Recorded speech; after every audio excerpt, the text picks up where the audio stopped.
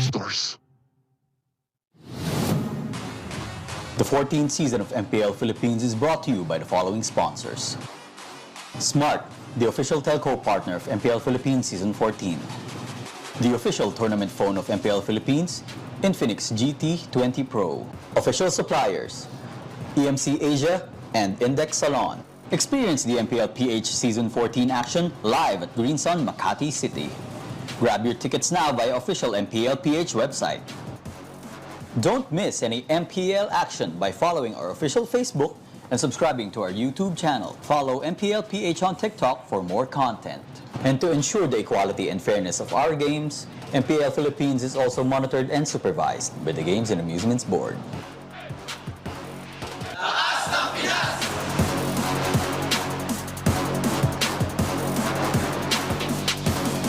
Lakas ng Pinas!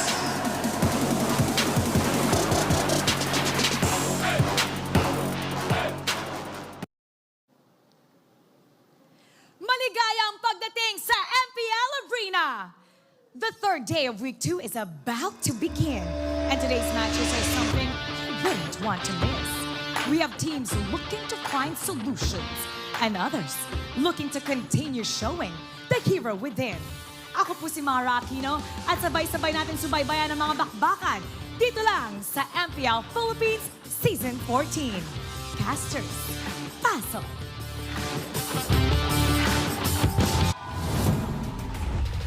Non-stop MLBB action on a Sunday afternoon. Welcome to the English Desk. My name is Inga, and together with me is Naisu. Naisu, it's been a long time since the last time I've seen you. How are you? So the last time you see me? Yeah. Well, I thought you were going to say the last time we've been on a desk. I mean, I just saw you yesterday. Yeah. Or did I? I wasn't here yesterday. I'm joking. It's good to be here, man, and I can't wait to finish off our week number 2. And we have 2 great matches ahead of us. But huge shout out first to our official sponsor. We have Smart. With Smart's Power All 99, you have the power to do what you want with 8 GB for all sites and apps. You can power your play or watch, share, stream, everything.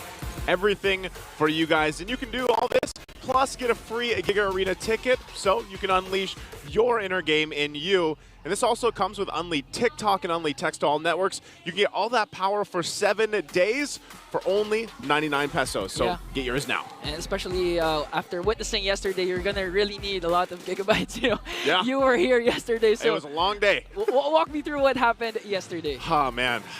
You know, I think right off the bat, a lot of people are going to remember the last match. You know, I don't want to start in order here. But the last match especially was the only 3-game series that we had yesterday. Again, they were all sweeps that we went through. But, you know, I feel like a lot of people were thinking that maybe that would have been Team Liquid that got that 3rd game. But unfortunately, the fire burned out, and we saw Fnatic get that win. Also, RSG and FCAP also getting their first points finally, of course, getting on the board here. And, you know, still, TNC looking for that first point, man. They've been in a rut lately. I mean, it's really more of chemistry. I mean, they have a new coaching staff plus the team recently established. So we'll see how TNC pans out. I mean, there's nowhere to go but up according to Coach Wolf, right? That's true. What did he say? Is it Unli Rise? Unli Rise. Unli Rise. Looking at the standings so far, really, you know, it's good to see that different teams are on top right now. We have Smart, Omega, and Fnatic Onyx leading the charge without any losses so far. Yeah, it's crazy, right? Omega, I mean, when did people think Smart Omega would be at the top of the standings? And I know there's a lot of the barangay out there, but this has been in the making for a while now, and I'm sure a lot of people are excited for that. But these are the 2 matches we have to focus on here for today. Very, very highlighted matchup so far. We have Blacklist yet to find their very first win, going up against Falcons AP Brand, who just bounced back yesterday. And of course, our star match for later, it's Omega versus Aurora. That's good. That's going to be a great one. Woo! I cannot wait for the second match, but for the first match too, this is an opportunity. I know, you know, FCAP got their first point yesterday. Blacklist International needs that point. They're still sitting on 0, so if they can do this against a team like FCAP, that would be a great start for them to get into an adjustment. Okay, and speaking of adjustments, we'll see how Blacklist will adjust later on. That's why let's throw it over first to our panel for our pre-show.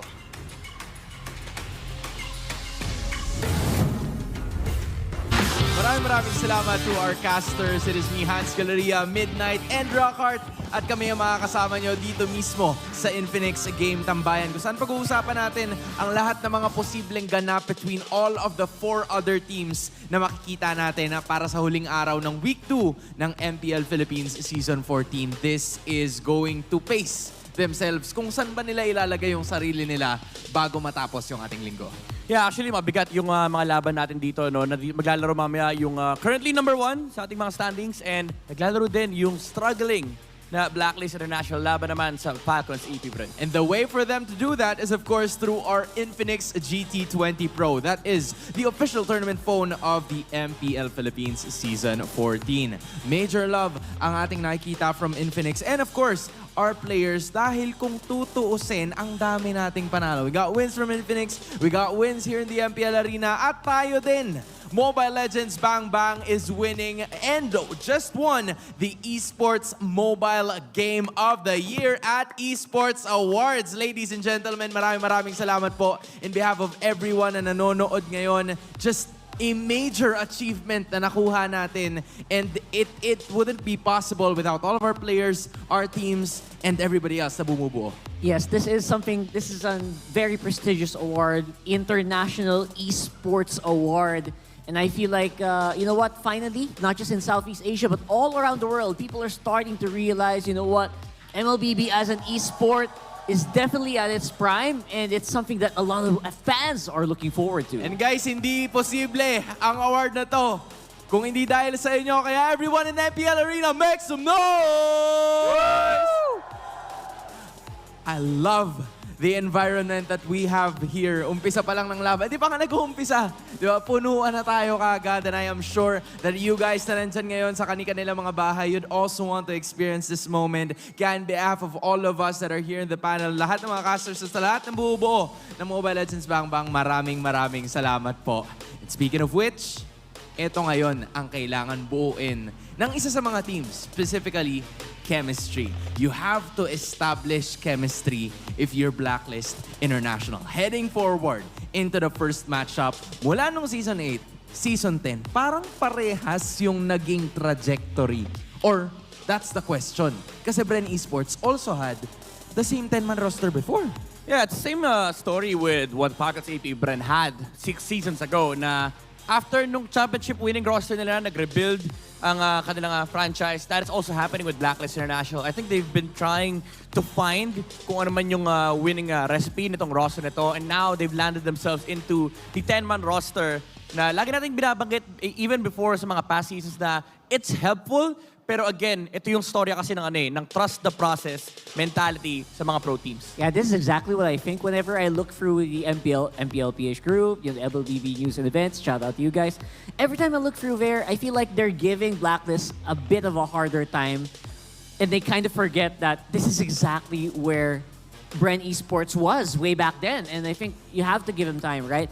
Everyone has their own journey to go through. Yeah, honestly, big changes require big adjustments. Like, that's what we would always say, especially dun sa mga staple members ng Blacklist International na nawala sa kanila, which was the reason why they had to really recalibrate in this season. And hindi pa nga tayo nangangalahati, di ba? We are just 2 weeks. They've already fielded in 3 different lineups. Or mag-field in pa lang pala. Kasi nung week 1, we've seen Lord JM, MP the King, Haji, Perks, and Outplayed. Yun yung una. Yung pangalawa naman was MP the King, Exhort, Haji, Outplayed, and then Delar making his debut. But here we go. Posibleng nakikita nyo na. It's Delar, MP the King, Exhort, Haji, and the Filipino sniper making his comeback.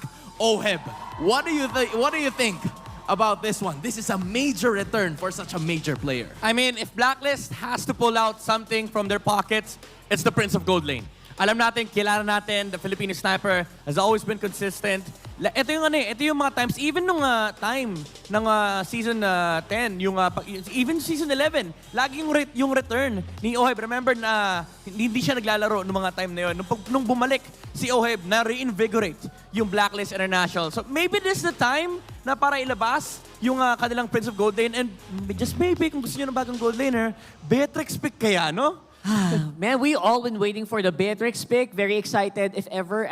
Kasi, alam mo, iniisip mo, whenever you think about Bonchan with the plan, you're thinking about, ano kaya ang nagkukook ngayon sa lab ni Bonchan? Have we let him cook enough para malabas yung mga pick na yan? Nakaganon na si Bonchan, nakaganon yung poster niya. Bonchan with a plan. Bonchan with the plan. Sasageo. Bonchan with the plan. Ayan. Sasageo mindset. This is the moment na ilalabas itong si Oheb into the zone. Kumbaga, para makuha na rin ng community kung ano ba yung gusto nila. Because for the longest time, right, the agents are looking for, una, nahanap nila si Delar. Yeah. And bakit hindi pa natin makita si Delar? And then Delar played, right? He played very well in terms of like the first performance. But now, they're also looking for Oheb. They're continuously looking for improvements na posible nilang gawin. But just the mindset, the loyalty of Oheb para sa Blacklist International. Ano may solid dito sa lineup ng Blacklist International ngayon? Itong 5 na Alright. possible maglaro in this match, Okay. magkakalaban nung Season 8.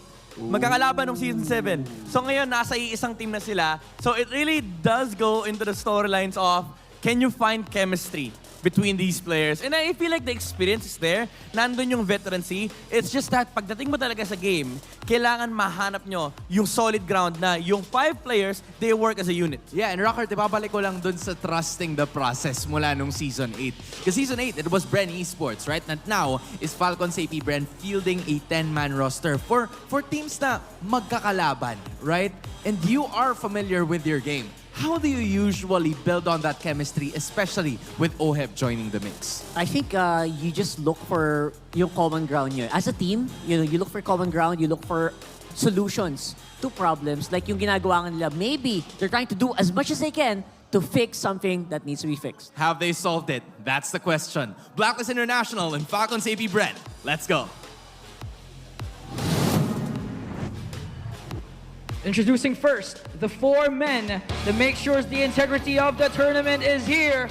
Make some noise for Jeff, Chico, Pat, and Wilbert.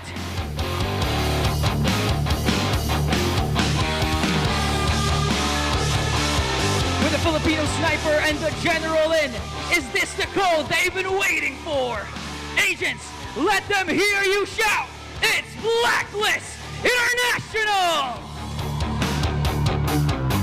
Oheb, Haji, Delor, Exort, and MP the King.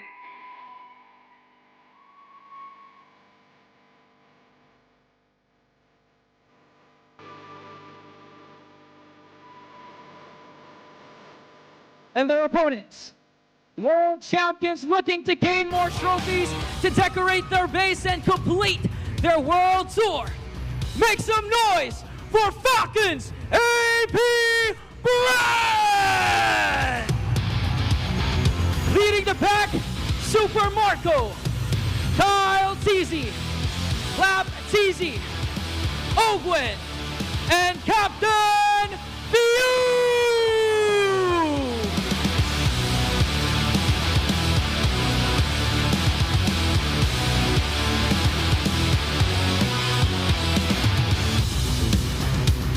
Is Coach Bonchan for Blacklist International and Coach Trebor for Falcons AP Brent.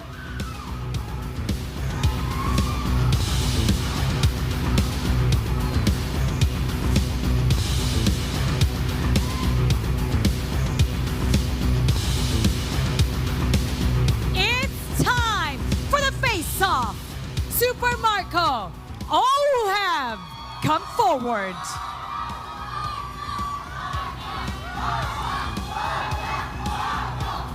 Oheb, ano ang palag mo kay Super Marco? Ako, nakasama ko na Bini, ikaw hindi pa.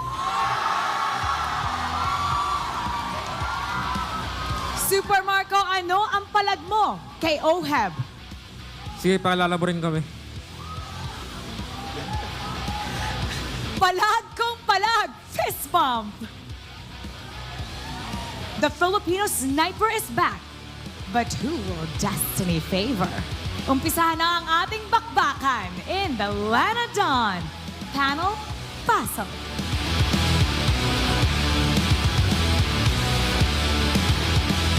Right, Guess we're gonna leave the bragging rights to Oheb in that face-off. Pero ngayon, he's also gonna have to lead those bragging rights as he joins Blacklist International. Sabi nga ng Blacklist International, paano mo tatapatan ng bulletproof?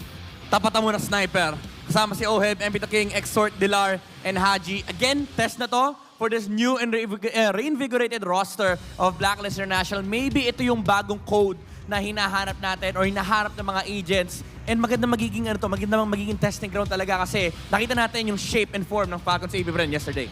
Yeah, and by now, the testing ground, I think naging benchmark na talaga ang AP Bren. If you want to stand a chance to get into the playoffs, to get into the finals, you have to show up against this world championship caliber team. Yeah, honestly, na-mention ng ilan din sa mga manlalaro dito sa MPL Philippines that you're right, this really is their benchmark kung ano yung kailangan nilang higitan in terms of the standard. Kyle TZ, pinuri ni Carl TZ from before, even si Jome, nabanggit niya na ganun din. But now, it's the Rome position. It's Ogwen and Haji. For Blacklist International, for Haji, you have to give the Filipino sniper a clear shot. Para naman sa Falcons AP Bren, for Ogwen, you have to disrupt the Filipino sniper's vantage point. At para sa parehas na teams, you don't ever hesitate to counter-initiate. Ganun ba mag-counter-initiate? Ang sweet na. Oo nga, nag-engage si Ogwen. Nag-engage na eh. And ang maganda rito is very clear and very distinct yung ating keys to victory for both sides. No, kailangan nilang alagaan yung kanilang mga gold laner. Very very similar yung kanilang playstyle. Medyo may pagka-4 protect 1. For the longest time, Blacklist International, they like revolving around Oheb. For Falcons AP Brand, gusto nila nakakapag-farm lang si Marco, nakakapag-take sila ng objectives. That's why it makes sense. Kailangan talaga makapag-lead ng way dito yung dalawang roamers for both sides. Specifically Haji and Ogwen para makahanap sila ng clear window of opportunity to work with their gold laners. Yeah, for the longest time, I feel like Haji has been, the one that Blacklist has been looking forward to provide yung stability sa gitna ng labanan. And then obviously, coming in from so many other roles, Haji has finally gotten hopefully into his comfort zone. And from there, it can only go up for Blacklist. Yeah, honestly, for Blacklist International, right? Just like what we've mentioned a while ago, ito na yung pangatlong lineup, pangatlong variation of the code that we've seen from the agents. And hopefully, they'd want to do something about it. But for Falcons AP Bren, right? You've gotten your momentum. You've had your share of wins and losses as well in this season. Nabanggit nga rin na the only loss that they've had was with Smart Omega. And at Mamba lang yata daw sila nung oras na yon. Nalason. Yeah, in other words, nalason. So how important is this game for them to build their momentum right back? Obviously, I think they have to prove that they can shrug off yung mga bala. Yung mga balang tumatama, they can just, shrug it off like that. Mga shards. Mga bullet shards. Yung mga fragments, remove it. And I think from there, again, just clean gameplay is all they need to do here. Honestly, yun yung sinasabi ni Few yesterday, right? Ang kailangan lang nilang gawin is parang mas pulituhin nila yung ginagawa nila because there aren't really a lot of changes. Why do you think na ganun yung madalas nilang sinasabi? What is the strength of this Falcons AP Brand squad na parang hindi na nila kailangan baguhin in the process? I think if naghaharap ka ng magandang example ng pure macro gameplay, you're gonna look at Falcons AP Brand. And alam ng team nila to, individually, pati yung players sila, lagi nila sinasabi na they made a few mistakes here and there. No pun intended, no? Few mistakes. Ano na talaga, sometimes may mga ginagawa sila na parang wala sa plano or tulad nga na nabanggit ni Pandora at ni Ogwen kahapon na masyado na nag-iinit. So it's just, a matter of cleaning up the game for Falcons AP Brand. Yeah, and in terms of, the draft that we're gonna see right now, yung kalkulado, yung kailangan na madalas naiisip ng iba sa mga members or ng iba sa mga teams dito is somewhat napupunta sa labas or hindi na nila na-execute because somewhat at some way, this meta favors the ones na nakakahanap ng paraan pag merong gulo na nangyayari. Marami talagang outside factor dito tulad if nakapagpunas or nakapaghugas ng kamay si Flap TZ. Pero other than that, it's all about the mental state as well ng mga players. Kaya very important dito yung presence ng ating mga head coaches. Nandiyan si Bonchan, si Coach Daki for Falcons AP Brand to reset the players na okay lang yan, week 2 pa lang. Pero again, yung pressure ay definitely nasa side ng Blacklist International. I think ano yun parang it's still a battlefield. Kahit anong pagpaplano mo dito, by the way, Roger first pick, kahit anong pagpaplano mo dito, stuff are not always gonna go according to plan. And I think that's unique for AB Brand. They're so good at problem solving as well. One of which leads them Roger, to doom. first pick here para sa side ng Falcons AP Brand. Meanwhile, Blacklist International, parang nauuso ngayon itong Ruby na madalas talagang nilalagay sa goal lane. And yung Aurora, it usually goes in the first pick. If I'm not mistaken, nag-top 1 Philippines si Oheb before. So this might go into the gold lane. We don't know yet. Pero kinilabas na yung kabayo ni Ogren kahapon na actually hindi rin namatay ito.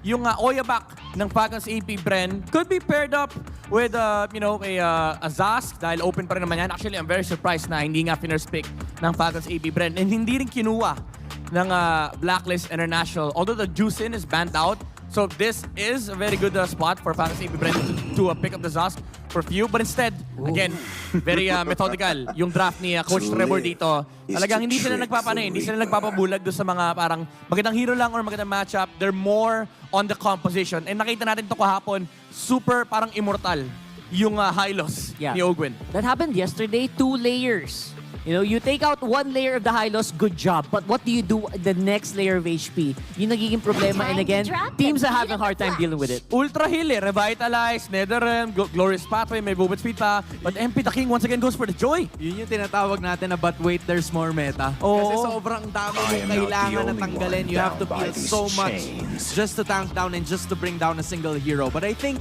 one of the ideas here for the side of Blacklist International is they want to give a better matchup, hopefully, para dito kayo Hoeb. Kasi in terms of Roger na nakalagay sa gold game, when you put it in a marksman form, parang medyo egol ka sa early game. But with the Ruby, I feel like you can have a fair shot at it, right? Yeah, I mean, meron ka namang early aggression coming out from Blacklist International. I'm just concerned na baka i-flex kasi ng Falcons AP Bren yung Hylos to just shuts down yung joy aspect ng game dito ng Blacklist International. But I do like the respect though. Tinanggal pa rin ng Falcons AP Bren dito yung Angela dahil alam naman natin gaano kadaya ang Angela Joy combo. Literal na pag pumasok yan, hihintay mo na talaga mamatay yung kakampi mo. Tapos he's gonna be able to dash out. But then again, may flex factor pa rin naman yung Falcons AP Bren. Blacklist, they removed the Nathan, assuming na pwede kasi mag-jungle. Itong Roger. Yep. And I do feel like may possibility pa rin na kumuha ng Claude dito ang si Super Marco. So there's still a lot of choices here for Falcons AP Bren. Yeah, I actually really agree na pwedeng i-flex yung Hylos na to into that XP, then maybe add in a Tigreal or maybe a Minotaur. Like, sige, hilain mo kami. It's like a challenge. Hilain mo kami. Yeah. Good luck dealing with it. Pabor pa sa kanila kapag nalatag yung I am offended and it goes to the other side. So that should be something that Blacklist International needs to be working on. But instead of them flexing it, just like what Rockhart mentioned, sila ngayon ang magtatanggal niyan. They want to put the Ruby in a position to beat the I think I like this. This is, I think Falcons AP Bren expected this. Tinanggal nila yung Minotaur and Blacklist International, they know the Tigreal pick is gonna come up. That's not essentially good against Faramis and Hylos. Kasi yung Faramis mag-purify lang, yung Hylos literal na pwedeng tabihan yung Tigreal. But you would have wanted actually to open up the Minotaur. Ang concern lang siguro ng Falcons AP Bren is baka kunin din ng Blacklist International and suddenly you find yourself in a losing roam matchup with you having a Tigreal and Blacklist International having the Minotaur. So Falcons AP Bren, they have to look for another option dito. Meron pa rin namang Grok. Nandiyan pa rin naman yung Cho, yung mga unconventional roam picks natin. Or if you want, maybe a healer that can, add to the sustain factor of Falcons AP Bren. Claude is still up for the taking, however. Both Claude and Kari, parehas na gusto ng Falcons AP Bren. race against Oh! Bruno. Okay. Ang pagbabalik. Diyan sila ngayon matatapos in terms of the draft ng kupunan ng Falcons AP Bren. So we are kind of sure now that Cal TZ is going to be holding on to that Roger para sa darating na game number 1. But give me some thought with this Bruno. What do you think is the mindset behind this para sa Falcons AP Bren? I think Falcons AP Bren, alam lang nila na medyo mahina mag-defend yung lineup ng Blacklist International. They have to look for engages. They have to look for team fights. But when the zone comes out from the Faramis and the Hylos, paano mo nga naman dedepensahan yung Bruno na ang nasa gold lane mo ay Ruby? I feel like it's still the best option as of the moment na ilagay yung Ruby sa gold lane. But still, nakakatakot yung idea ng snowball dito ng Falcons AP Bren. I mean, okay, we finished now with Dilar using the stumps, the entirety of the lineup. Yung kabuuan ngayon ng lineup ang natapos para sa dalawang kupunan na ito.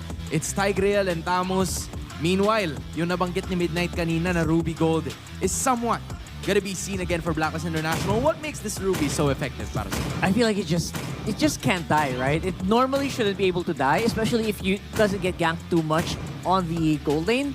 Pero yeah, both teams actually created a very beefy lineup for each other. A big challenge for MP the King to actually make the Joy work this time around. Yeah, I would say Blacklist International, they have to have a good foundation of executing the early game.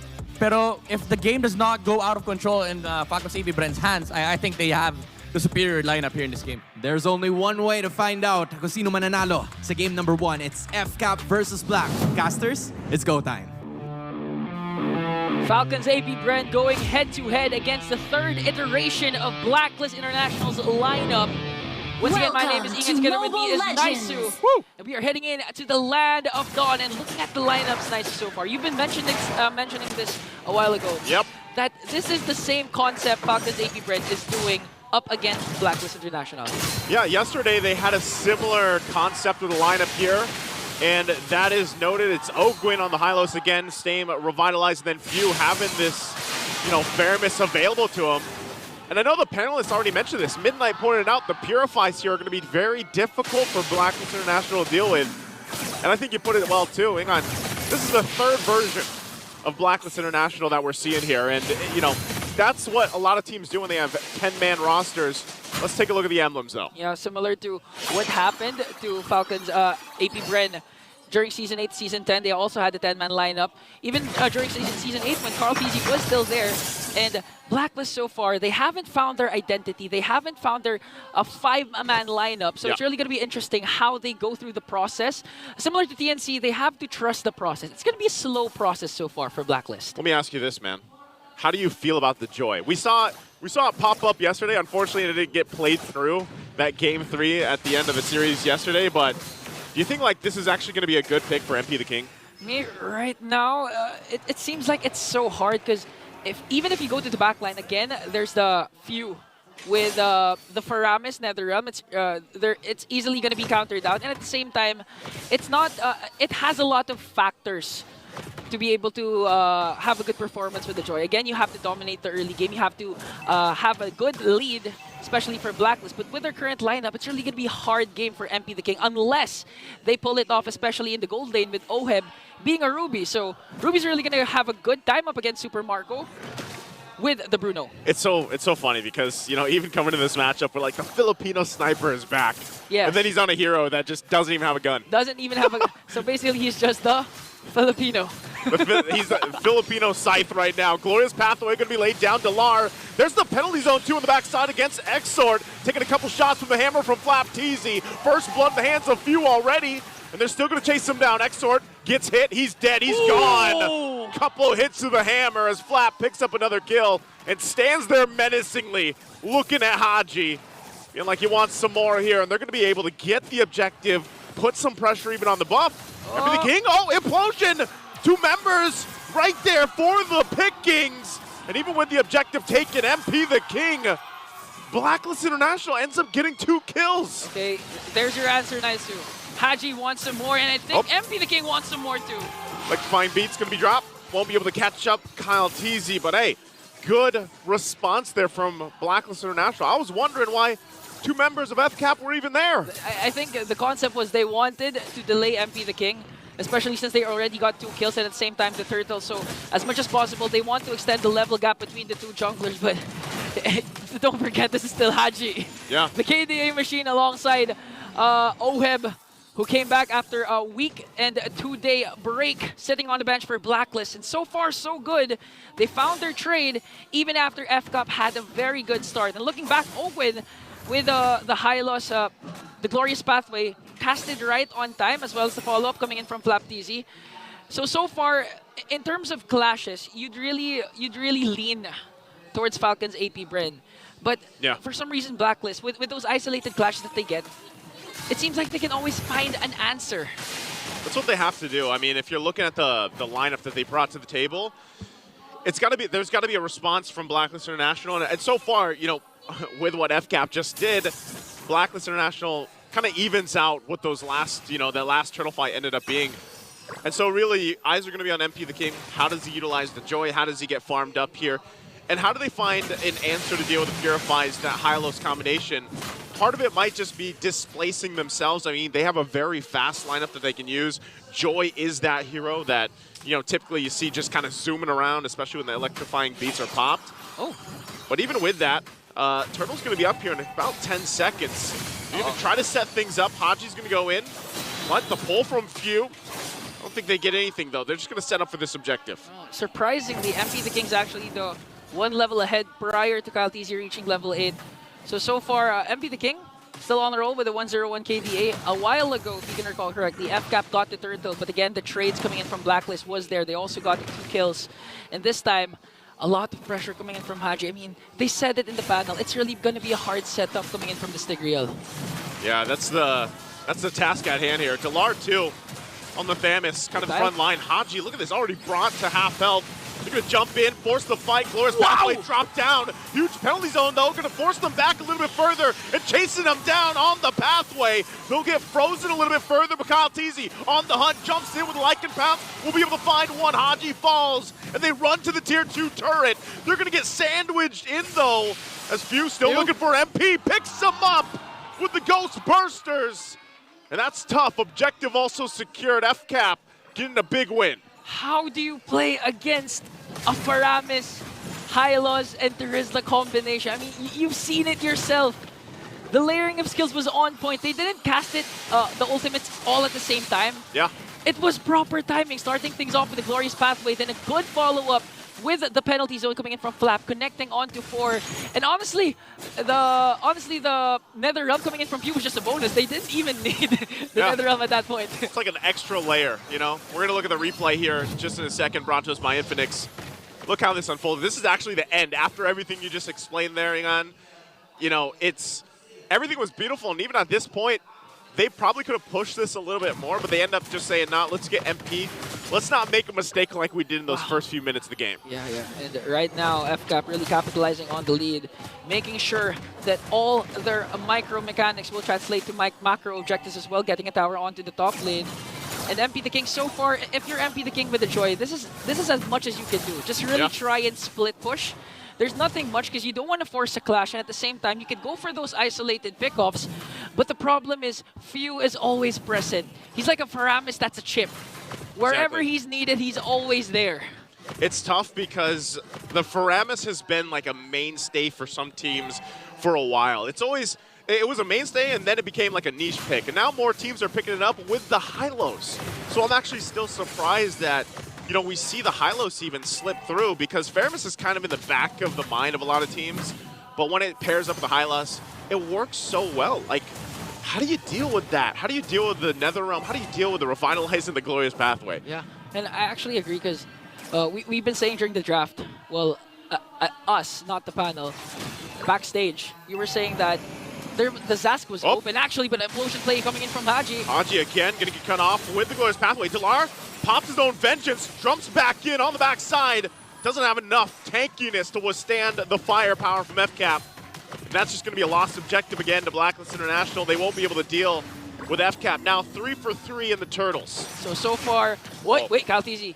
Use this retribution to slow down Haji. Are they gonna pick him up? Penalty zone again from Flap TZ, even though he gets frozen. Bridget Glacier dropped down, still putting the pressure on Oheb. MP the King, does he give the call to actually initiate on this? Goes in a little bit from the backside though, takes a ton of damage, tries to run away. That last hit won't be able to get him, but again, the Nether Realm keeps them healthy, keeps them together. FCAP just heavily favored right now in every department. And now they're going to force a push onto the middle lane despite the members of Blacklist trying to defend. And the thing that impressed me the most was that was a very long clash, but we saw when the Nether Realm was casted. Yeah. Later, even after the clash ended. So they don't need the Nether Realm. That's how much lead they've established. So far, FCAP is on the roll right now. And at the same time, Blacklist actually tried to do a different thing. They tried to initiate first with the Haji implosion and follow-up coming in from Delar with the Cutter and Inferno. But still, it didn't work. So this begs me to question, what does Blacklist need to do to come back for this game? I think we have to start thinking about it because, you know, Lord's going to be up here in less than a minute. You're down 6,000 gold. You pick up a couple items that you need here, but man, Blacklist International, I feel like, what do they do? Like you would typically say like, oh, if OHEB, again, we built up the story of the Filipino snipers back, but we know how much a gold lane Ruby can struggle, especially in times of you need to build up. We saw this happen even, for example, with Calra yesterday. And how do you get back into this game when you're so reliant? Oh, hold on, and this might be another initiation. Look how tanky Ogwin's gonna be.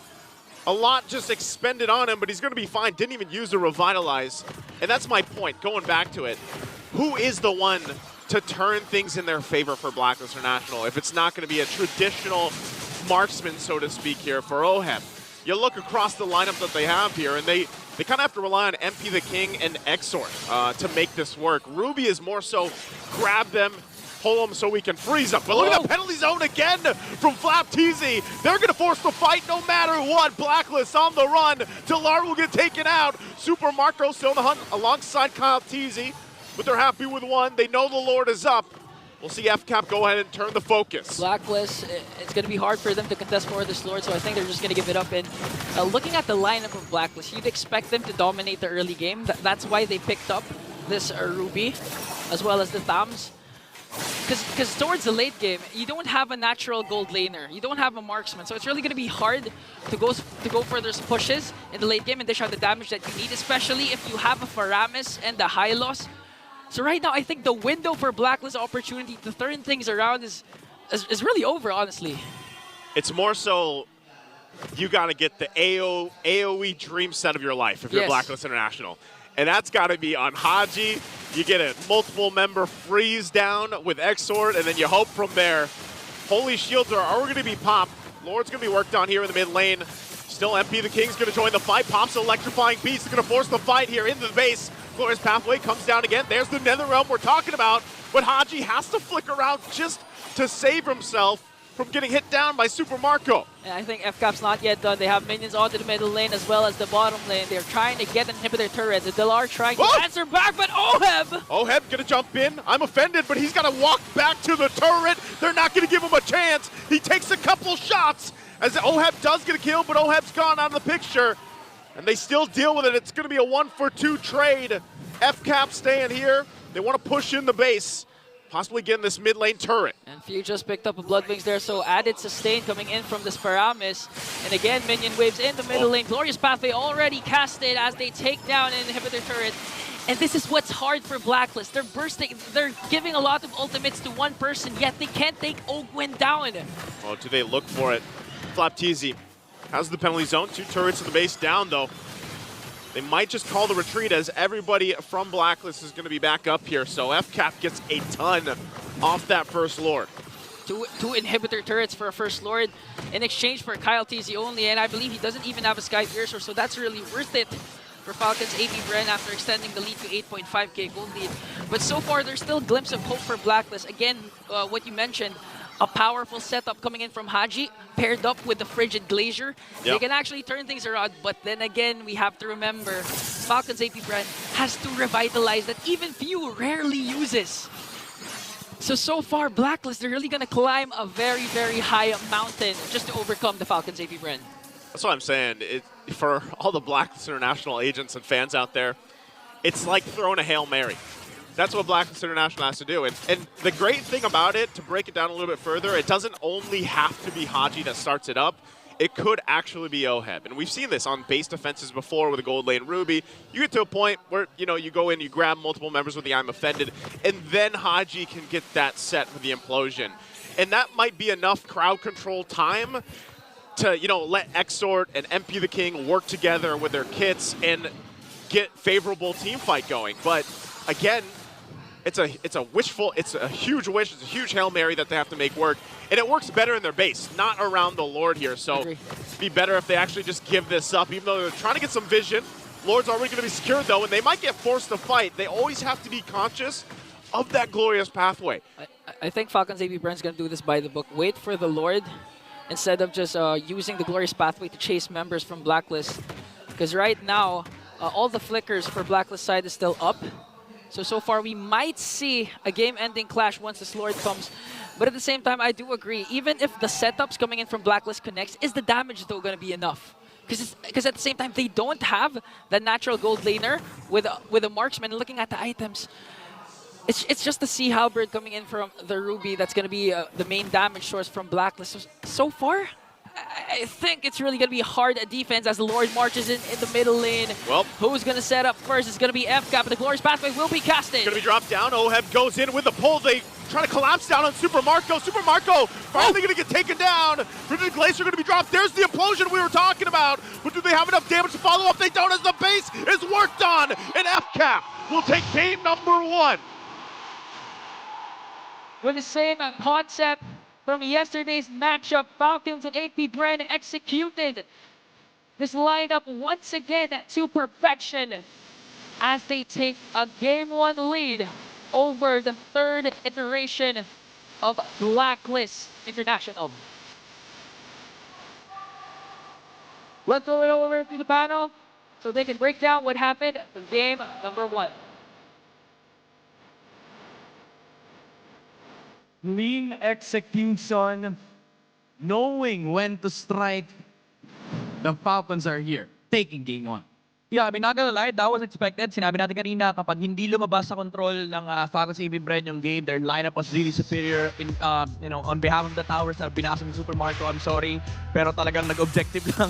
Medyo kawawa kasi mga tore, napagtripan ng Bruno eh.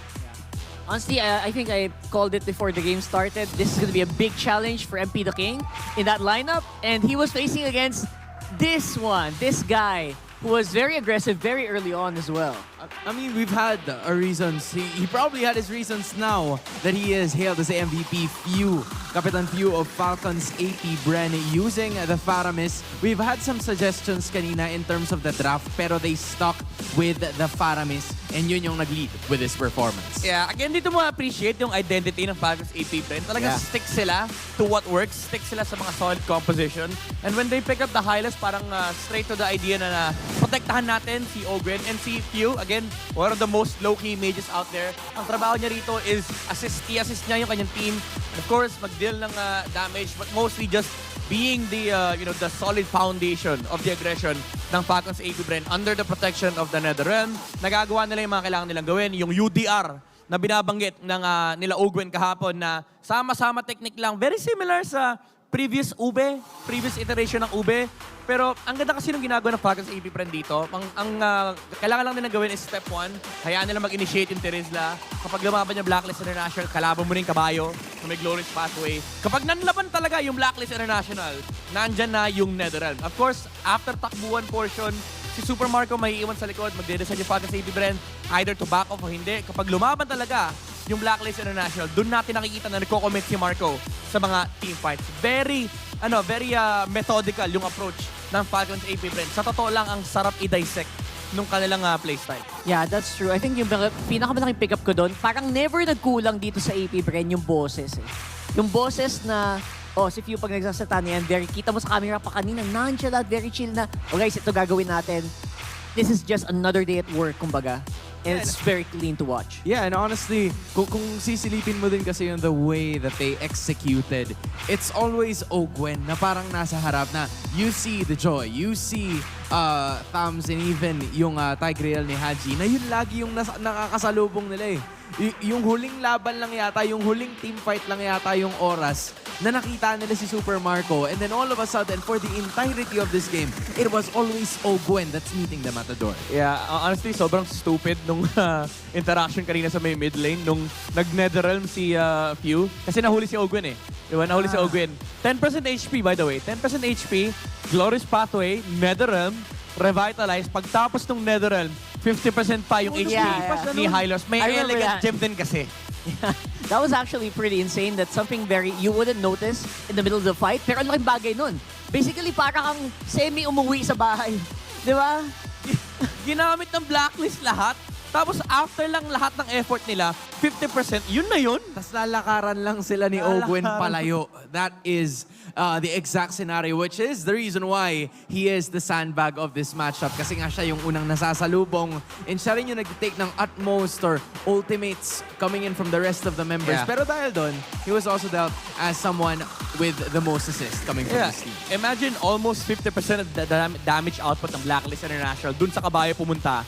And to think na one death lang si Ogwen for the entire game. Again, under the protection of the Netherrealm. Yeah. Ang ganda rin lagi ng pwesto ni Few. He's always in a position to be able to save somebody if alanganin. Whether it be Kyle TZ, si Super Marco, even si Ogwen liligtas niya. Si TZ may sariling buhay yan. Si penalty zone flicker talaga yung gusto niyang gawin. Pero even then, kahit yung mga ganong initiation, nakikita mo yung Paramis nagsha-shadow walk na parang, sige, subukan niyo pala yung Teris dahil Netherrealm ko yan. Yeah, and there was so much more freedom for Few to actually do other things on the map. Like, not just hold on, activate Netherrealm, then your job is done, right? Talagang he was also the biggest source of damage para din dito sa Falcons AP Brent, aside from, obviously, Super Marco, who had to take his time to actually chill out and farm up. Yeah, and kung tutusin, they've had a decent matchup down there. Itong si FFNS Super Marco, but just, you know, look at the tower damage. It's so weird to see Ogwen Is this true, Stone? having Chinepi-chepi 19K lang. in terms of damage. Pero ganun din naman yung gusto niyang i-relay with Few and Ogwen. A total of at least 78,000 damage healed para sa kupunan ng Falcons AP Bren. Ito yung banana peel na hindi talaga ma-break ng Blacklist International. Ano pa na, yung stats din, dadagdag mo pa sa damage taken yan. Right. So, parang more than 100,000 damage output yung sinalo nilang dalawa. Actually, si Ogwen alone, sumalo ng 100k plus damage output from Blacklist International. We're so glad you're here because we leave the math to you. Pero ang nakita rin kasi namin as of that moment was just too much damage. You're right. Kasi 78,000 damage nga lang yung nakita natin in terms of the stats, but you also have to add the extra layers to that. So if you're, Blacklist International as of this moment, there's been a lot of variations that you did, pero I feel like there have been some situations in terms of trying to handle yung double marksman na setup nga ng kupunan ng Falcons AP Bren, especially with Few and Ogwen manning the mid-strat. Yeah, I mean, it's not just a double marksman, it's also a Roger plus a marksman. Alam natin yung Roger ngayon talagang very staple sa meta. It's because of the fact that he can use the War Axe, Thunderbolt without having to suffer the penalties kasi nga fighter talaga yung pinaka-role ni Roger. Kapag tinignan nyo yung unang category, yun yung nag-a-apply. So si Roger kasi naka-fighter and hindi siya nadadami sa penalty. And of course, ang bilis niyang makagalaw sa mapa. Is very mobile jungler as well and deals high amounts of damage. Pero ang pinakaganda kasi dito, again, yung utilization ng Falcons AP Bren na si Super Marco, chill lang, nag-demon shoes pa nga eh. Si Super Marco, para lang ma-make sure niya na lagi siya may source ng mana para pindutin yung kanyang mga bola. It essentially just became a pushing game for Super Marco just because of the fact na yung apat talagang sunod-sunod lang yung objective takes from Falcons AP Bren. Yeah, I mean, at this point, right? Falcons AP Bren really have the momentum. Rockhart, I know you have something to say, but we're gonna leave it for later. Because as of the moment, we're gonna be talking to Mara Aquino dahil meron siya kasama on the audience. Kasama muli natin ngayon ang family ni Few, Mommy Shirley, and Bunsong Samantha. Kamusta na kayo? Okay lang po. Okay lang? Ikaw po, Mommy. Okay lang din naman. Mommy, so si Few, umikot na ng buong mundo. Dami niyang pinuntahan. Nagpunta siya ng Riyadh, ng Malaysia, Kazakhstan, iba't iba pa. So pag nag-world tour po siya, na-represent ang Philippines, nakakasama po ba kayo? Hindi. Hindi po. May So, work kasi. Opo, so paano po kayo sumusuporta kay Few? So lahat ng mga games niya, pinapanood namin. Online. Online. Opo. Pag nag-game, pag doon po siya sa tournament, do you leave him alone? Or nagme-message po ba siya? Or talagang focus siya sa laro? Nagme-message siya, tapos nagme-message din kami. Good luck sa games, pray lang, ganyan mga ano. Paano po kayo nagme-make time pag wala po siyang mga international stints? Lumalabas naman kami pagka ano. Tapos, yung sa bahay, yun. Kung anong gusto niya pagkain, lulutuan namin. Oo nga po kasi Tapos kami yung naghahatid sundo sa kanya sa airport lagi. tagahatid sundo. Ikaw naman, Samantha. So, kwento mo sa amin, okay? Gusto namin malaman. Ano ang pasalubong sa'yo ni Kuya Few nung pagbalik niya nung Riyadh? Mga pabango po and chocolate. Pabango! Ang dami ng pabango sa Riyadh. Binigyan ka ng mga chocolates? Opo. Sino mga paborito mo, chocolates? Opo. Nung pagbalik niya sa Malaysia, anong pasalubong niya sa'yo? Pabango lang din po and chocolates. Pabango and chocolates! Okay, how about nung pumunta siya galing Kazakhstan? Diretso na siya Ay, oo nga pala, dumiretso nga pala doon. Oh, ano pong gusto niyo sabihin kay Few? Anong gusto mong sabihin kay Kuya? Good luck po sa games. Good luck sa games. Kayo po, Mami Shirley. Same din. Good luck sa games and then aim high pa rin tayo. Sana makapag-M6 naman sila.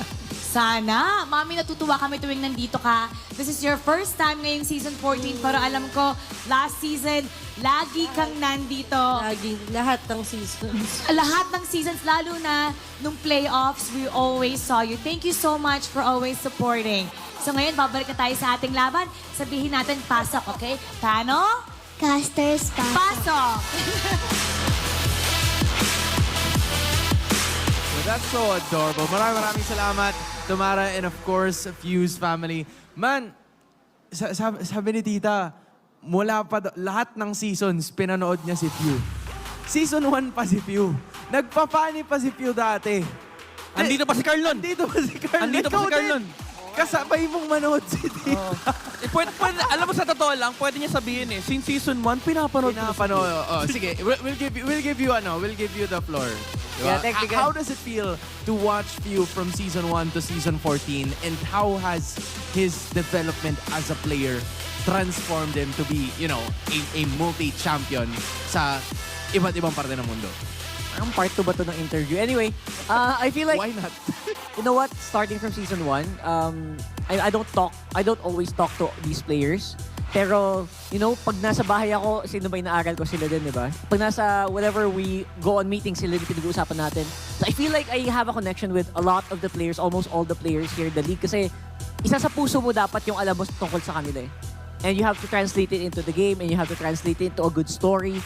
Kaya, honestly, I mean, probably they don't feel the same way about me. Pero honestly, I have a high respect for all the players, and I really treat them like all of them as like mga kapatid mo din. Yeah, probably being the alpha na season 1 to season 14 pinapakita, and he's the leader to a Falcons AP Bren that also has Super Marco na ngayon may sasabihin. Watch this.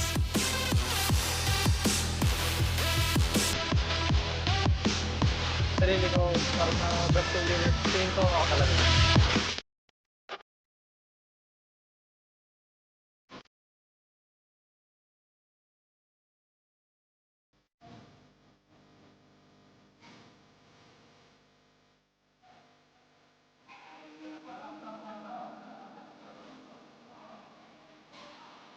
Ako kasi, i-rate ko lahat ng mga gold laners. Tingin ko, ako pa rin yung pinakamalakas. Hindi lang lahat ng gold laners. Ang sabi niya, kung ako kasi, i-rate ko sa lahat ng best gold laners. Sa lahat ng best. Lahat ng best. Ako yung the best. Kumbaga, the best of the best. The best of the best. Best of the best. Best of the best. Tama Dinay, naman. paano? Panay best of 7 ni Marco eh. Oo, lagi. Sabi niya, sawa na ako sa best of 7. Best of the best na lang. Diba, lagi na sinasabi, 3 best of 7 sa loob ng isang buwan. Oo. Sinong kayang gumawa nun? Probably sila lang din. But you guys can talk to me about Super Marco, right? Because that is the scenario that he's looking for. Yung transformation niya rin as a player to only saying woo, to not even saying a word. Yeah. Pero ngayon, we start to see him come out of his shell and really showing na siya talaga ang pinakamalakas na gold laner. Honestly, again, I would say this, so I've said this so many times before, and ulitin ko, paulit-ulit ko sinasabi to, Super Marco is the best macro-oriented gold laner. And probably the world, honestly. I mean, we're gonna have to watch out for him sa paparating na game number 2. Pero kayo din, kung meron ba kayong regalo kay Super Marco because of how great he is and how well he's doing in the MPL scene, hindi lang sa kanya, kundi pati na rin sa ibang mga manlalaro na inyong paborito. Tara na dito sa MPL Arena at ilagay sa Community Hub Dropbox ang inyong mga regalo. Dahil pwede pa namin kayo imbitahan dito sa Infinix CM Tambayan. Malay nyo, katabi kayo ni Rockart dyan or ni Midnight dyan or dito kayo para maabot nyo personally yung mga regalo nyo sa inyong mga paboritong MPL players and talents as well. So there we finally have it. Kung meron kayo regalo, rekta na nyo lang dito. Kami nang bahala and you might get a chance to meet them as well. Just like what we've been seeing from the previous times, right? Yeah. It's nice to see. Kagabi, may piatos, di ba? Oh. May letter. May letter pa, That's di ba? right. May mga personal gifts kayong pwedeng iabot sa mga players. Like And- yung people who were going to the stage to meet their idols. you can do that too. That can happen to you too. Actually, right pupunta here. tayo sa stage ngayon. Well, not necessarily the stage. Sa audience area. Because this is your time, MPL Arena, na to give us your freshest look. Dahil naghahanap tayo ng Index Salon Beauties. Would like to thank Index Salon for giving us this fresh new look. Rekta mo dun sa kabila. Tingnan natin si Midnight. Alright, I see it. Drippin'. Aura 10,000, rock heart. Alright, I see Bagong it. ano yan? Beautiful. Bagong treatment. Bagong index.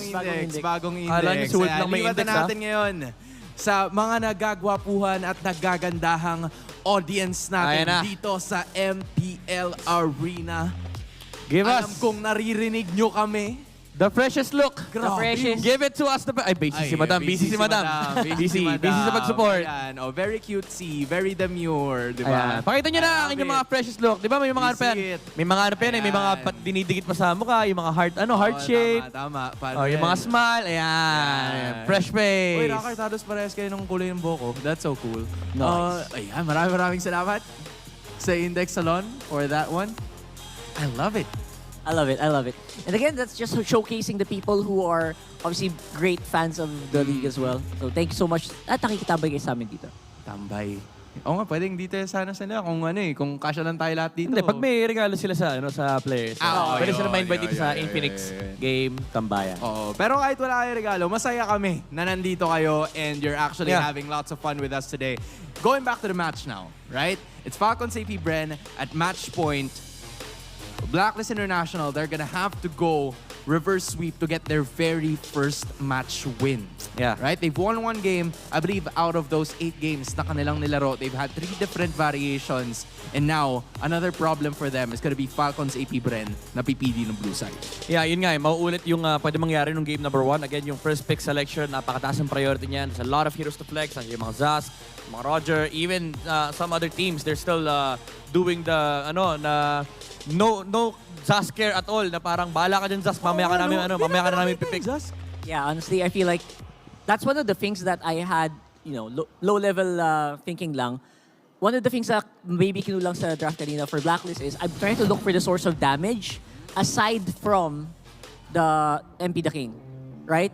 Because their assassination potential was low in the late game, mid-game. Early game pwede, pero yung late game, I'm thinking about it. I'm hoping for a better share.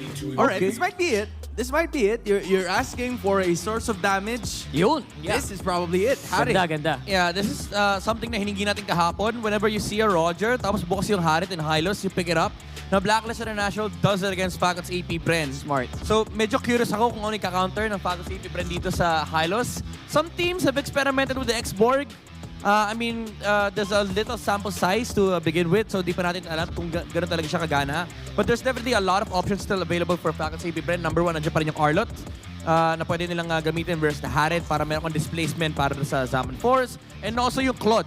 Yung Claude ni Super Marco na pwedeng i-pick agad the first space. It's gonna be a good matchup versus the Harit and also a late game solution versus the Hylos. Yeah, you'd love to give commendations as well to Coach Bonchan, just like what you guys have been mentioning over and over again. One of the best counter drafters dito sa larangan ng MPL Philippines with the Harit and the Hylos. But for Coach Trevor, they're going to be picking up the Valentina and the Terizla. So, quite determinant na. Kumbaga, alam mo na kung saan pupunta yung tatlong heroes na yan. Well, except for the Roger, but for the Valentina and the Terizla, you know where it's gonna go. Yeah, I love it because it's preemptive. Also, in case the Blacklist thinks about picking the Faramis, right? Which could work very well. Ooh, I like but this. they're not gonna go that route. I mean, as we've said, yung Valentina and Terizla determinate na, pero I'm not so sure kasi last time I checked, they've played Terizla Rome on Ogwen. So there is still that possibility. Oh, yeah. Tapos kuha sila ng explainer. But yeah, I mean, fundamentally speaking, this Terizla would go to EXP. Tapos kuha sila ng mga Minnow, ng Grok, ng any counter engage versus the Harit. Chips always banned in every game, honestly. So, wala yung teleport factor na pwede manggaling si Chip. But again, there's a lot of options left for Ogwin for him to choose from. But Blacklist International, ang question dito is, may ipit na naman ba si MP the King? Because this is what happened to MP for the last 3 games na ipit yung kanyang hero pool. They were forced to go with the Joy last time. Nung game 1, pinili nila yung Joy ng third pick. Now, Nolan is gonna be removed once again. Congratulations pala kay Mary Joy. Congrats! Let's go! Good job, good job. Good job. Grabe, cum laude. Ano magna, no? Cum laude, cum laude. Cum laude. Pero you have to love it. Congratulations po. Sabi nga ni Carl Tizzy at ni Kelra, wag na wag yung kakalimutan mag-aral. Tama. Kasi yun din ang ginagawa nila para sa kanilang draft, ang mag-aral. So last two bans for both sides. I think Claude is a tempting ban. Ooh! Interesting. They let go of the Claude. Well, baka iniisip nila, baka hindi worth it iba yung Claude kasi may choice pa rin. It's either the Claude or the Bruno once again. Tapos paresa na naman ng Falcons AP Bren ng defensive hero. Something like, maybe get a page from Aurora's playbook. Kunin nila yung Bruno Matilda for Falcons AP Bren. For me, it doesn't feel like, you're right, parang hindi na worth it mag-ban ng marksman because there's so much variation and so much viability for Super Marco here. Joy na naman yung naiwan. It's either Joy or Bane, honestly, for MP the King. Unless may iba siyang balak gamitin na rito. What's open? Julian? Doesn't feel nice playing Julian into Teresa though. Yeah, so you know what? You know what? They're gonna go with the next board first. We're probably quite sure now that Valor is gonna be using the Hylos again. Yeah. Right? Kasi roam position, si Haji with the Jawhead. We're still gonna figure out kung ano ba yung gagamitin niya. Just like what you guys mentioned, Julian, probably, but not so much. But you also have the Bane and the Joy as well. Na kanina, medyo nabigyan nga ng problema ang kupunan ng Blacklist International when they used it. So I think Bonchan needs to dig deeper in his bag here. I think Claude is so tempting here. Pero pwede ba rin naman again yung Matilda Jawhead? Kapag naka-purify silang dalawa, mahirap huliin for the Jawhead, no? Pero super tempting ng Claude eh. Parang kahit umabot late game, wala silang sagot dun sa mobility ni Super Marco. Unless kunin nila yung Minotaur. Minotaur Claude, maybe? Oh, Moskov. Moskov. Alright, that makes sense actually. And para naman dito, I'm thinking about the jungle possibilities. What's a great MP the King special? Bane? A Bane is great. Kaso may Mino eh. Mino is the Moskov. It is my mission to banish all... Oh! Okay. Okay. Now, that's a spicy pick there. MP the King gagamit na naman ng Lancelot. I'm not sure if this is the first time we've seen him use it this season. It isn't. For him, yeah. Right? But I like it, honestly. I like it. Ooh, okay. Wala masyadong CC aside from the penalty zone. And of course, yung Minone's Fury, although may sibat naman si Moskov. But the thing is, almost everything na pwedeng ibatan ng Falcons AP Bren is dodgeable by the Lancelot, by the Thorned Rose. And again, that's one less problem for Blacklist. How do you reach the gold laner? And that will make it a lot easier for this lineup to actually do what needs to be done. Honestly, MP the King, you'd love to see it because he can sort of like evade and there's no clear hold except for the Minotaur na hawak nitong si Ogwen. The question is, can Falcons AP Bren get a sweep and get more points on the board? Or will it be Blacklist International going for Game 3? Rekta na tayo sa casters. MP the King picking up a new hero, Lancelot this time.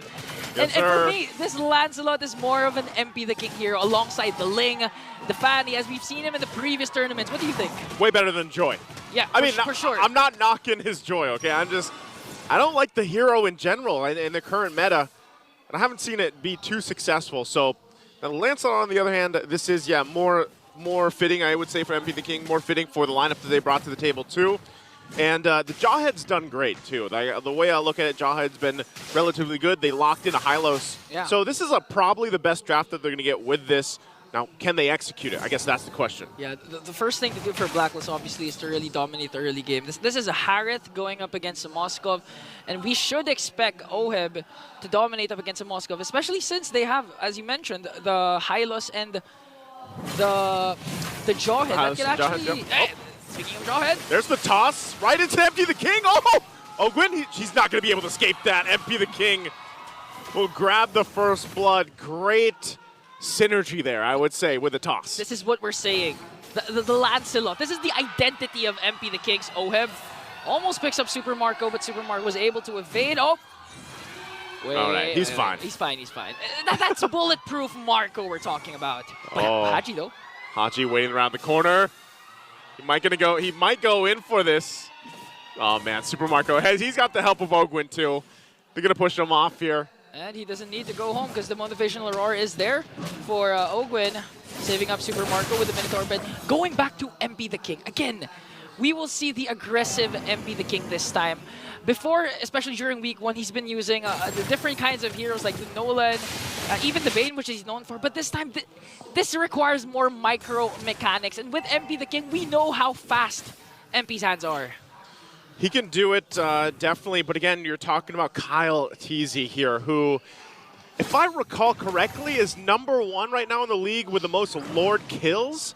Around 10, I think, and MP the King is #7, if I'm thinking that correctly. So, and he only has 2. So, you gotta beat someone that's, you know, trained very, very long on this objective meta that we had before, as that first turtle is already going to be grabbed. So, Blacklist it seems like they want to look for plays elsewhere. You know, not focus on these early turtles. Utilize the fact that they have a jawhead even. Yeah, ideally, you'd like a cross-map play whenever you're going to give up the turtle, but the problem is this is bulletproof Marco. Marco, whoa! There's a toss-up again. Everything in the kitchen sink thrown at Ogwin. This is what you want from Haji, the veteran with the jawhead, when in fact this is actually his second role in the Season 14. But look at that, the Frigid Glacier will be casted, but still alive for few. It was actually the Valentina. I forgot Few was using the Valentina. Yeah, I know. And he's going to take that ultimate, you know, most of the time here. I just think it's funny, too. We have a full-packed house in here, and it feels like we're watching a thrill movie, like a thriller. Thriller. With the screams that are going on here. Especially coming in from Kyle Teasy, you know. Kyle Teasy, I mean, dude, all he's had to do so far is just focus on the objectives. But at what point do you have to start to pay attention, you know? This Roger, whether it's in the jungle, whether we've seen it in the gold lane, it's such a pivotal part for a lot of the lineups that we see. You know, for me, honestly, I'm just wishing for game number 3 because people are just coming in right now. Yeah. I've seen a lot of audience coming in, so if you want to utilize or really wait a minute, because Flapteezy's in trouble here. Yeah, he's in trouble. Penalty zone going to be used. He flickers out defensively. Glorious Pathway going to cut him off, though. Won't be able to retreat from that. They're going to knock up a huge one with the Neoid Fury. Haji has to flicker on the defensive, and now Delar could be in trouble. Kyle Teasy whacking away will take the kill, and now they're going to run down Blacklist International a little bit further. It's a trade, though. 2 for 1. Haji could be next. They even the score. The 2-for-2 trade. Blacklist was supposed to win that trade, but after the kill coming in from Kyle Teasy, again, it evens out. And this is what I like about Ogwin's Minotaur. They always have an opportunity to counterattack. Even if Delar charges with the Glorious Pathway, you're going to think, are you sure you want to charge up against Ogwin with a Flicker and Minnow and Fury? I think that's just a decision you make. Once that pathway is dropped down, if it's not backward, you commit. You got to full send it at that point, and I think that's exactly the game plan here for Blacklist International. They're going to set things up, turtles up. You can also see Few grabs his own pathway. So we'll see how which of these teams decides to use such a strong and valuable ultimate, especially around the objectives. Okay, so I think this time no Blacklist wants to contest for this turtle, as 4 members again are here for both teams. But then again, we can't forget Super Marco has the Spear of Destruction, so anytime Bulletproof Marco can actually join in the fight. That's what they're going to go for. Turtle's going to be started up here, too. You can see Haji. Marco has to go to the base, and there's the ejector toss-up that we're talking about into the Frigid Glacier. MP the King will get the turtle, and they call for the retreat. Oh, that Spirit Destruction missing, will not be able to join the fight. So, hey, Blacklist International gets an objective, and they hold on to a 1,000 gold lead. Okay, I think FCAP's plan here is to actually make a cross-map play right after getting out retreat by MP the King with the Lancelot, but Oheb is still aware of this. That's why he's still playing safe, and at the same time, Haji again with the chemistry that these two players have built. They know that FCAP will play around the gold lane now to gain an advantage once again. That's why Haji making sure to take care of Oheb. Oheb actually has a bit of a lead too in that gold lane. You can see this bottom turret's already going to go down here, so MP the King will be fine getting on out. But he has that Starlium Scythe too, so it looks like Super Marco's got to kind of respect that power spikes that's going to come through. Oheb will continue to lead, at least for now. Again, that's why you pick up the Harith. But we'll see how it plays out in some of the team fights later on. MP the King, he's going to get chased down. What a huge catch with the penalty zone from Flapteezy. Prediction by Flap. He used the flicker blindly, now concealed from Blacklist. But Ogwen and the rest of FCUP squad is ready for this. But going back, I hope we have an instant replay because FlapTZ predicted where that Thorn Rose will end. Just an amazing, again, showcase of what these players on an individual level can do as well. And MB the King thought he was fine, you know, but even given that, KyleTzy was there to help chase him down if it needed to happen, but it doesn't tend to be the case. So now with FCAP getting a little bit of these, you know, kills here and there across the map, it kind of whittles down that gold lead that Blacklist International just had moments ago. And now the Turtles going to be up here. Last one of the game. It's 1-for-1 in the Turtles. Who's going to grab this next one? A while ago, it was Blacklist with amazing steal coming in from MP the King. But this time, FCAP, they don't want to make the same mistake of giving MP the King his momentum to bounce back. Haji has to be the main factor here for Blacklist to set up a beautiful ejector and unstoppable force combination. So far, FCAP still holding their ground against Blacklist. You see that 1v1 action going up top too. Ultimate drop, Haji. there's the ejector we're talking about. Into the combo once again. Their own glorious pathway going to set up. The Spear of Destruction doesn't connect to join the fight. And MP the King bobs and weaves through. We'll be able to find a 1-2 down for FCAP. Turtle still for the taking. KyleTzy holding it together. View on the backside, forcing MP the King back, but he can't catch up to him as he gets punished. And KyleTzy will get the objective. So once again, it's a trade for both teams. 3 kills for Blacklist for a Turtle that they had to give up because of Fuse distraction. But is it worth it though for Falcons? I think at that point, that was the play that they wanted to do because we can't do anything else than just to secure the Turtle. Well, let's go ahead and take a look at the replay here, brought to us by Infinix. And look at the replay. I actually thought that Haji throwing Ogwen was him helping Falcons AP Brent, but again, the crucial thing was that the Spear of Destruction did not hit. It missed by like how many pixels? A hair. Let's just say it was a hair, or a couple pixels worth. Yeah, a hair from Leo, yeah. That short. That's tough. Yeah, that was really tough. Oh, you were asking if it was worth it, you know, at least, like, does FCAP, you know, they get that last turtle, but they end up trading 3 bodies for it. I think even at that moment, KyleTzy was just like, you know what, everybody, you guys do your thing. I'm going to get this objective, and then we'll readjust from there. I was supposed to say something, but... And now Blacklist actually leading game number 2 here with a 2.4k gold lead, and looking at the items, so far, MP the King has that Thunder Belt, so you can expect him to be a little bit more tanky and at the same time have that true damage. But the interesting thing for me, though, is the Hylas not picking up a Thunder Belt. Because we've seen numerous times, and especially in ranked games, that most of the time, even first or second item for Hylas is a Thunder Belt. Considering that Hylas is a really tanky hero, but opted instead for Dominance Ice. Again, I get it because you have the motivational role also coming in from Ogwen, plus you have to deal with Super Marco's attack speed. Yeah. I mean, part of it, too, is they've got enough damage here. Hang on, like Blacklist International, even Exort, just picking up the Divine Glaive. That's kind of what they have, and so at this point, you saw the build that Dalar was going with, and you can kind of have some flexibility with it this time around. Look at the control that Blacklist International will have for this first Lord here. Okay, now FlapTZ surveying the scene. Now finds out where Haji is hiding. A while ago, the last 2 neutral objectives, it was Haji actually starting things off. And now with this flicker ready, I think the KDA machine can actually make a play here and extend Blacklist's lead by taking this Lord. See if they do it. Flap also, you got to pay attention to 2 things from FCAP, Ogwen and Flap. Where they go and how they respond, because it could be Haji that starts the fight, starts everything for them. Jalar, pretty half health. He is holding on still to the Revitalize too, so half health nearly on the Lord here. Super Marco pushing up on the top side. There it is, the initiation from Haji. FlapTZ goes in with the penalty zone. They're going to battle it out. They're going to go for it. They get the knock up. Here's the Spear of Destruction. It'll land this time. Super Marco joins the fight, unleashing on Haji. Haji flickers out, but MP the King will go down. And FCAP on the chase. Only 1 down for Blacklist. Make it 2 as Bulletproof Marco picks up the 2nd kill. This time, the Spear of Destruction hits at the right moment. And props to Few for actually getting that turtle. Although KyleTzy was there with the Lycan Pounce in, it was still the captain who made sure that FCAP will secure that Lord. And again, props also to FlapTZ. That was a good penalty zone onto the backline because that setup coming in from Haji was more than enough for Blacklist to gain the lead, but with Flap, he turned things around.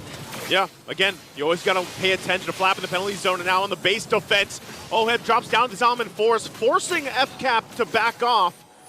And with that, they'll clear the Lord out. They'll hold on to the base turret up on the top side. They'll lose these tier 2s, though. Last one in the mid lane. So for Blacklist, can they hold on to the base turret? It looks like they're not going to be able to as FCAP goes and clears it out! Flap again! Multiple member penalty zone as Super Marco unleashes on the backside, finds all the targets that he's looking for, and Kyle Teasy will pick up a double. Great placements there from FCAP. That was value for the first Lord. They got 3 kills plus the inhibitor up top. And now Falcons AP Bren, when you thought Marco was just focusing on the tower, Flap Teasy says, no, we want more action right now, and Few zoning out Haji here. It's going to be a huge, hard defense for Blacklist. They might actually punch this one in. Oheb waiting for the rest of the team to come up, but all the turrets going to be expended down. Takes a couple shots at Few and forces him back here. So Blacklist International will hold off Falcons AP Bren at least a little bit longer in this game.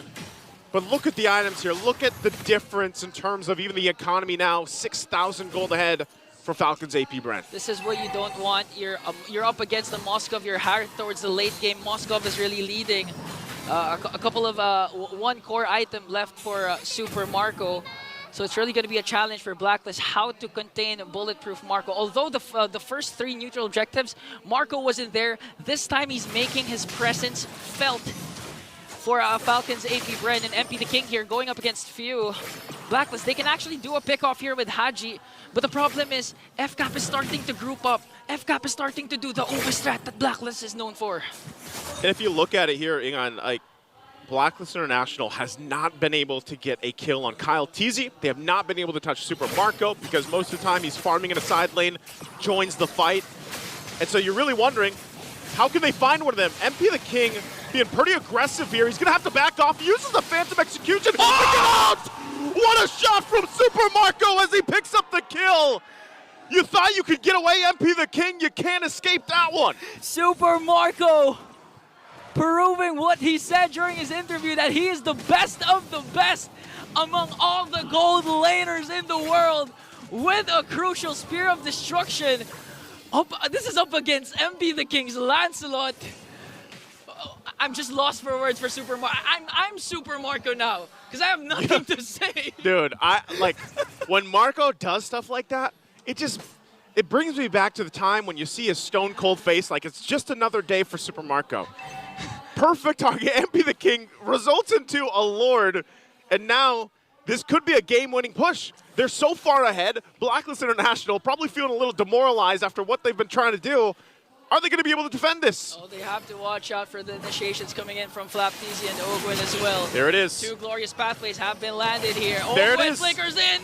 Ogwin already goes in and pops the winner's crown, gets one knock-up. Delar on the front side of it, but Flap Teasy jumps in on the back side again. They're going to be able to find 2 already. MP has to heal up, but it might be too late. They get the shutdown, but the base is already going to be worked on. And that is it, as Falcons AP Bren take the series in a sweep.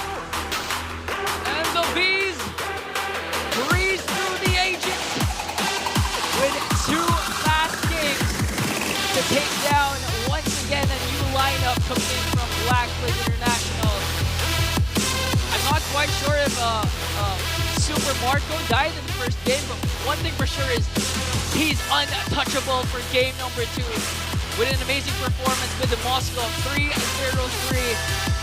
So far, it's looking good for FCAP because they're finally finding their groove once again after suffering a huge loss during week number 1. Yeah, they get themselves another point here. Of course, the good camaraderie here between the 2 teams. You know, FCAP, it just looks so clean the way that they play both different drafts here. And like you mentioned, Egon, Blacklist International still trying to find that perfect combination of players, I would say, now that we've seen 3 versions. It's a process that Blacklist has to trust. Again, shades of FCAP Season 8 to Season 10, wherein they fielded in a 10-man lineup. This is what Blacklist is doing right now. And look at FCAP right now. After going through the process, they're now on top of the world. And Blacklist really has to go through this to reclaim their glory once again. But we have to give it to Mara so we can know what FCAP feels about their win. Congratulations to Falcons AP Brand! Few! Hi, Few! Hello! Alam mo, pinag-uusapan ka namin kanina.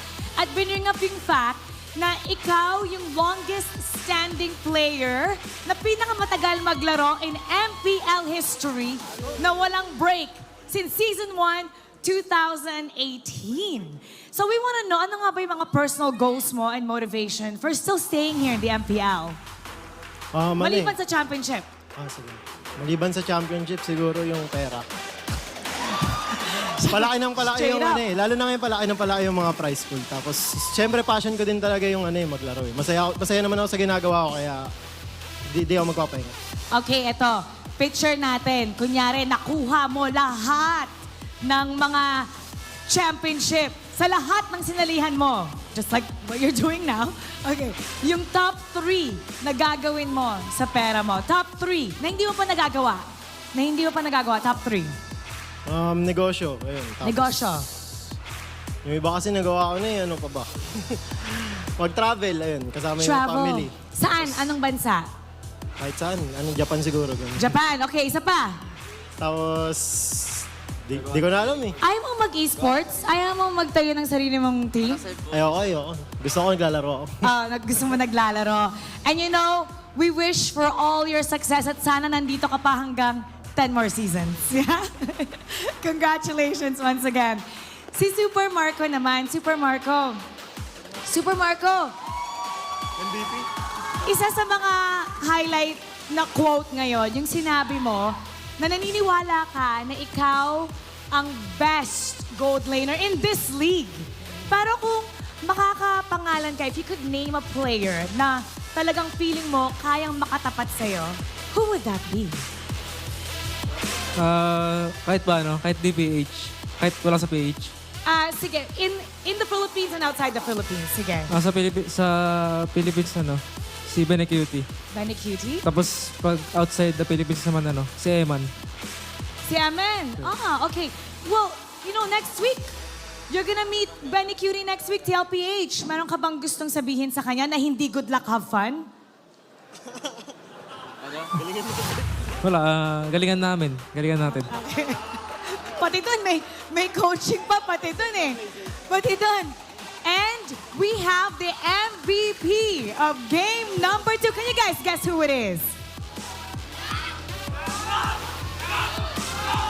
Let's take a look at the screen. Congratulations to Few!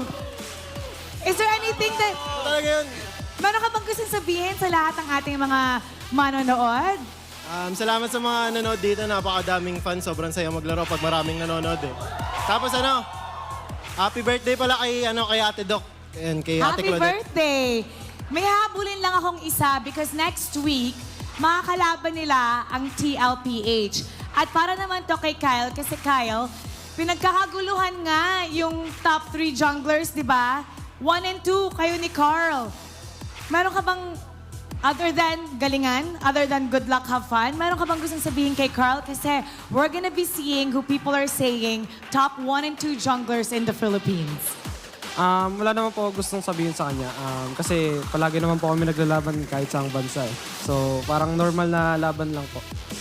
And we can't wait to see next week. But you know what I can't wait to do is to announce the winner of 3,000 diamonds. We have one lucky fan na mananalo dito ng 3,000 diamonds. Congratulations!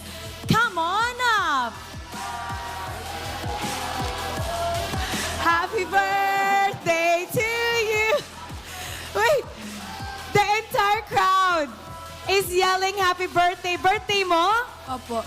Ilang taon ka na? 13 po. 13 years old! Anong birthday wish mo? Makanood po ng MPL. Wish granted. Sino dito? Okay, harap ka sa kanila. Sino dito yung favorite player mo? Si Few po. Si Few! Kasi nga idol ng mga kids. Okay. Anong gusto mong sabihin? Anong gusto mong sabihin kay Few? Nasa harap mo na si Few. Good luck po sa ibang laban niya po. Tapos pag tag-M6 po, sana mag-champion po sila. Thank you. Bakit nga ba si Few yung... kwento mo kasi gusto namin ito malaman eh. Bakit si Few ang idol ng mga kids? Kasi po, naglalaro po siya season 1 to season 14. Tapos, kaya ako po siya naging idol kasi every time na nanonood po ako ng MPL, siya po lagi nakikita ko. Siya palagi, tinan mo, effective na nandito kasi in season 1. So would you say he is the GOAT? Apo. The GOAT. Okay naman, Few. Birthday niya ngayon. Anong gusto mong message sa kanya, sabihin sa kanya? Because ang wish niya is manood ng MPL sa birthday niya. Natupad to ngayon. Ngayon, nakikilala niya ang kanyang idol. He's going to remember this. What did you want to say to him? Ayun, happy birthday. Tapos una sa lahat, kailangan focus pa rin sa pag-aaral kahit lagi nanonood ng MPL. Okay, and now we're gonna take a bow. We're going to take a bow. Eto, you're gonna take a walk of victory with the team. And can I ask this from everybody? Habang naglalakad sila, can we sing him a very happy birthday? Okay, happy birthday.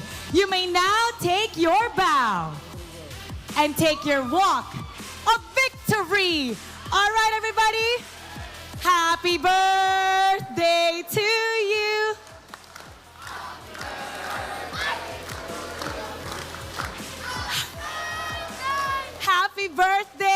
Happy birthday to Nikolai, our fan of the day. You won 3,000 pesos. We really care for the fans. At sana kayo din manalo ng 3,000 diamonds. At ngayon, at dahil dyan, sige, meron ka rin 3,000 pesos. Regalo ko sa'yo. Now we're gonna go to our panel. Pasok!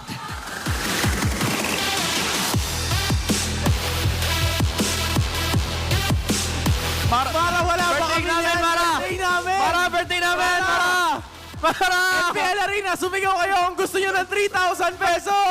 Happy birthday to you! Grabe! Kahit ako, nagulat ako. Sabi ko. Alam mo na, una kong Alam gagawin ko na. pag nag-birthday ako.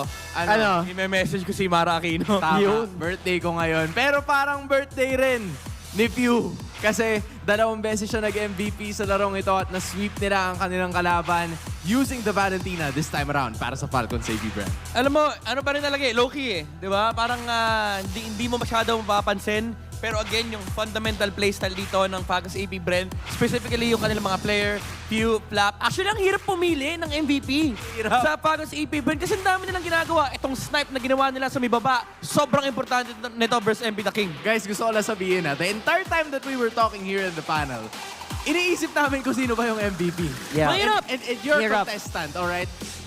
We've seen the matchups, right? In your case, sino ba sa tingin nyo yung MVP aside from Pew?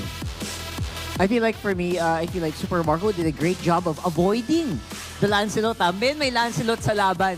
Hindi madali yung ginawa niyang basically became unstoppable or unhuntable in the game. Yeah, and in addition, you'd also have to give a commendation, I feel like, for Kyle TZ. Kasi kung titignan nyo yung replay, di ba? 5-0-2 itong si Kyle TZ bago mag-umpisa yung teamfight na yan, bago mag-umpisa yung laban, make it 6 already with a tremendous level of effort na nanggaling sa Falcons AP brand. May isa akong gustong i-highlight actually, sobrang importante nito. Yung pagbili ni Flap TZ ng Winter Crown, sobrang importante nito kasi pagdating ng mid-game, yung initiation nila, yung engage, kailangan kasi may willing mamatay eh. Kailangan dapat may mag-initiate talaga against Blacklist International kasi may pang-counter engage. Yung Blacklist, meron silang Hylos, meron silang Aurora. Si Flap TZ, ang aga nung kanyang Winter Crown, sabi niya, sige, okay na to, pe-penalties ko na lang, i-flicker ako, mag-Winter Crown, enough to delay para makagawa ng space, para makapag-set si Ogwen, makahanap ng angle point si Pew, and of course, mapadali yung buhay din ni Kyle TZ. Yeah. Speaking of angles, ganun pala yung pakiramdam pag may Valentina tas naging Glorious Expressway. Lahaba eh. Oh, tama. Sige. May intersection yung kanina eh, no? Oo. Yung Glorious Pathway. May kanto eh.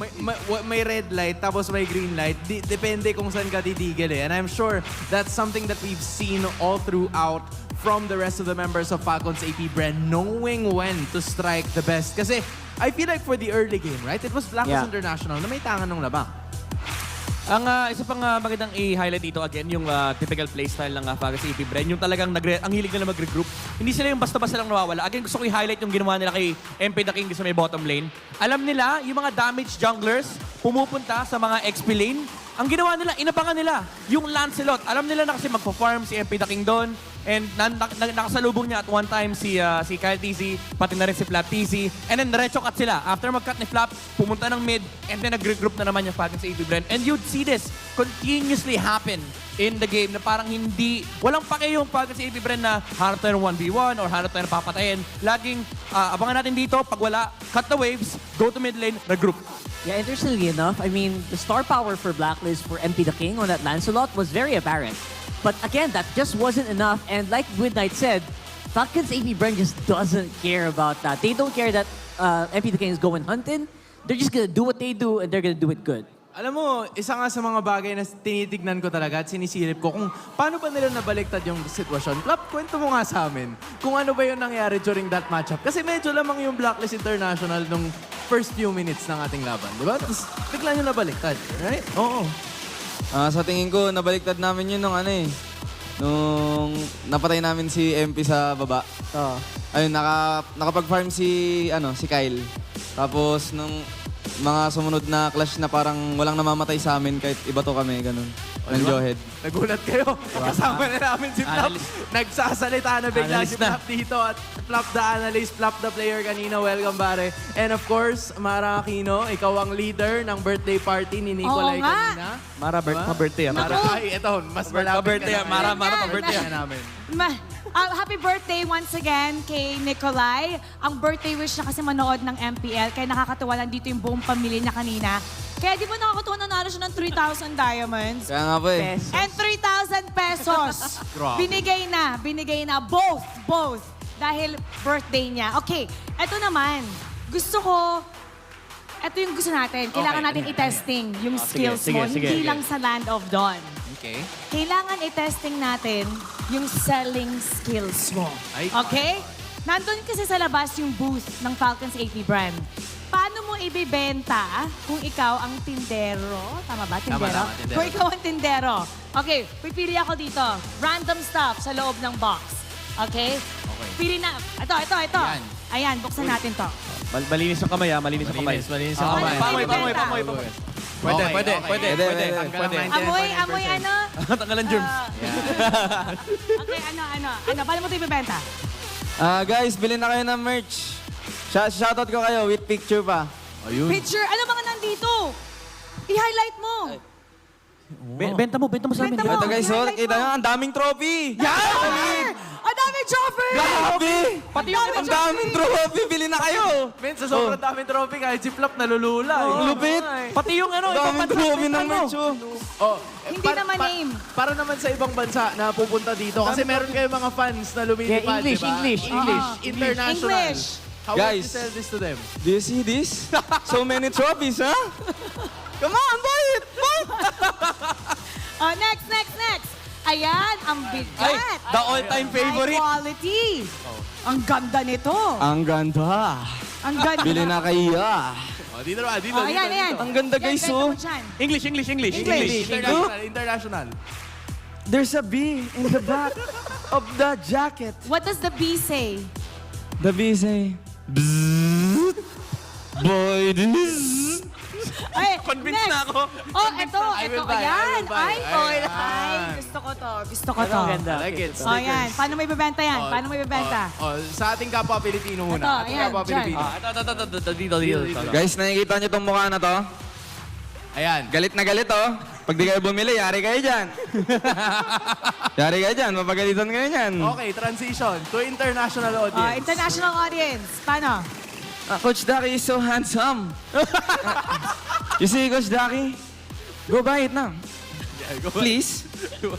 But same translation. I like it. Tama. Same Beautiful. Next up. Ay, ang ganda. Ito yung Ganda. Ang lupit. Meron ka ba yan? Meron ka yan? Talk about the material, how smooth it is and soft. Sobrang smooth. Galing pang Japan, guys. Oh, Japan? Tignan nyo yung font, oh. Ano yung fun? Japanese. Ohayo gozaimasu. Itadakimasu. Okay na yung international audience. Okay. Di wala lang English yun. Solve. Wala lang English yun. Solve. Okay. Aba? Ayan. Para saan to? Pan-display. Pag-display. Anong ginagawa mo dito? What do you use it for? What can they use it for other than Pwede pang cheer, guys. Yan. Yeah. Falcons AV-Burn. Paano yung cheer? Paano yung cheer? Paano? Oh, ano lang, POV.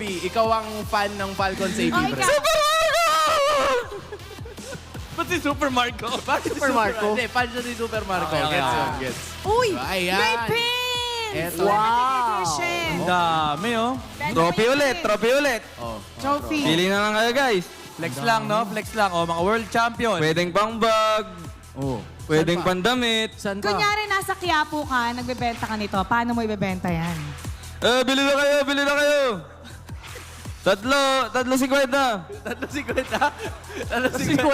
Malalaman ako 350 yan ha. Pero for everybody's information, lahat ng mga binanggit ni Flap, available yan sa merch booth ng Falcons AP brand. Pwede Flap, na.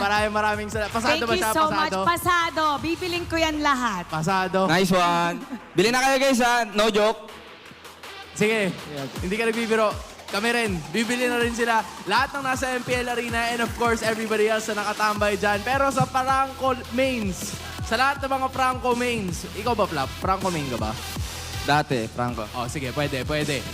Kung kaya kayo ni Flap dati, at Franco main kayo ngayon, it is also your time to shine dahil available na ang bagong MPL exclusive skin na Quantum Vanguard ni Franco sa shop. Hook enemies ala MPL players ala Flap TZ and get it right now.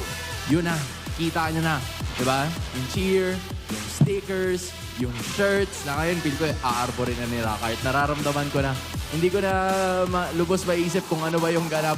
Diba? Hindi pa natatapos yung bentahan dito kasi pwede pa yun lumabas. We're gonna be taking a break dahil magkakaroon naman tayo ng susunod na matchup. Magbabalik na MPL Philippines.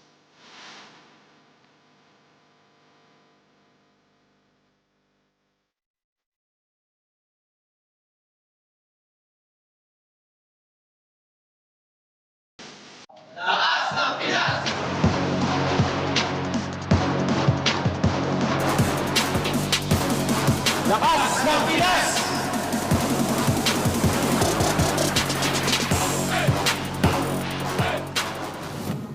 Energy ako ngayon. Isa siya sa dahilan. Yung Attack on Titan na na MLBB skin na nilabas nila. Kasi tawag dito, bago nila ilabas yan, kakanood ko lang mismo ng Attack on Titan. Kahit hindi na sobrang hype ng Attack on Titan that time kasi pili ko ako lang nahuli kasi hindi talaga ako nanonood ng anime eh.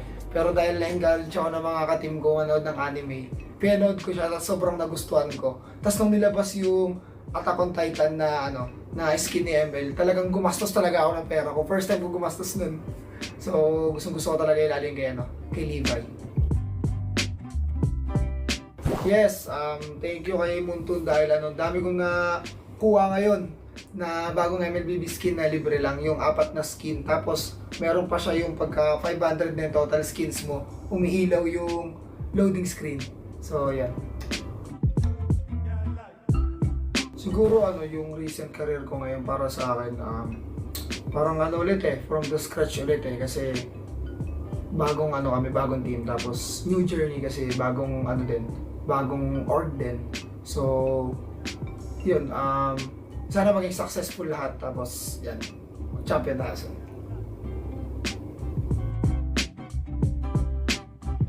Siguro na lang, kasi marami naman nang nagagawang events si Munton Siguro sa akin na lang, parang yung banding siguro sa ibang teams. Kumbaga pagkaka-team ni Munton yung mga iba't ibang teams, kumbaga bawat roles, tapos paglalaban-labanin, ganun.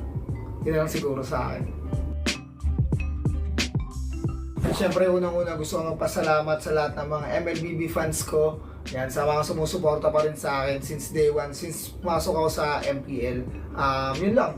tuloy-tuloy lang tayo sa pangarap natin and mas magiging better ako ngayon, tapos mas gagalingan ko. Tapos supportahan nyo kami, Aurora. So, we are back guys. Kita-kits sa MPL.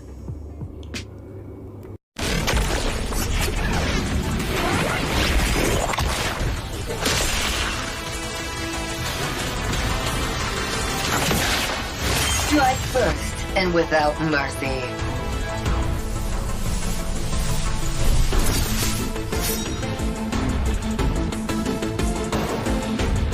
Where I tread, death follows. Enjoy your last breath. Deploying smoke. Going dark.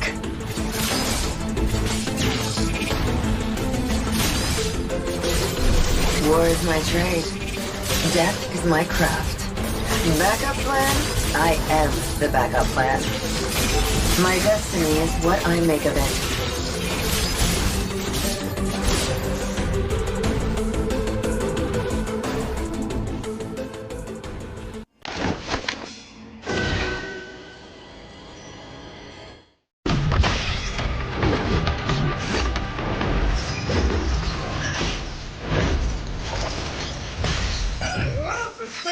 Powder in the morning.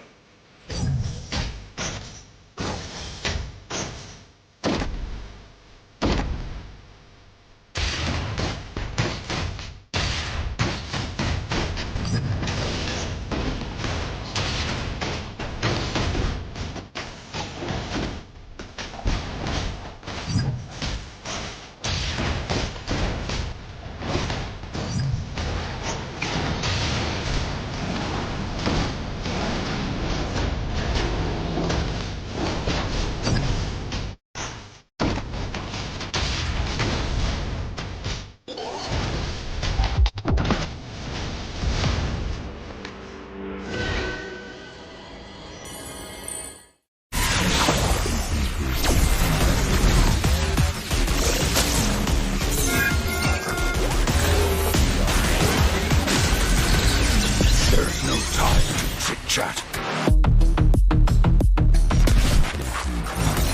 You will never learn. Mystic magic is so wonderful. Face yourself.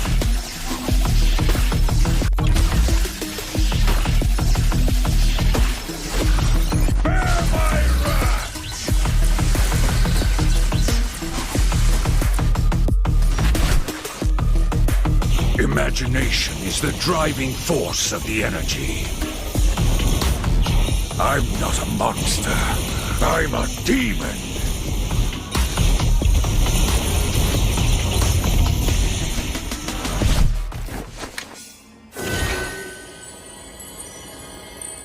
Get 8 gigabytes of all-access power. To do it all. Plus only TikTok to scroll and share non-stop. Power, work, life, and more. With Smart Power all-access data now up to 90 days. Load now.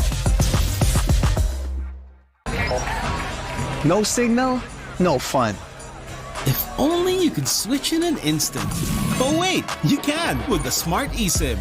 Backed up by nationwide coverage. Get your Smart eSIM now.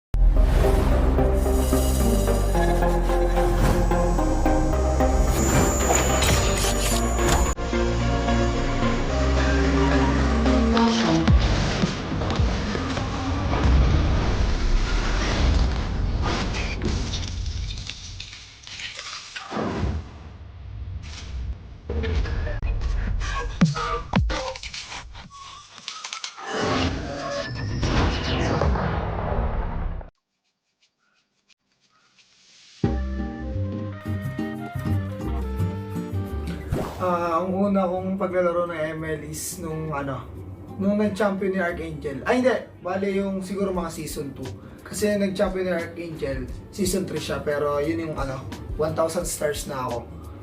So siguro tingin ko mga season 2 ako nag-start ng ng ng paglalaro ng ML ng MPL ng MPL mismo. Marami kasi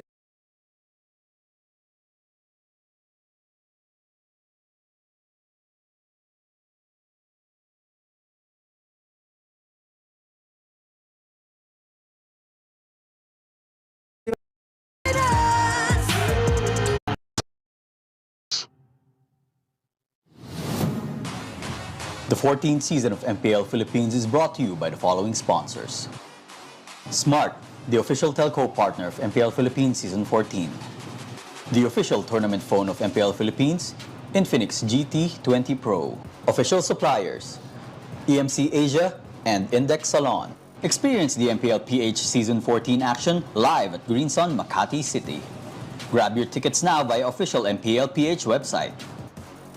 Don't miss any MPL action by following our official Facebook and subscribing to our YouTube channel. Follow MPL PH on TikTok for more content. And to ensure the equality and fairness of our games, MPL Philippines is also monitored and supervised by the Games and Amusements Board.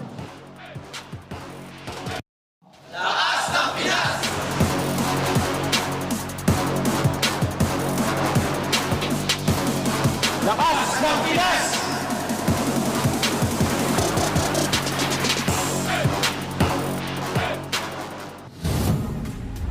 Primetime MLBB action is on its way on a Sunday night. Once again, my name is Ian. Joined with me is Daddy Bear, Papa Bear, Naisu. Star match is upcoming, but looking back at what happened a while ago series, what can you say with FCAP's amazing performance? Well, it was amazing. You know, it felt like Blacklist International still trying to figure things out. You also mentioned it on Desk Carrying On, like that's 3 iterations that we've seen of Blacklist International now. So still trying to figure out exactly what's going to work for their 10-man roster.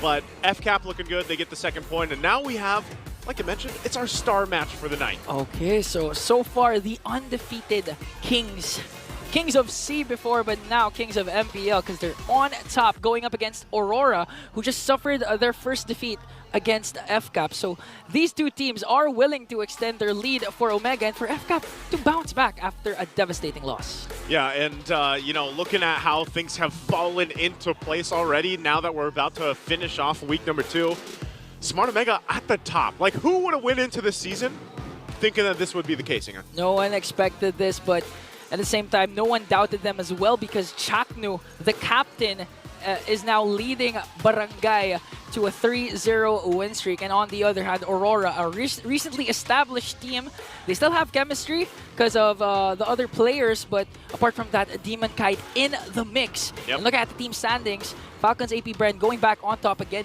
at 3rd, and TLPH at 4th. So far, so good for the teams on the upper half of our updated schedule, but for sure it will change now because of our star match again. It's Smart Omega going up against Aurora.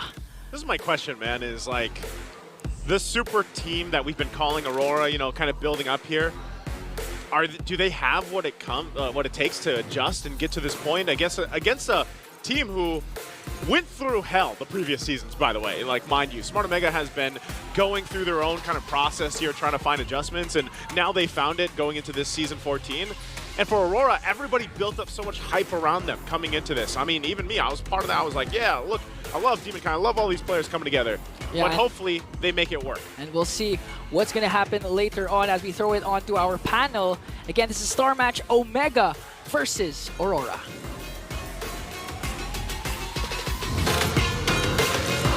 You know what? We're also about to figure out kung ano ba yung sinasabi at kailangan daw alamin natin. Sabi ni Burrito and Chantel. Same with Ingan and Naisu on the English desk, pero kami nandito sa Infinix Game Tambayan. My name is Hans Galeria, and together with me, of course, is Midnight and Rockhart para ihatid sa inyo ang laban sa pagitan ng Smart Omega and ng Aurora. Vibe check lang tayo dito sa Green Sun Hotel. Sino nang handa? Who's ready for Smart Omega and Aurora? Make some noise! Woo! All right. I see it. I hear it. Everybody's ready.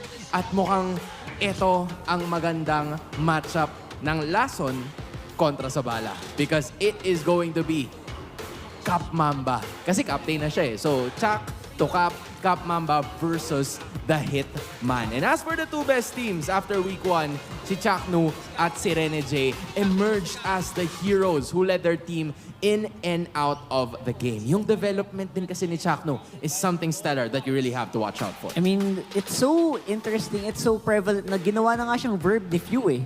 Di ba na ano sila ay na Chak Mamba, sabi ni Few in the interview. And I think that's just attributing to the accolades of Mr. Chaknu himself. And again, that's something that is gonna have to be faced off very hard by Rene J, who obviously may mga skills din siya na itatago on his own.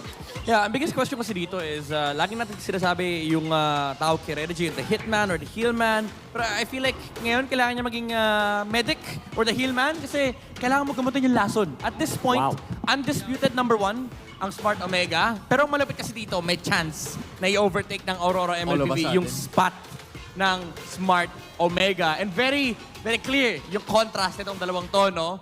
Yung hero pool lang, walang shared hero pool between Rene J and Chaknu. And again, nakita na natin yung the Hitman, nakita natin yung Hillman. Pero yung versatility ng isang veteran roam on the side of Smart Omega, the Chak Mamba. Andyan yung kanyang mga heroes. Out of all the 7 games that he played, he's played different heroes every game. Insanity. I mean, that goes to show that Chaknu is the type of player na kaya nang laruin kahit ano pang hero as long as it's in the rogue position. Meanwhile, for Rene J, it's using those 3 heroes to the highest possible performance na pwede niyang ibigay. So, it's like a man with a million moves kumpara sa person who does the move a million times. Diba? This is a really good matchup kasi kung maaalala din natin from before, it was Chaknu na during the interview with Mara Aquino, nabanggit niya nga kay Rene J na, sige nga, laban tayo sa set. What do you think about that matchup heading forward into this match? I mean, it's always interesting kapag meron tayong labanan ng mga roamers kasi pagandahan talaga ng set. And I feel like Rene J could be up to the challenge. Depende na lang kung makikita natin mamaya. But it's definitely gonna be a heated match between these two players kasi matagal ng rivalry din to eh. Na, even though di sila same pa ng roles ngayon, roles noon, ngayon magkakatapat sila dito sa Land of God.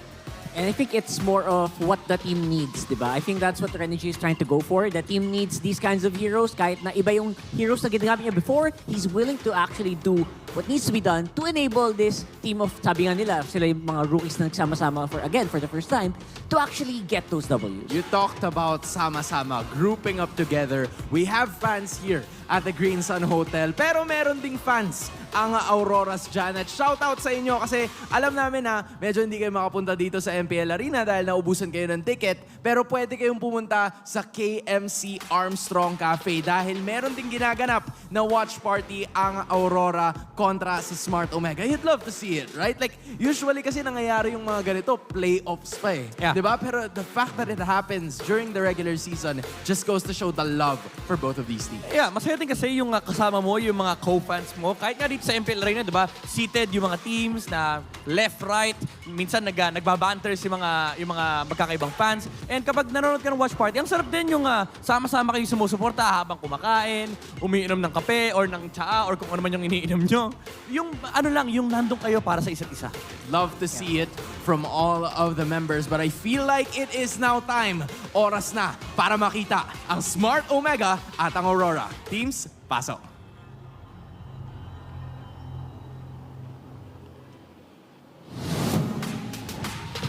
Si Job, iba ang kanyang nakikita doon sa bandang ibaba.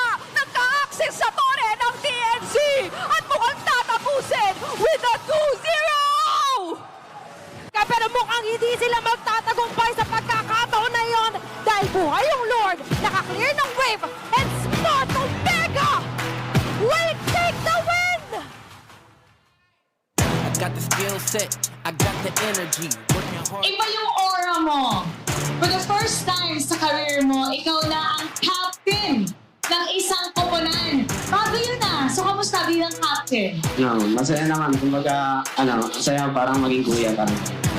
Ang mindset namin during game, kumbaga, do or die lagi. Kung off-season kasi, puro practice talaga. Nagsumikap kami para manalo. Bagong barangay, bagong captain, at mukhang bagong simula din para sa Smart Omega. Sabi, nararamdaman kagad. Ito na kaayo mo! Pinagkakagaan ng alam din dito, ni-lockdown lahat nila kagad. Marami pa kasing nagbubun yung meta ngayon, kumbaga marami pa akong ilalabas sa bago. Chuck Mamba for a reason, and now that he took the helm to be the captain of the barangay, he truly cemented as to why he became the MVP of this game. Sinabihan ko lang sila na kumbaga based on experience. Pag nananalo dito, nagkakapera.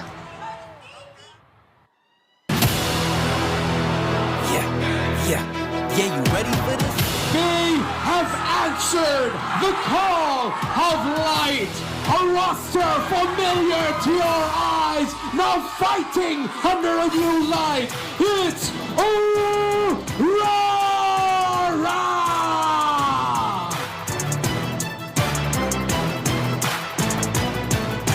Okay, Rene J.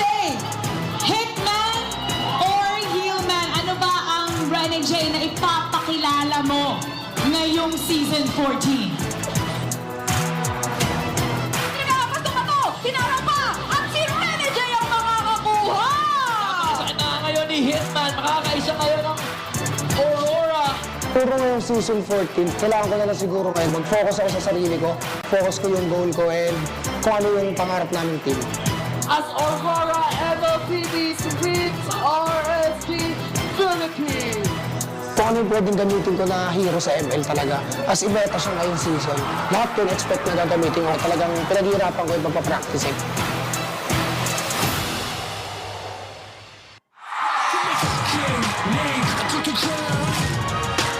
Good luck sa atin, Rene Day. Pagalingan tayo mag-set. So ang message ko ay Chuck, alam ko parehas kami na yung team captain ng bawat team.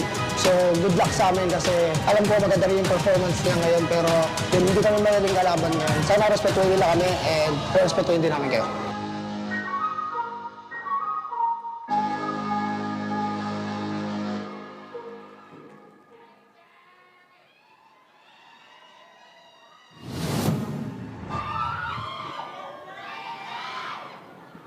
MPL Arena, maganda para sa ikauling serye ng ating linggo.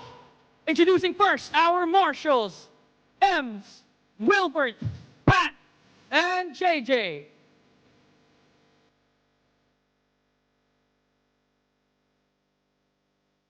Led by the fearless captain, Kuya Chaknu, ang bugso ng barangay. Ito ang Smart Omega!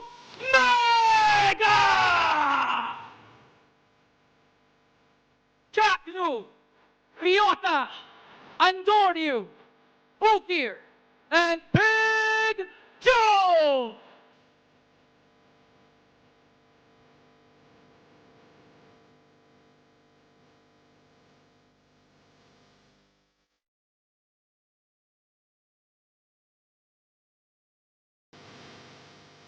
Their opponent, led by Captain Renegade and surrounded by the light, make some noise for Aurora!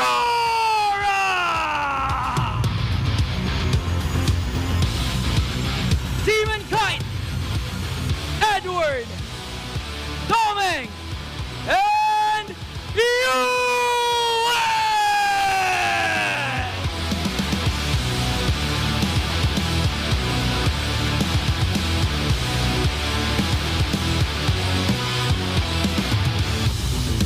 And their coaches for Smart Omega, we have Coach Lembot.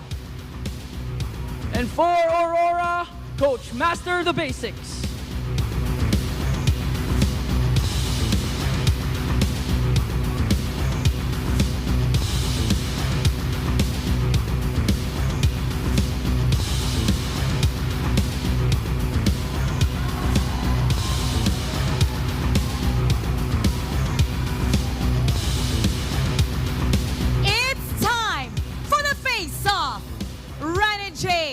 Chaknu, please come forward.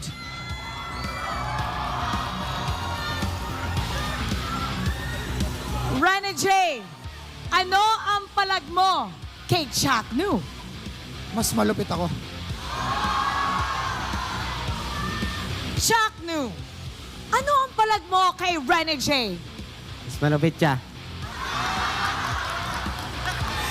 Fist bump, palag ko captain versus captain, roamer versus roamer. Who will lead their team to victory? It's time to find out. Panel, pass up.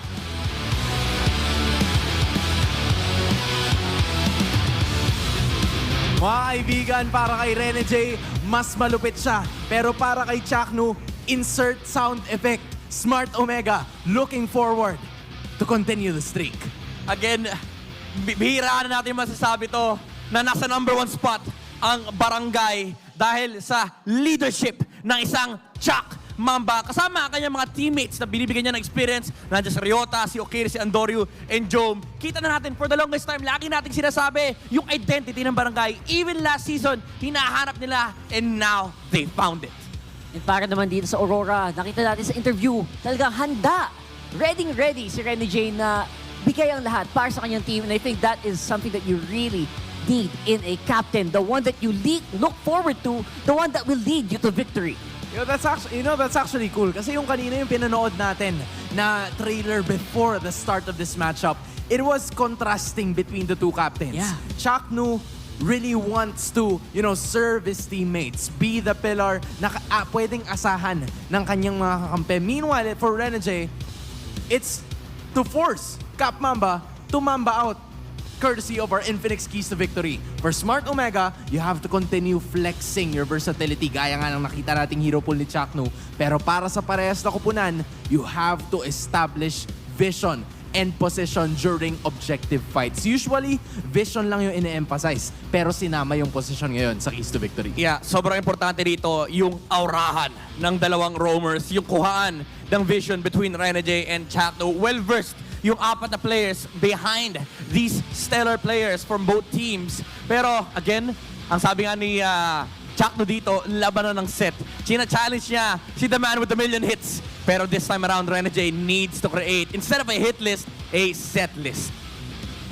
Actually, yes. Actually, if you think about last week or the few days ago, you actually look at the sets, and you know what? Sobrang on point ni Chaknu compared to some of the other roamers who actually make a lot of flicker plays and sometimes do miss out. So yung consistency ni Chaknu, add on to that the willingness of his teammates to actually follow in his footsteps, to follow the call, to trust the call, kumbaga, ng captain nila. Yeah, trusting the process is gonna be the essence here. Kailangan hintayin ng mga kakampi nila kung ano yung gagawin ni Chaknu and ni Rene J. But at the same time, kapag kailangan din gumalaw ng iba sa mga members, we're not calling them the supporting cast because they are also really good players in their respective roles, right? In terms of the EXP lane, you have Ryota versus Edward. Ryota seeming to be the sponge para sa kupunan ng barangay. Meanwhile, si Edward, you know that he can make those flashy plays when possible. It's poetic nga na nasa barangay si Ryota kasi si Chaknu, ang dating niya rito para siyang si Akashi na nagi in the zone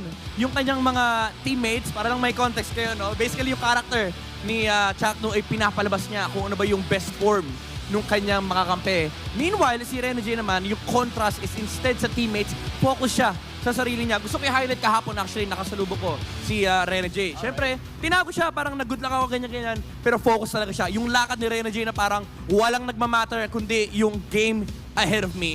Kaya naman, ang ganda rin nabanggit natin dito sa panel, yung contrast nung kanilang pag-accept sa challenge para mag-step up.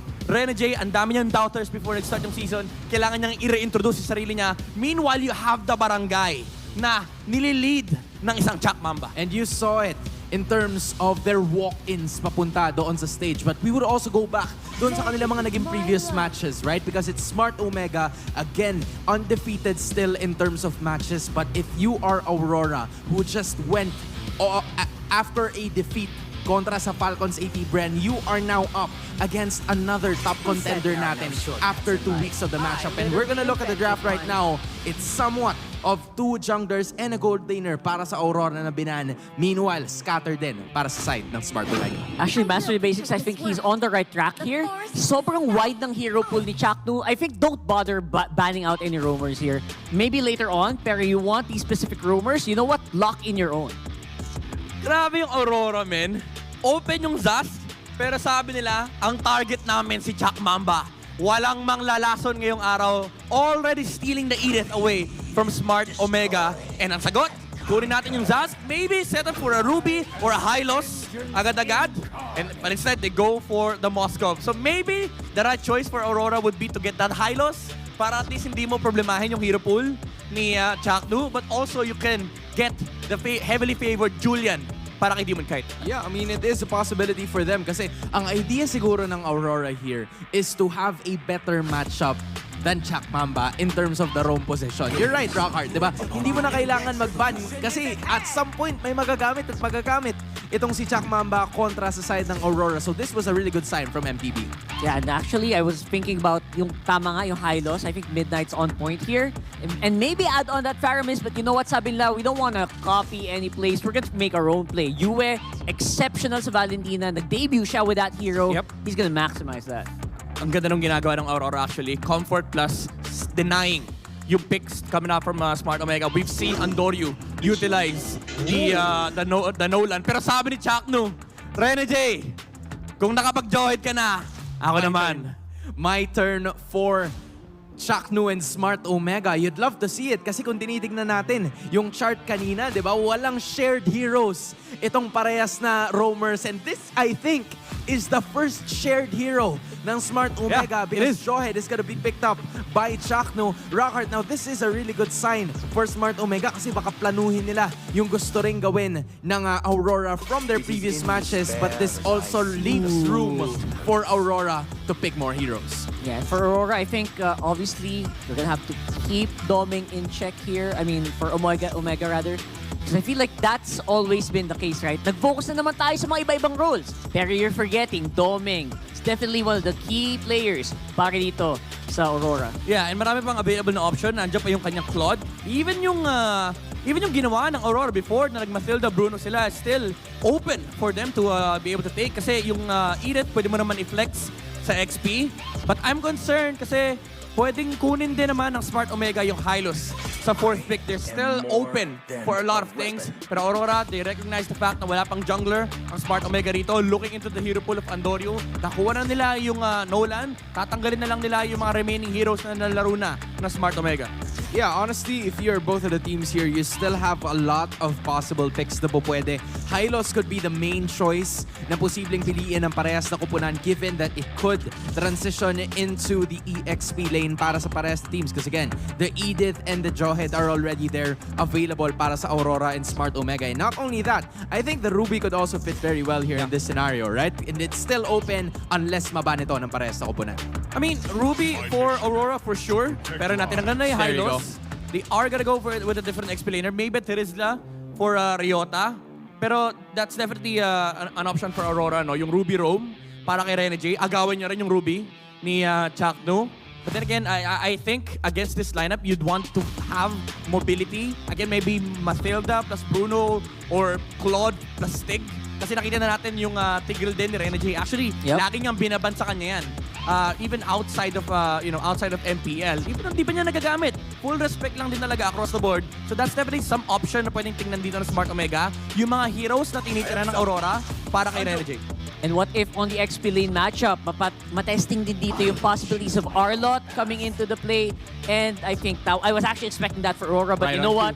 Good of Omega to pick that up. I mean, it's a deny pick, if I should say, kasi it would fit well with the lineup that Aurora has here, and you're stealing it from Edward, one of the best Arlot users that we have here in the league. Mapupunta ngayon yan sa Smart Omega. Now, if you are the side of Aurora, you still have 2 picks available. I think it's still missing somewhat of a roamer, or depende kung saan pupunta yung Edith in this situation. I think Edward Edith, the Tigreal. There goes the Tigreal. Bruno or Claude? They're gonna have to pick one of those. Is it gonna be a Bruno or a Claude here para kay Dome? Because that is the only one missing in terms of the roles, yung gold lane position that will really be essential para sa parehas na kupunan. And it is gonna be a Claude to end the draft para sa Aurora. Okay, question is, what's Demon Kite's hero? What's Andorio's hero pala? I think Martes sounds nice here. Oh! There it is. The value! The value man! Value man. We haven't seen Fredrin in a while. Dito sa Season 14, I don't think we've seen a Fredrin for that long. I'm not entirely sure. Pero Rockhard, lineups for both of these teams, right? I really like the lineup, and we actually talked about this yesterday, right? The value of the Fredrin is still there. Teams just really have to pick it up. Kailangan lang nila maging willing na gamitin yung hero na to, and I feel like it can serve wonders, disrupt the front lines, and again, hold bushes on his own. That is going to be the essential part of this trade. Ang concern lang natin dito is ang daming crowd control coming out from the side of Aurora. Yan yung isa sa mga nakaka-bad trip kapag ikaw ay nag-spread rin. Yep. But the thing is, it's also hard for Aurora to fully commit against Omega's lineup. Knowing na meron silang Zas dito, it's very hard to enter the actual zone or the barangay of Smart Omega. I mean, it is going to be difficult for both of these teams para mag-initiate. Pero para kay Rene J at kay Chakno, unahan lang sila. Ito na yung laban ng set na hinihintay nila weeks ago. And I guess we are about to figure it out in terms of matchups na hinihintay natin. And another major thing that you have to take note of is Domeng versus Jome. The Moskov versus the Claude. Yeah, I mean, generally, Moscovs do win out that lane. Pero kapag umabot na ng late game, medyo nagbabago yung itsura nung game na yan. Kasi parehas sila may split push capability. But it's just that, again, kapag yung terms ay napunta sa Claude, napaka-superior talaga ng team fight because of the Blazing Duet. And I hope Aurora is ready for the chaos. You know that Smart Omega is gonna bring it. So just weather the storm. Yeah. Hope for the late game. Yeah, honestly, kung sisilipin din kasi natin, there are some of those picks na pinili ni Coach Lembot and then Coach Snap for almost the entirety of the 2 weeks, right? We've seen what? A Hanzo. We've seen other heroes that don't usually get picked, pero ngayon, they're gonna be installing another one into the barangay. They're gonna be relocating another hero to the barangay, and that is gonna be a Fredrin na hindi madalas na pick up. Yeah, usually people don't really pick Fredrin into Nolan kasi napakabilis mag-farm ng Nolan. Pero the thing about this game is that Andorio has a lot of help with the Jawhead leashes. Nakita natin even from Blacklist International in the previous series na yung double leash tactic ay super effective. Kaya pili ko magiging magandang start ni Andorio. It's about time. It's Smart Omega versus Aurora. Casters, it's go time. First game of the last series on its way. Once again, I'm Inga. Joined with me is Naisu. And Naisu, so far we've seen another different pick from Andorio. This time, it's the Fredrin. Yeah, this is a little bit of a throwback for a while now. I know if you've been watching competitive MLBB esports around the globe, he pops up once in a while, but not like back in the day when it was, I don't know, 90-something% contention rate. And so I'm wondering, how is this going to work, especially against a Nolan on Demon Kite? Very contrasting junglers right now, and we know there's a stigma when it comes to the Fredrin. They said that it's value for value, but at the same time, you know it's going to be an objective game for Omega, despite having the Jawhead onto Chaknu. What do you think? Will this playstyle affect the barangay, especially how they've been doing with their aggressive playstyles? You know, the barangay, I think at this point, you can just chalk it up as they have had a hell of a couple of weeks already. And we'll see if they can replicate it. Here we go, already in the mid lane, the toss up over, Chak Mamba already going to be taken out. They get the flicker out too. And Dory with Appraiser's Wrath, but it looks like Demon Kite won't clean up the kill, so hey, off to a great start for Aurora here. That was a good play coming in from the captain, Renegade, as well as the follow-up from Edward. So far, so good for Aurora, really wanting to bounce back after a devastating loss once again from FCAP. But again, we have to go back to the point of the panel. When it comes to the late game, these two gold laners, Jome and Domeng, will be the stars of the matchup. Their split capabilities are there. Yep. So what do you think? When it comes to the late game, who are you leaning towards more? That's a tough question, man. Late game, I think, you know... Oh, hold on! Final Slash? Are we going to be used? We don't have time to talk about it, because now the payback on Renegade is going to be taken through. Tossed up on Demon Kite. Right now, they have no room to breathe here. And Adoryu this whole time just going to go ahead and work on the turtle. You asked me about the late game. I don't know, man. With that kind of play, Omega looks like they want to end it early. I feel like we won't experience any late games tonight. A while ago, we've seen 12 minutes and 14 minutes series. And with the current pace, wow. So far, so good for Omega. They were able to come back right after the setups coming in from Chaknu. And we've seen this. The Jawhead has been a crucial part to any team's lineup. And so far, at this point, I think whether Chaknu throws Renegade or even Yue, or even Edward rather, it's already good value.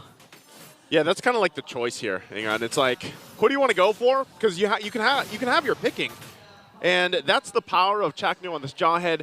The same can be said, though, if you're looking at the fact that Renegade, we've seen Tigreal perform so well over the course of just the meta that we're in. And I think even for UA is kind of like in the situation where what ultimate do I want to take? Chaknu, I guess, chooses Renegade. And I guess he's going to go and sacrifice himself, too, thinking that, hey, they're going to go and pick up the kill. But no, it doesn't happen. Demon Kite might struggle a little bit, though. He's going to get pushed out, bullied out here. Implosion's going to be used. Demon Kite goes back for it. Who gets the purple? Renegade has to flicker out. Demon Kite doesn't grab it, but UA tries to help him out. Wow! That Dominator's descent is so tough to deal with. And Omega gets out fine. Look at Omega treating the purple buff of Demon Kite like a lord. Chaknu again with a crucial sacrifice just to make sure that Demon Kite doesn't get his early game power spike with the Nolan. Because looking at the lineup of Omega, there's Moskov, there's even Jawhead as well as Arlott. They can easily get bursted down by this Nolan from Demon Kite. Yeah, that's why, going back to it, it's like when you always talk about the jungle matchup, you got to see how the pacing is for both of them because they are on a different spectrum. You know, the Fredrin, more towards that utility, that meta that we were in for, what, a year and like a half or so? Like quite a while. It felt like a long time, and I now think you should extend it because maybe 2 years. Yeah, Fredrin's got picked up again. Yeah, he's still there, and now once again, fight for this turtle. Look at that final slash going to be used, and there's the follow through. Renegade's going to find one on the implosion, pushing him back a little bit further. But Omega controlling the turtle. I don't think they can do anything. Toss up again, and that looks like another one for the Chak Mamba. The Cap Mamba, as they like to say right now. Captain showing his versatility, showing his improvements and development this time, not just during interviews, but during gameplays as well. He's really calculated with how he uses the ejector. I mean, it's scary to throw a Tigreal or even a Minotaur because, again, the counter set potential is there. Yeah. But Chaknu doesn't mind. He doesn't care. He doesn't care. Whether he's sacrificing him or not, he's playing like a captain here. And now putting the pressure on the purple buff. Unstoppable Force gets the flicker out from Domeng, but they're going to get punished as Endoru will go down. So once again, Omega putting the pressure on the enemy side of the jungle. They get punished. Let's take a real quick how are all items falling into place. So far, Moskov has the corrosion side, so it's really looking good along with Claude, but still has the upper advantage. And you can actually expect this because head-to-head, Claude versus a Moskov, you lean towards a bit for Moskov, but this is where it gets tricky because, again, if Renegade starts taking care of Domeng, that's going to be a different problem. Especially since if you leave Domeng alone in his lane, oh, he's just going to push the whole time. Just going to do his thing, but I guess that's always the debate here. You know, late game Claude, late game Moskov, what's better? Chaknu goes in, flickers, ejector through. Spirit Destruction going to find the mark here. Joins the fight. They're going to be able to find Chaknu with the exchange as Renegade, both roamers are down. And Doryu not going to land the Appraiser's Wrath. He has to back off. And the fights are constantly like this here. Outplays after outplays. Both captains are down. It started off with a Chaknu flicker after the ejector, and then Renegade with an implosion play onto 3. This is probably the most close story building I feel like today that we've seen. I mean, it is only the second match, but we talked about the two captains, the roamers. Look at them. They both died 3 times. They're both trying to force these sets and these exchanges up, and it's great. I'm lost for words with how these two players are playing, the shot callers, the captains of their respective teams. But the last turtle up for Chaknu once again. Spirit Destruction gonna just fly on by the mid side, and they force it once again. Turtle's gonna be secured by Endoru. A huge setup again as Chaknu's gonna be able to fall. But look at the turn of tides based off the implosion from Renegade. They get a decisive victory, even though the objective is taken by Omega. Rora will flip it on its head and take it down the mid, taking the tier 1. This brings me back to M5. Woo! M5 Renegade, Prime Renegade with the center. Amidst all the chaos, he was still able to pull it off, and looking at the instant replay, it started off with Ryota, beautiful final slash, but this is what Tigreal wants. Wow. He really wants a big 5-man clash, and once he casts that implosion, it's game over for Omega.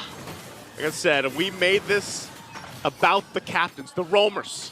And that's exactly what game 1, at least 8 minutes in, has given us. A great showing here. And you have to start to wonder, all right, what does this all result into? You know, objectively, it went to Omega. Yeah. But fighting-wise, they're showing a lot of power for both sides. Mega got two turrets right now. Appraiser's Wrath going to be casted onto Domeng just to salvage that tower, but still Aurora manages to find an objective here. Chaknu once again, conceal. Implosion on the backside. They get Domeng the flicker. Ryota's going to miss the final slash, though. They might just have to disengage on that. You can see this happening, Ingan. You can hear the crowd's reactions. Yeah. You know, this exact game, these games make me want to play ML. I thought he was going to say, it makes you want to be a roamer. No, I am a roamer.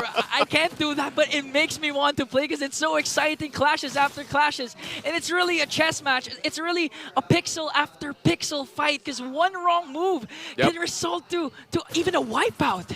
It's absolutely phenomenal. If you guys are not roaming mains now, maybe you are inspired. You know, I don't know. Or I don't know. I think most people don't want to give it the gold lane.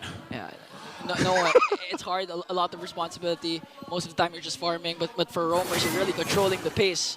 And that's why these two roamers are the respective captains of their teams.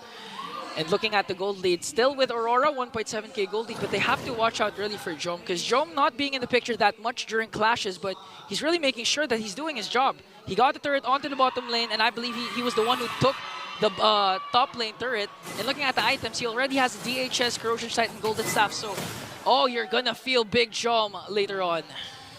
Big J, as some of our fellow casters like to go in and call out here. He is definitely on par, though.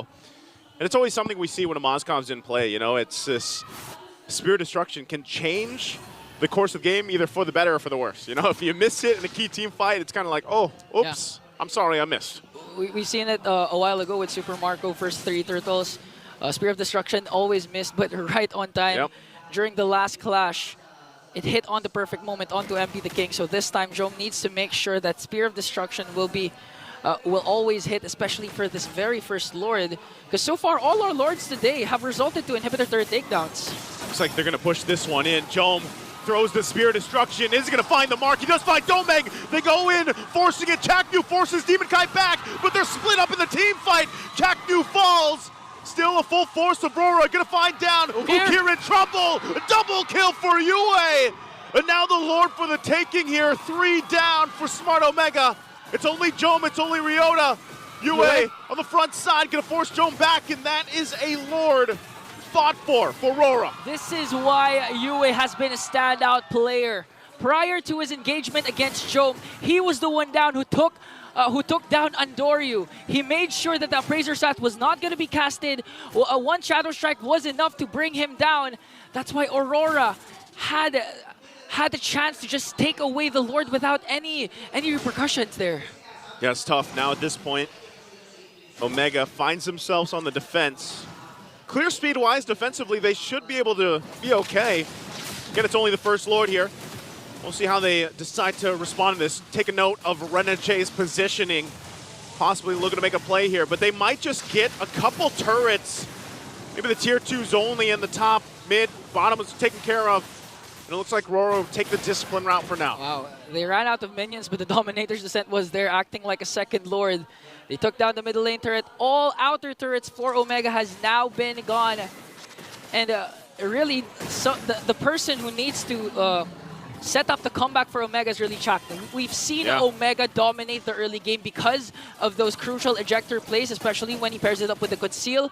And this time so far, Aurora's really ready for any Chak Mamba surprise. I feel like this is almost where it shifts to at this point in the game, where it can't just be Chaknu. Like, he can still make those plays, but sometimes he might have to peel. Like, he doesn't always have to initiate. But let's say it's Ryota that uses the Flicker Final Slash combination, sets things up for them.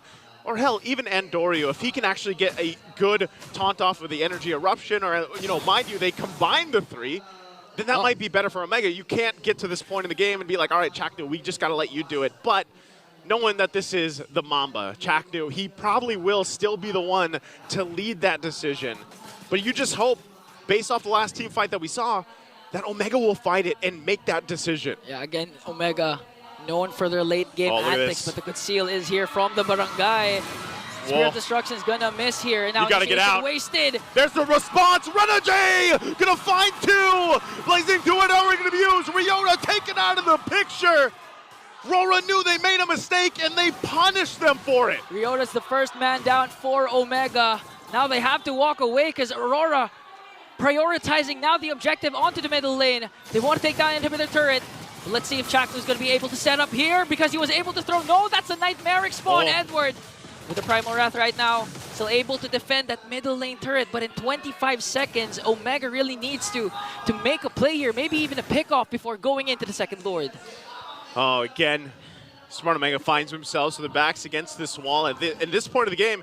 And that's why I'm saying I'm going to reference it just like I was saying earlier. You know, Chaknu, he's going to be the one to make those decisions. Pops the conceal, but once you miss that opportunity, once that window's closed, you don't have much left to do, and that's exactly why they got punished. And now that this Lord is up, we'll see how they try to kind of adjust the game plan here. I just realized it's really hard draw-head game right now. A lot of the players from Aurora are really mobile. So again, we've seen it after a quick conceal play from Omega. Wasn't successful initiation. They were able to turn things around, but this time we have to watch out for Renegade because Renegade so far. Wait, Edward! Edward tosses up with the onward. Ryota, what happened? Gets taken out. Renegade 2 on the front side is just going to stand there and zone out.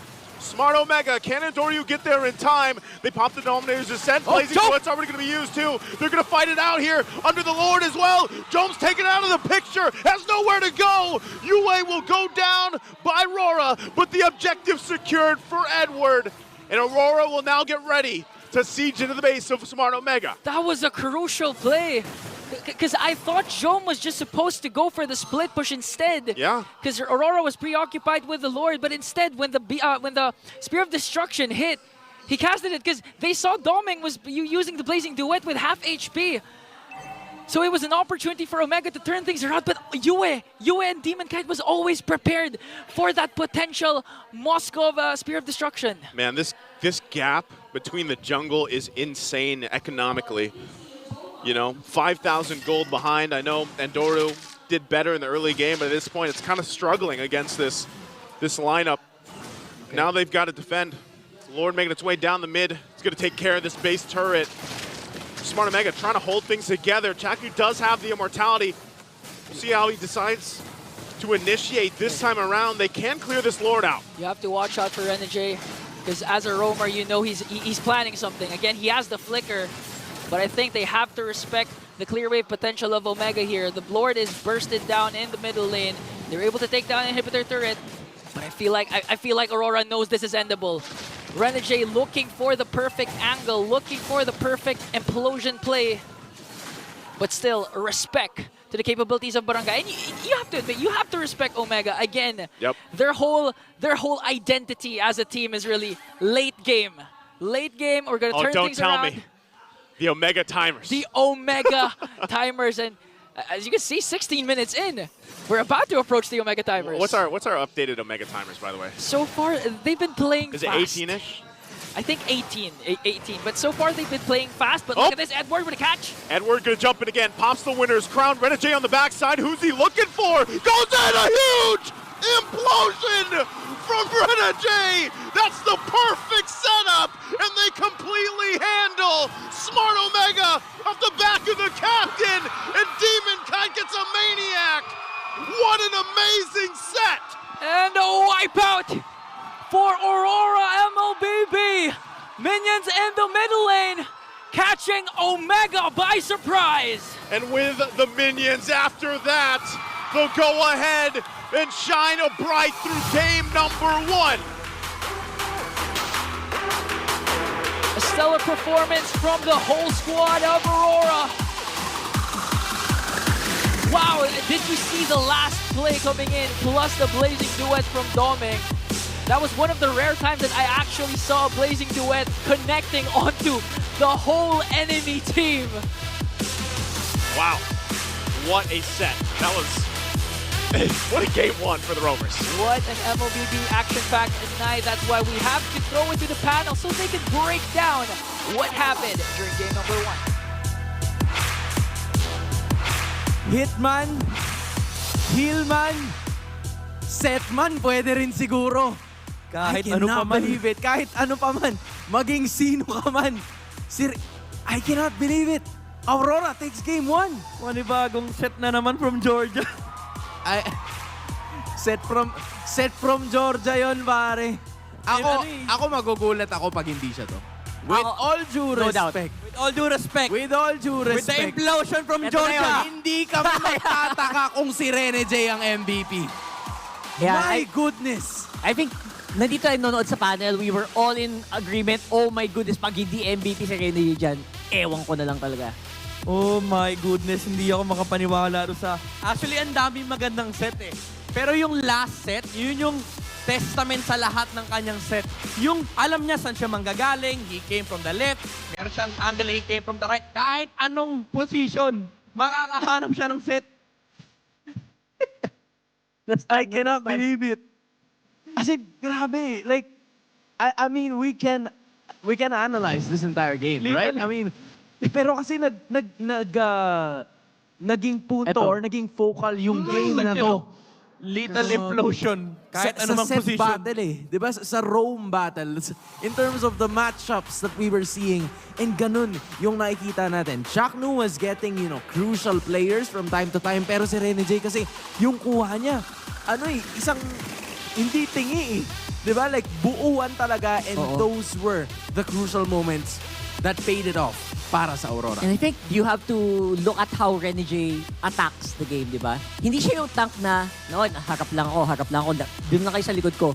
No. If you'll notice actually later on, you will see him in really odd angles that are very unexpected. Lalo kung ikaw yung Omega, if you're in the crosshairs or the screens of Omega, it's definitely gonna be a different story. Magulat ka na lang talaga. Just this yung last fight lang. Well, ito yung malupit na set. Pero yung fight before this, dinikitan lang siya ni Andoryu, inultihan niya kagad. Alam niya yung targets niya, alam niya yung mga angles niya.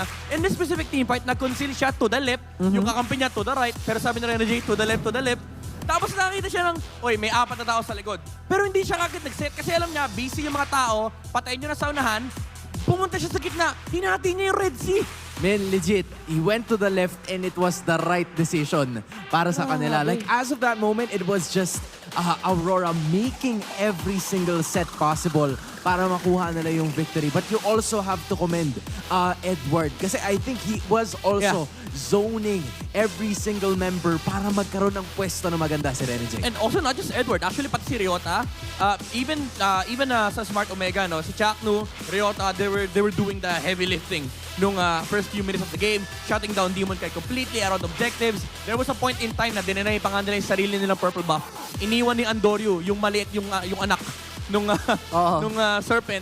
Tapos si Demon Kite, pwerasado siyang retrihin lahat ng kanyang purple buff, making sure na yung Smart Omega, na-focus nila yung Aurora sa isang spot.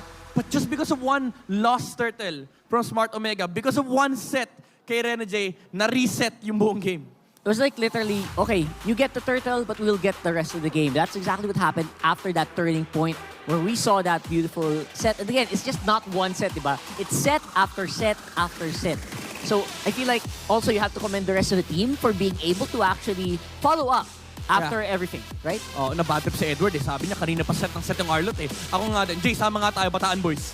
Kailangan magsama yung Bataan Boys para makakuha ng maganda. Nag-banding sila eh. Right, Earthshatter, Onward, you name it from Edward, 67% in terms of like kill participation and also the positioning, right? Coming in from the gold laners, bibihira nating makita sa laban si Jome and si Doming during the first early moments. Pero nung mga crucial na talaga, nung kuhaan na ng mga major objectives, we've seen them.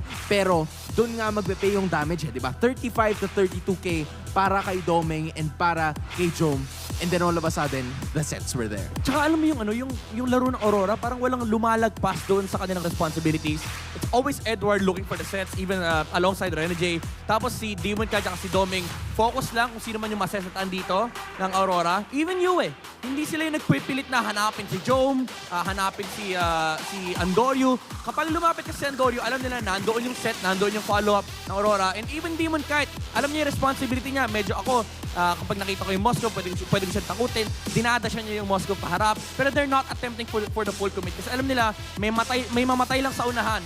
they're gonna be able to win that team fight kasi ang nakakatakot sa lineup nila, ang daming counter-engage. Kapag nauna yung Edith, may follow-up ka nung implosion na pwede makuha ni Renegade. And I think that's also a testament to bakit sobrang ganda ng combo ni Renegade and Edward in this specific game is that may nakakasabay din, right? May nakakasabay sa aggression and there's also someone who is able to get the attention of the enemy while Renegade is trying to make a play. Yeah, and yung expectation din kasi ng Aurora that Omega is really gonna come close whenever and wherever they want to. So sa oras na lumapit si Chaknu, they kind of expect that Ryota is also gonna be there for the zone, right? And then all of a sudden, Okira Andorio is gonna be joining the party pero hindi nila masyadong nakuha yung momentum nila as soon as they lost that single turtle. Yeah, and pagdating yung late game, hindi na rin natin naramdaman yung Zas dahil nga nandun yung Claude.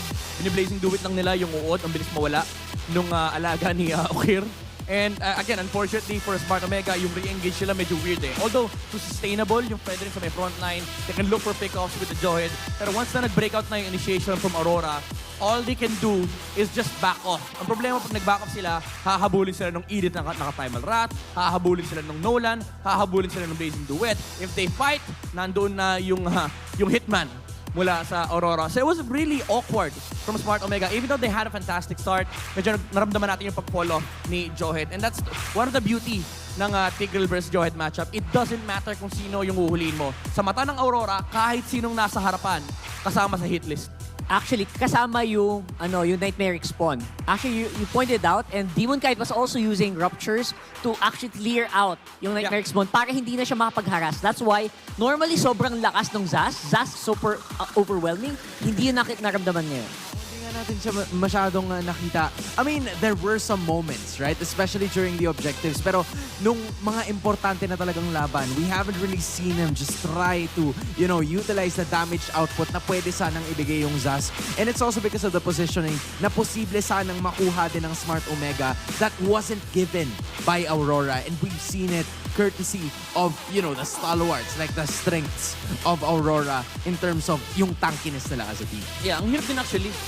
Kung ikaw yung maglalaro ng Zas doon, parang pag ginamit mo na yung mga skills mo, tinatakbuhan ka lang nung Nolan, tinatakbuhan ka nung Claude. Kumbaga, ang tatanggap lang nung damage mo is yung Edith eh. Pag nag-primal rush yun, ang kapal ng shield, babarilin pa yung uod mo.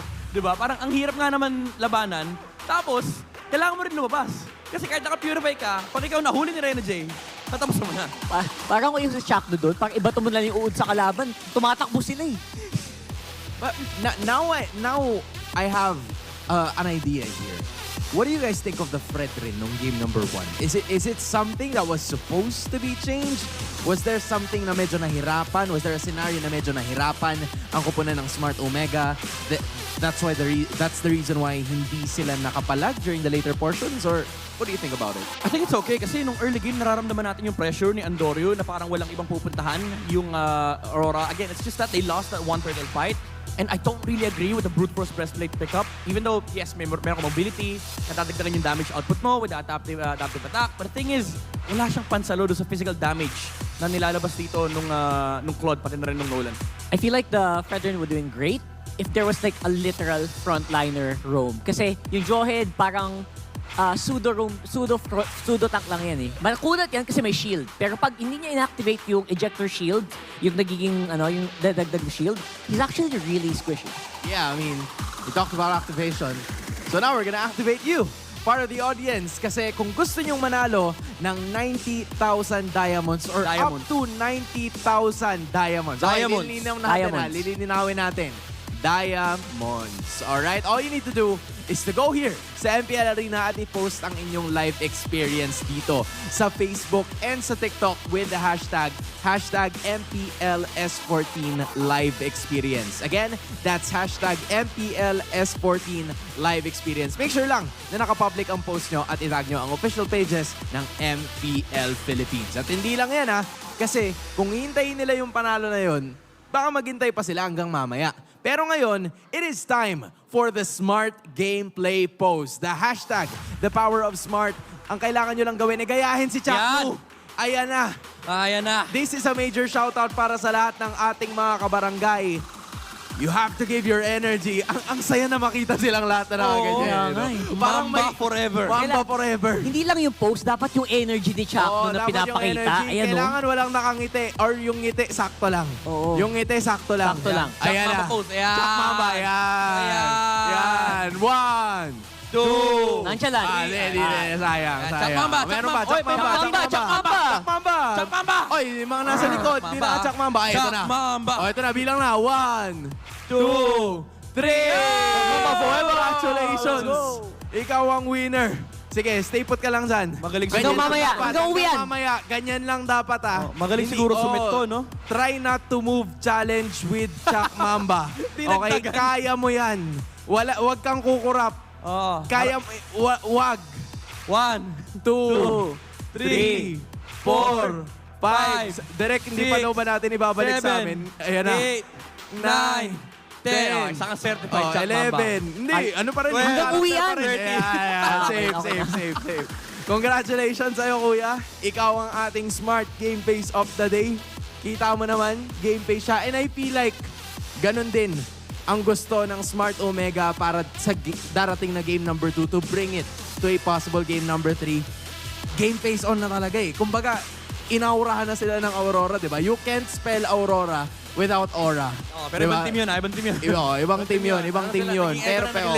Pero yun nga, di ba? Gets you yung punto na inaurahan sila eh. Di ba? Nadaan sa set ni Rene J, nadaan sa set ni Edward. I feel like for Smart Omega, this is their win streak on the line. Nasa set list eh. Nasa set list eh. The man with the million hits eh. May hit list, may set list. Oh my goodness. Alam mo, ang kailangan kailangan of course mag-readjust ng Smart Omega dito, no? But even though, sabihin na natin, yung Jawhead, it did make sense. I just think it was just too early. Maybe natakot sila na parang baka kunin ni... Too early in the draft. But then again, the Hylos was open and it was looking like a good Hylos game. I just feel like masyado na nilang nirespeto yung Valentina kasi nakita naman natin si Pew kanina, yung previous series natin. Madayang nga naman yung Valentina na may sariling expressway, diba? May sarili siyang glorious pathway. Pero parang ang ganda lang sana nung may glorious pathway siya kasi may Hylos na nakadevitalize. Again, it was just a matter of preference pero medyo na-lock in sila sa Jawhead. When they picked it up, parang okay, may certain way of for Aurora to actually compete with this lineup and dun nga nagmatter yung Jawhead versus Tigreal matchup. Yeah, and I think you're right. There is a certain way and I feel like maybe later on in the draft, ang problema lang dun is, you're right, Rene J could have actually stolen it very well and could have also played it very well. Although, if he did get the Jawhead, we wouldn't see those Tigreal plays. So, now I'm torn. And now I want to see it again. I mean, hindi rin tayo sigurado kasi, di ba, right? There was a Jawhead game na usually, tama ka, napipick up siya during the last portion. Minsan nga, nila last pick pa, di ba, ng ibang mga koponan. Pero in this scenario, we've seen them take first. They wanted to give Chuck Mamba a hero that is really good in terms of trying to set up the rest of the members. Pero kung meron pa rin kasing mga open heroes, such as like what you said, right? The Hylos was there. Even though there was a threat in terms of the Valentina, would they have still picked it? Like, posibleng gumanda pa rin ba yung lineup nila given the scenario na ganun pa rin yung i-pick up nila. But again, that's left for them to decide. Yeah. We're about to figure out kung anong adjustments ang gagawin nila para sa game number 2 with Aurora being the choice. Sila yung pumili ngayon kung saang side sila and they will be staying at the blue side. Okay, Roger and Harith Band, tinanggal nila yung dalawang exchange channel between gold laders and also they'd lose out on the flex on the jungle. But the thing is, this is Aurora. May sarili silang identity, may sarili silang pattern in terms of drafting. By the way, open ang link, open ang Zask for Aurora to take. Pero baka, baka kuha sila ng ibang hero dito. Maybe the Edith once again, bawasan nila yung hero pool kay Chuck Mamba. Yeah, the Chuck Mamba hero pool, obviously, we're not even sure if it's done expanding yet, right? We're not sure. We could see a possible 9th unique hero pick for the Chuck Mamba today. Ano pa ba yung mga nilaro ni Chuck before? Nagamit niya ni Hylos, nagpakita niya ni Franco. Yung Grok, di ba lumalabas eh, no? Surprisingly, yes. Oo, yung pinakaunang ano niya. Oh! Okay. Good one pick. Good first pick. Yeah, Link for Demon Kite. Edith, maybe. Edith Ruby. Edith Ruby or Edith Moskov. Ruby Moskov. Val Moskov. Daming combination na po Maraming pwede mga dito. combination dito for Smart Omega. Yeah, I mean, that is the choice for them. With the abundance of picks na meron dito ang Barangay, they need to have those two na talagang would fit in terms of their lineup kasama nung pangatlo na ipipick up nila mamaya because the other two will go to the side of Aurora. Edith Zas? Edith Zas? Zas is great. I think Edith Moscov, bigay mo yung Zas sa kanila. Let's go for an Aurora. On okay, or maybe even a Faramis, third pick. So I think that you have the room to pick a gold lane here. Parang pwede kang pumili na lang na magpaka-greedy sa gold lane pick. And no, inagaan nila. Aurora kaagad for Smart Omega. Very early on. There is a Zask potential for Aurora, but there's also that Valentina or / Paramis pick-up para kay Yue. But I think uubusan na nila yung gold lane dito. Parang pwede na nilang kunin yung Claude. Maybe para maubusan ng hero si Joe. I actually really like these first two picks here for Omega because they're already thinking ahead to, what's gonna happen when Demon Kite goes out ahead in the early game. Tempest of Blades, those are very survivable heroes that can survive an instant combo from the lane. Yeah, and I think I agree with you. I love the picks here kasi kahit paano meron silang catch with the onward, but this is what you were talking about, right? Yung Moscov na you were suggesting that goes to the side of Smart Omega is gonna be picked up by Aurora. It was a choice that they had to make. They either had to pick up an Edith and Aurora para mapigilan yung Ling and then leave the Moscov and the Valentina para sa light. Lately, parang talaga mas pinaprioritize ni Doming yung Moscow over the Claude. And justifiable naman kasi napakalakas ng Moscow, lalo kapag nag-snowball. But now, Smart Omega, they have a choice here for, there you go, kinuha na yung Claude. So it's a better matchup pagdating sa late game and that's also a Big J hero. One thing is concerning for Smart Omega though, same thing could happen nung tulad nung nangyari nung game number 1. Yeah. Pwedeng ubusin uli yung hero pool ni Andoryu. The Hayabusa and the Julian are still up, pero at least may maiiwang Nolan. Yeah, and again, you can't really ban out everything, right? So for Andoryu, definitely pwede pa rin niya mag-flex yung what made him so special in week number 1. Seeing it here, obviously, you still have a very powerful pick from Aurora here. That is definitely something that you need to take care of. And the respect. Respect coming in from Smart Omega. Tatanggalin na nila yung setter hero na ginamit ni Rene J during his MVP game number 1. Now, for Aurora, it is your turn. I mean, high loss is still a possibility here for both of these teams, right? Hindi pa naman tinatanggal, but I feel like it is highly likely for it to get banned. I think you go 1 for 1 here para sa Aurora. No? Tanggalin mo high loss just out of respect dahil yung kabayo na yan ay talagang talamak sa Land of Dawn. Kahit sa mga RG, ang dami nag-high loss. Autoban na nga yan. Ang ganda ng ngiti ni Kuya. Hold mo yan, hold mo. Hold mo yung ngiti mo. Hold. Try na to. 1, 2. Wala. Oh, respeto rin. Joe, respeto.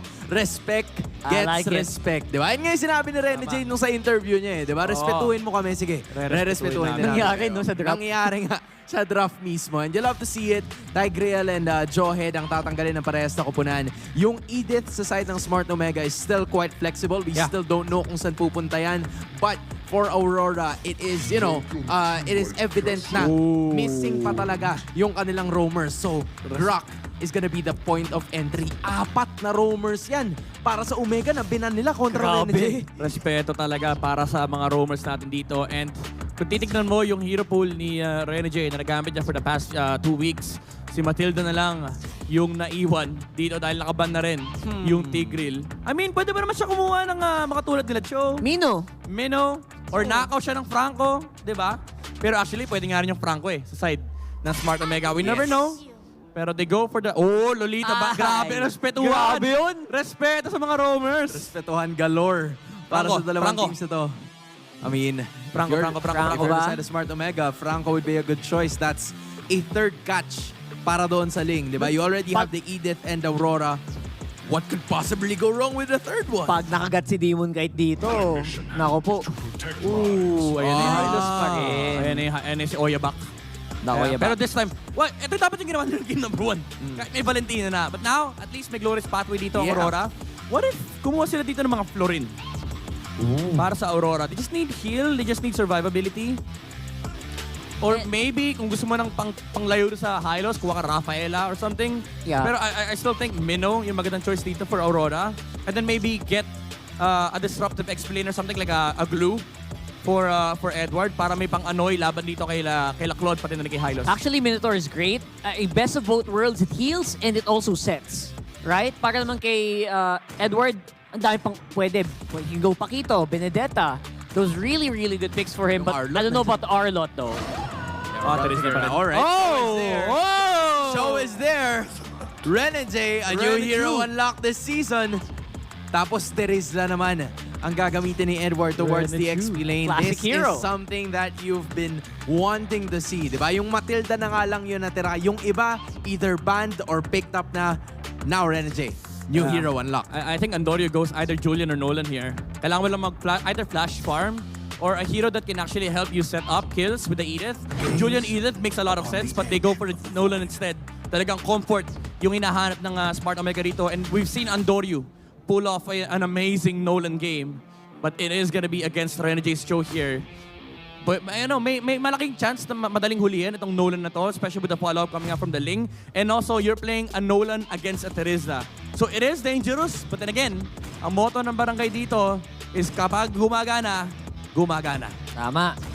And of course, you always have to think about the layers of sets here. Maybe it'll be a lot easier para this Aurora for now. Pero you know what? There's a lot of counterpunch coming in from Omega with this lineup. I mean, at this point, yun yung kailangan nating tingnan. Smart Omega having 3 catches para doon sa Ling. You have the Aurora, Edith, and the Hylos. Meanwhile, sobrang gaslaw din kasi ng lineup ng Aurora, especially with Show as your roamer. We are about to figure out if Aurora is gonna get the sweep or Smart Omega can bring us to Game 3. Casters, it's go time. Welcome. Will the Barangay live up to their name as the comeback kings and extend the series to game number 3? Or will Aurora sweep them and reclaim glory as the top seed of our tournament for week number 2? Ingan here, joined by Naisu. Yes, sir. And looking at the lineups, Naisu, what do you think about the Renegade Cho? What's that saying? Yeah, what's that famous saying? Baka Renegato? Baka Renegato. What does that mean in English? Baka Renegato. Like, we gotta explain it because people type it in the chat too. If I'm gonna explain it, it means oh my gosh, there's no exact translation, but Renegade will show what he's capable of. And we've been saying Renegade has been improving, has been developing as a player, as a captain. But sometimes it's nice to go back to your roots, right? The Cho, once again, he's known for this even back in the day. Very flashy. You know, you guys can think about the flashy TikTok plays and everything else, but that's part of it. And after what he did in the previous game, he's on fire right now. He's got the momentum. So we'll see if the answer from Cap Mamba, the captain, Chak Mamba, is going to be able to pull something off. Now, the difference is obviously he can only focus on one target. You know, he's not going to get 4 or 5-man implosion. Already in the mid lane. Whoa! Talk about the damage. Already as Demonkind also pairs up with it and gets the first blood. Oh, that's not the start you're looking for if you're Andoryu. You have a lot of options to get a kill, especially your Nolan. A lot of squishy heroes for Aurora, but this time, what an outplay. And really, Renegade is really ready for that Nolan pick. He knows that most of the time, Andoryu will stay in the middle lane bush. That's why he needs to rotate fast. If there's no action in the XP lane or in the side lanes, let's go back to the mid lane. Yeah, and I think part of that, too, is, you know, you don't want to get behind, at least in an assassin versus assassin jungler matchup. Yeah. You know, we saw Andoryu trying to make the Fredrin work in the previous game. It did for a little bit, and then it fell off. And that's kind of, I guess, the case or the theme of this, the current meta that we're seeing here. You die early on, it sets you back a little bit, and now it makes it a little tough. Like, do we actually go and fight for this turtle now? Are we in the position to do that? Chaknu does have the Hylos. We've seen Hylos do amazing things throughout the course of even this just week alone. Yeah. But they're not going to start it up.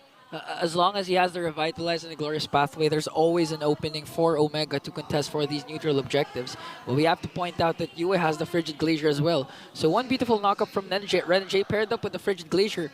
It could be the end for Omega in coming into this first turtle. Okay, here they go. Setting up once again. Renegade gonna go in. There's the flicker combination. And they respond to the Frigid Glacier. Everything being thrown down. Spirit of Destruction gonna find the connection too. Still fighting in the mid lane. Demonkind in trouble. Has to get out of there. And amazingly, it's only Renegade that goes down, but maybe Chaknu's next. He has enough heal to get away. Imagine all the ultimates of Aurora connecting, starting off with a kick from the Renegade, and then the Frigid Glacier plus out of nowhere penalty zone, but Yue flickers in onto Andoryu. He's gonna zone him out. It's not your turtle, basically. It's not your. This is ours. That's what he's saying. You're gonna go ahead and continue it on, and this just looks like turtle going to the hands of Aurora. They worked for it, man. It took them a while, but hey, they secured it up, and Andoru's got to go back to base while the rest of the team kind of keeps tabs on his purple buff. Look at Renegade. Already almost at the base of Omega, making sure that Andoryu doesn't have a peaceful time in his own jungle. I'm still baffled at what Aurora did. A lot of ultimates committed just to... Oh! Wow! Oh my goodness. Domeng. A thief. Not in the night. A thief on the top lane. Domeng instincts. Wow. If you were playing, could you even time that? Like... Yeah. I don't know, man. I am not a Moscow main, but you know what? He probably had some form of information. Hey, just take the Hail Mary, throw the Spear of Destruction. That's the benefit of having a Renegade as it shows, the information that he gets. Again, he was spending a lot of time in the purple buff, in the jungle of Omega. And wow, those are the things that you do. If you do, you're a good roamer. Not just the setups, not just making sure that you be the sandbag of the team, but actually give information. Yeah. And with the information Aurora is getting, they're on the roll right now. See, Domeng already picked up a corrosion site up against a Claude. And so far, all their ultimates are connecting. Like, still, that's the crazy thing, because even with the vision, like, you still got to time it. You know what I mean? Like, that's part of it, too. And exactly. with this purple buff, he's just chilling. He's having a hell of a time in the top lane. Honestly, the vision is the easy part. for me, if I had a million tries, none of it would connect. That's how highly mechanical that play was. And only a few people can do it. And in this case, Domeng is one of those few people. Again, great timing here, but Aurora getting themselves a nice lead. This sets them up for a great turtle here, man. Like, again, with everything they've done. And it's nothing too flashy. Renegade going to get spotted out. He used the conceal already. So maybe Smart Omega can do something with this, too. Renegade, though, that won't hold them back. He's going to jump in with the way the Dragon find it. Ukir has to flicker out. Finds the Frigid Glacier, going to freeze down Renegade, but he's out of there. Glorious pathway to cut them off from engaging a little bit further. And so they go and reset, but it looks like Smart Omega will go ahead and take control of the turtle. And three ultimates taken here by Aurora. So this time Omega has the advantage, but Demon Kite is still here. He's going to pick up that turtle for Andoryu. But look at Demon Kite. Oh, I thought he was going to actually be able to get Ryota. Oh! If Domeng would have gotten that, he's a god. Yeah, this is his game. His game, all the shots are falling so far for Aurora, but this is the perks of having a Hylos with the Revitalize. Despite the heavy, aggressive plays that Renegade did, they were still able to survive the attack that Aurora did. But here is the problem for Omega. The split capability of Aurora is just hard to deal with. Again, they have the Ling and the Moskov. Yeah, look at this. Focusing on this bottom side. It's almost like Smart Omega has to start to force some situations, force their own, play around the power spikes that they can hope for. Because right now, Aurora putting the pressure on the top side. It looks like no one's even going to be able to answer Domeng up there. They're trying to make a play down bot here, putting the pressure once again. Glorious Pathway going to be dropped down. They freeze him down on the turret. Demon Kite joins the fight. Tempest Blade's going to be popped too, just trying to clear things out. And Aurora will hold on to the tier 1. Oh, that was a trade Aurora was willing to take. Edward for 2 turrets in the top lane. They actually left Domeng alone just to farm up and extend their control. But look at this, Renegade in the midst of everything, still able to escape. Man, this is exactly why even the panel was pretty hyped when they locked in the Cho for Renegade here. If you've been a fan of Renegade, at least just as a player, you see so many of those highlights. Him playing this Cho pick.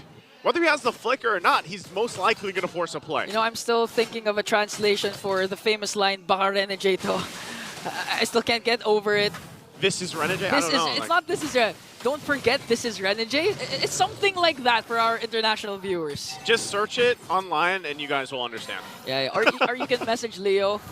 Leo probably knows the translation for that, but for now, Omega really wanting to force clash here. Chaknu. Oh, there it is again. Look at the Edward just getting taken out. Even with a Body of Smith passive, gets overloaded with damage. Chaknu on the hunt now, but he's not going to be able to catch Renegade. Just forces him back. Knowing they have the numbers advantage, they'll start it up. Domeng trying to get in position. He's got the information. There's the kick. It's right on target. Renegade's going to get punished here. Tempest Blades are going to be used. Domeng out of the picture. And now Demon Kite getting frozen. And Doru will pick up a double. And Chaknu will clean up the kill on Yue. And the Lord is for the taking for Smart Omega. An unofficial wipeout for the Barangay. And gets the Lord as well.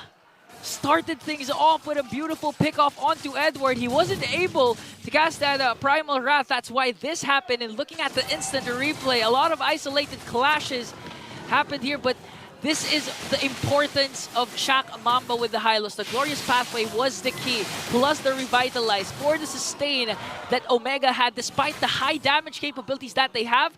And of course, Jome as well with a crucial Blazing Duet. He was able to take down 2, but most importantly, bring down Domeng.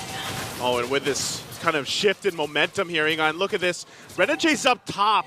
Domeng joins the fight with the Spirit Destruction on Andoru. They're trying to stop the push here. They still got to deal on multiple fronts. Midway pushing in. They're looking to sandwich them in. Chaknu joins the fight. Renegade will get out, but who doesn't? Domeng will get a kill before ultimately getting taken out. So at least that. Lord also worked on by Demon Kite, and they're back to it.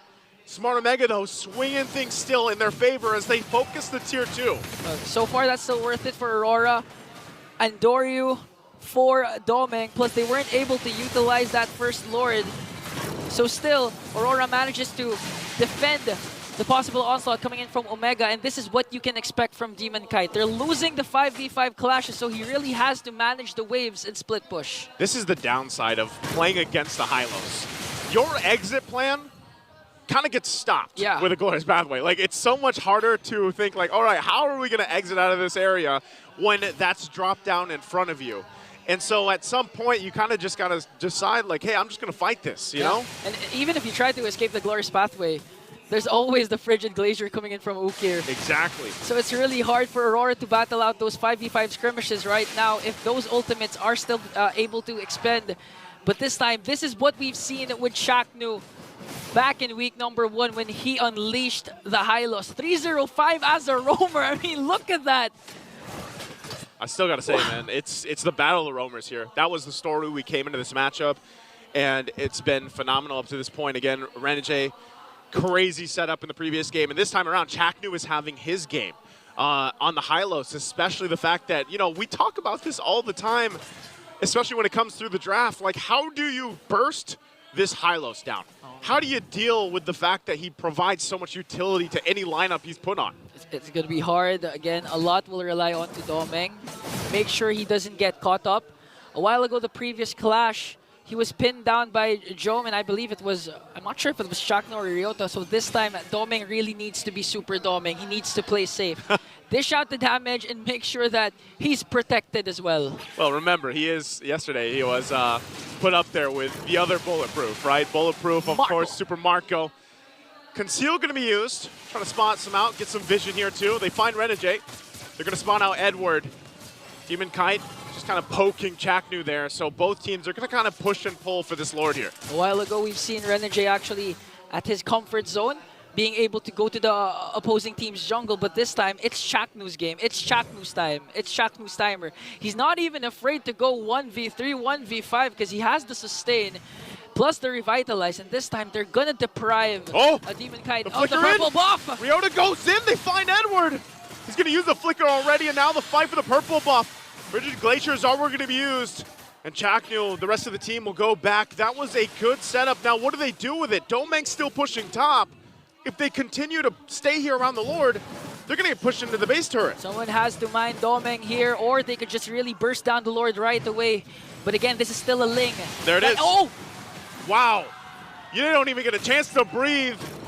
and Doryu gets a kill, and now they're just going to be able to take this Lord, I think. They did send Jome up, but still, Demon Kite, I'm not sure if he's going to try to pull something of a miracle off here, but it's way too late. Lord secured for Smart Omega. As Andoryu picks up the Malefic Aurora, you can feel Omega right now. They know that it's their time. It's their game. They're moving as a one unit. It's like having 5 bodies with one mind. Every single time that Chaknu leads the charge, one stun is all they need to burst down any member of Aurora. And if you're Aurora, what do? Do you react to the team fights, or do you just resort to those split push that Demon Kite and Doming can do? Yeah, this is, I mean, good questions here. And a part of it, too, is like, what does Edward do in this situation? You know, he's 0-3. He's getting bullied. He's getting targeted down. You don't get any usage of the penalty zone. And so this might be it. Lord make its way. Conceal are going to be used. Going to force it in. Glorious Pathway going to drop 2. Trying to hold on to the base turret. Mid lane's going to be worked on, though. Renegade has to get out of there. Ryota will already fall down. So they hold on to the top turret for now. But the mid turret push is there. It's in. Fracture going to be used. And that might be all Smart Omega gets. Renegade. Renegade, is he actually going to pull the trigger on this? Goes in with the kick, but he's all by himself. And the Spear Destruction way too late. That was off timing from Renegade. He was too fast. The Hitman was too fast and now has to suffer the consequences. The Glorious Pathway will be casted here. But no minions so far, but Andoryu goes in. Andoryu! And the follow-up from Ukir. The synergy seems like it's flipped over in this game number 2. Not just the momentum, the synergy. As you mentioned, and now Demon Kite, he's really resorting to avoiding the clashes just to split push and manage the waves. But the problem is Omega. They're really forcing to push here as they take down an inhibitor in the top lane. Demon Kite has to be in the final clash. Domain, good damage here on Ukir and Jome. Renegade, does he actually want to do this again? Demon Kite joins the fight. Tempest of Lane's going to come down. They'll be able to find Yue. Chaknu trying to get out of dodge, but he's going to be chased down by Demon Kite. And now, revitalize the triple kill on Demon Kite. Rora will run it down the mid lane. They get the tier 1, and Doryu goes and cleans up Demon Kite. You won't touch the purple buff, and he goes back to the base. But is it enough? 3 members here, and they call it off. Again, the tension here between the 2 teams. I think Omega actually stayed too long there in the top lane, in the middle lane, but a heads-up play coming in from the whole squad. The trust onto Demon Kite that he'll manage to do something, pick off the 2 most squishy heroes on the side of Omega, but still Andoryu still. He's managing the momentum shift coming in from Aurora as he tries to get the purple buff here. Penalty zone's not gonna connect. Edward, that's not gonna work. You know? I know he's trying to go for the catch there, trying to lock him down. Andoryu, though, will put pressure there, and unfortunately, no penalty zone right now. I'm wondering if that information is enough for Smart Omega to be like, let's at least start this up, see what happens. I think he was supposed to click the flicker there, just to make sure, but Renegade on the other hand here. Look at Chaknu. Conceal going to be used. Where's he going to put the pathway? Renegade being chased down, has to flicker out.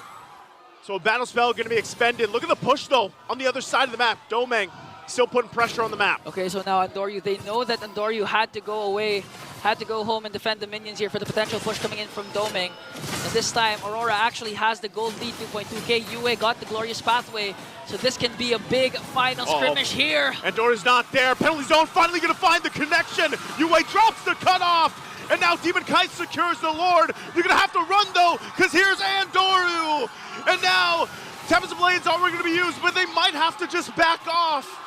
Smart Omega, full force in.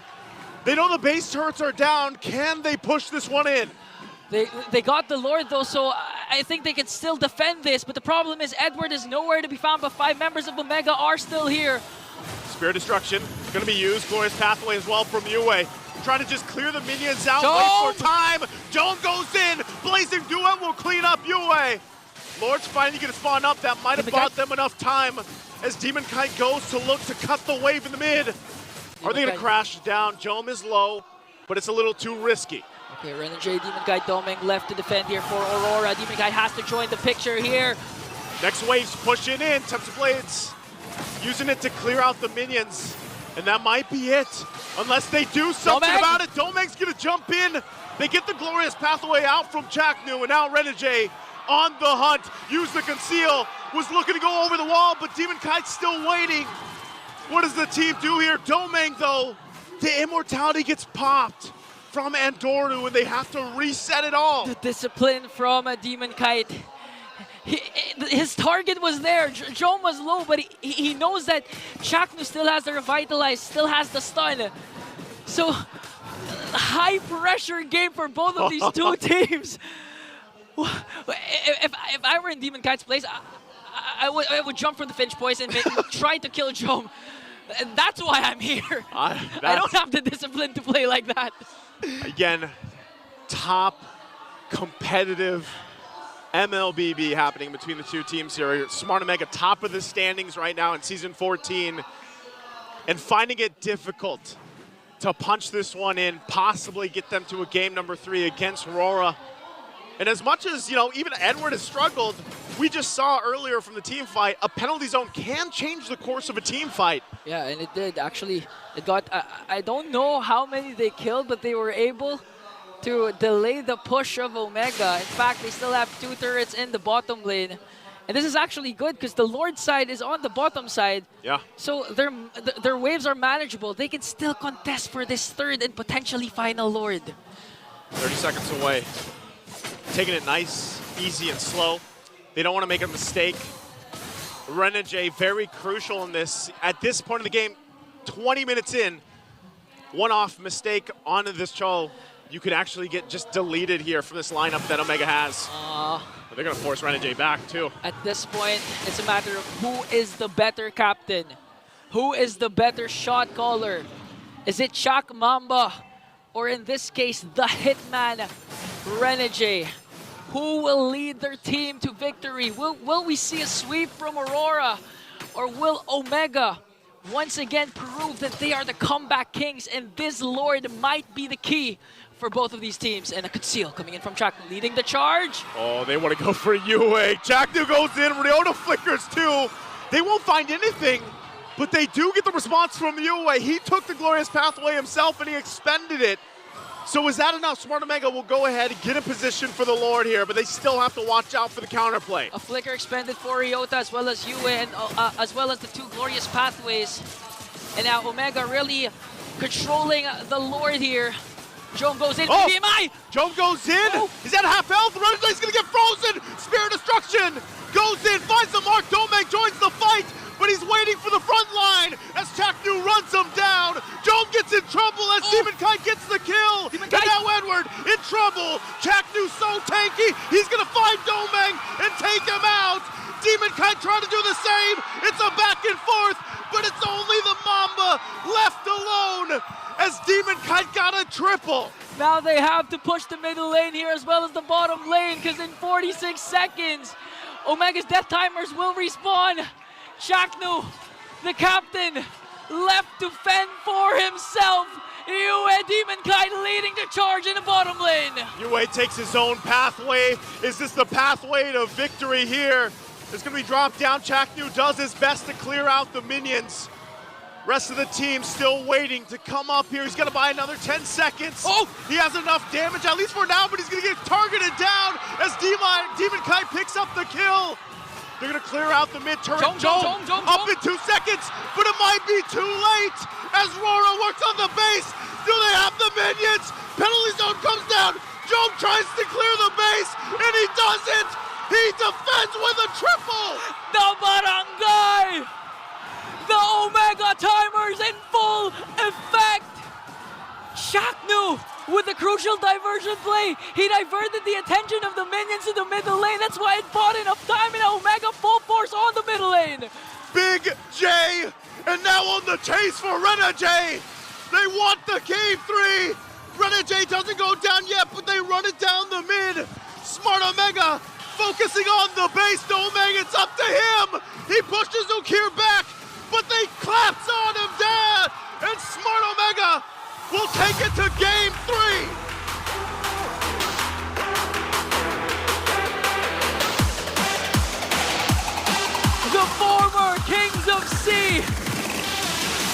solidifies their comeback king status as they extend the series. Oh, I'm losing my mind. What a game. What a game from the whole squad.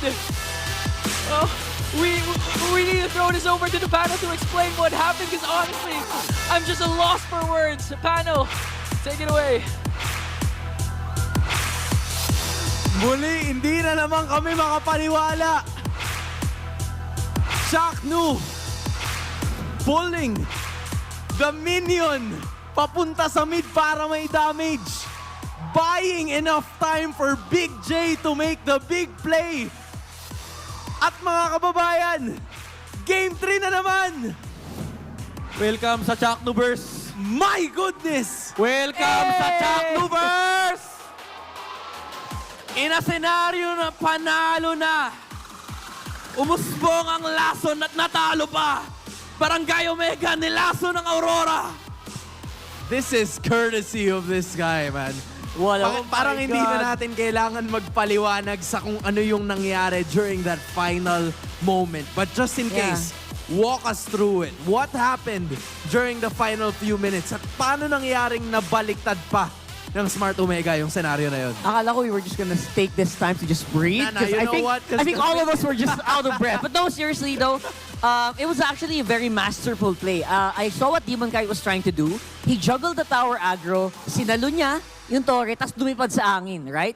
He got the Tempest of Blades right, but the aggro was just all over the place there. And overall, Chaknu put up an amazing defense. I mean, nung umpisa pa lang, di ba, nakita natin na it was Smart Omega na nakauna doon sa dalawang inhibitor turrets ng kupunan ng Aurora. Pero crucial, Lord takes ang kanilang nakuha ng paulit-ulit. At ito yata yung ilan sa mga moments na unti-unti na nilang nababaliktad yung sitwasyon. And this was it, right? Yeah. Jom was super there. slow-mo. Sobrang slow. Ayun oh, Immortalities nawala. Nawala si Edward. Same goes for Yue and Demon Kite was down. Midnight, ano? Ready ka na? Kaya mo na? Wala lang tayo nung clip nung ano eh. Ano? Nung ginawa ni yung sa torre. Oo. Pero ang dami niyang ginawa doon. Nagbenta siya ng item. Bumili siyang blade armor. Ginamit niya yung Glorious Pathway para madali yung minion wave. Nagpapahit siya kay Demon Kite para yung tower aggro mapunta sa Ling. Ginajuggle naman ni Demon Kite tsaka ni Yue yung tower aggro. May time na nag-Defiant Sword pa siya palabas. Lahat ng segundo na yon naging enough para mag-spawn si Jom. Hinatak pa niya yung cannon doon sa mid lane tower. Lahat ng yon, it added up for Smart Omega to be able to defend with the Claude and end this game. Oh my God, Chaklu. He had to play that perfectly, by the way. He had to, no room for mistake. Pero Chaklu, he played it so perfectly. It was literally Chaknu versus 3 members of Aurora. Chaknu versus everybody in that scenario. Buying time. Buying enough time. And tama si Midnight. Kailangan mong gawin yun ng sobrang pulido eh. Hindi mo pwedeng gawin yun ng basta-basta. Nakita niya si Doctor Strange. Sabi niya, Kaya one lang. One scenario na mananalo ka. Kailangan gawin mo lahat ng makakaya mo. Sinacrifice niya sarili niya para sa isang game. So, mala Tony Stark tsaka Doctor Strange in one frame. Grabe. Pero you're actually right.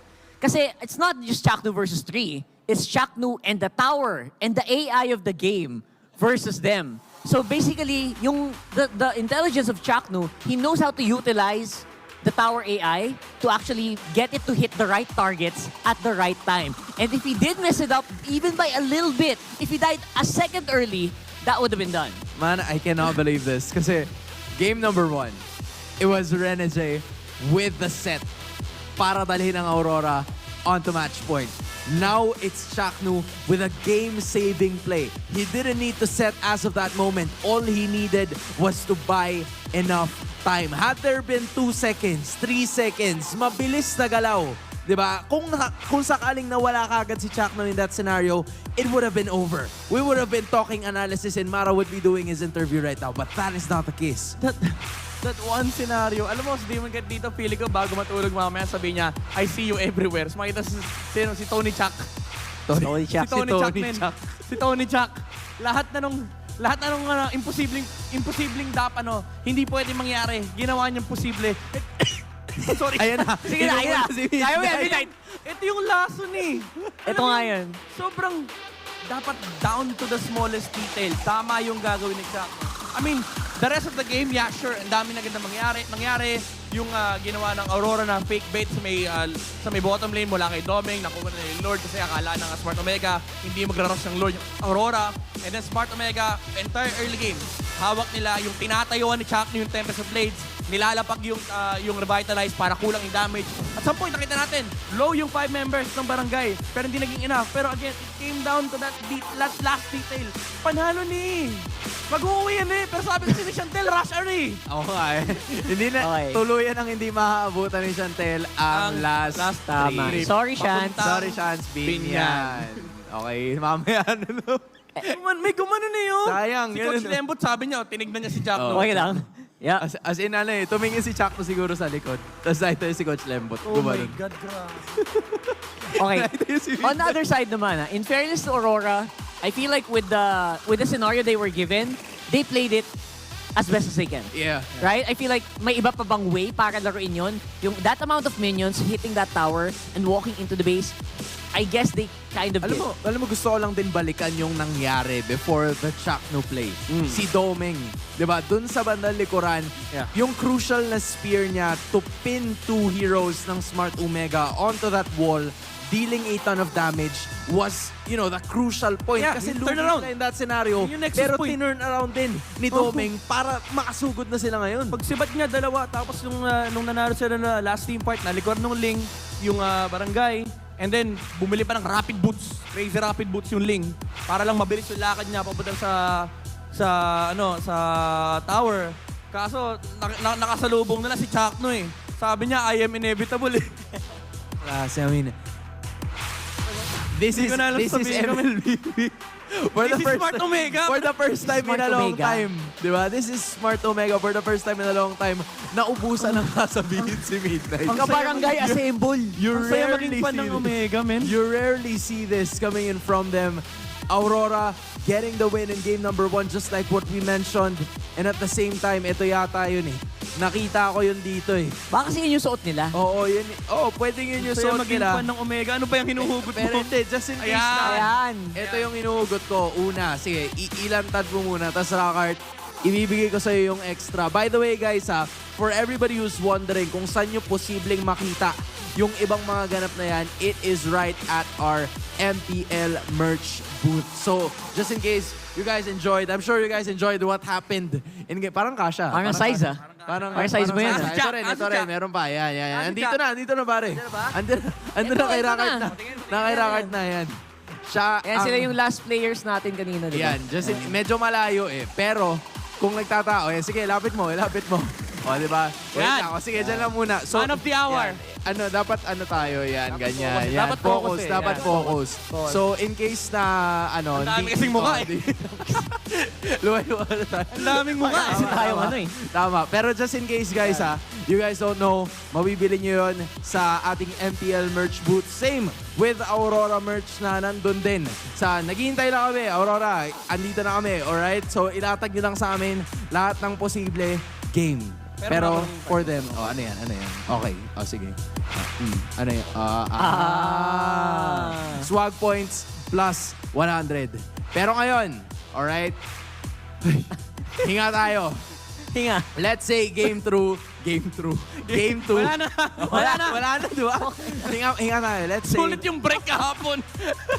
Let's say game 2 is done. Balik tayo sa best of Okay, one. best of one. Okay, game 3, side selection update. Smart Omega ang pinili nila ngayon, blue side. For the past 2 games, we've seen Aurora na nandoon. Now, it's Smart Omega's turn to pick first. By the way, first time pala ni Chuck na umulit ng hero.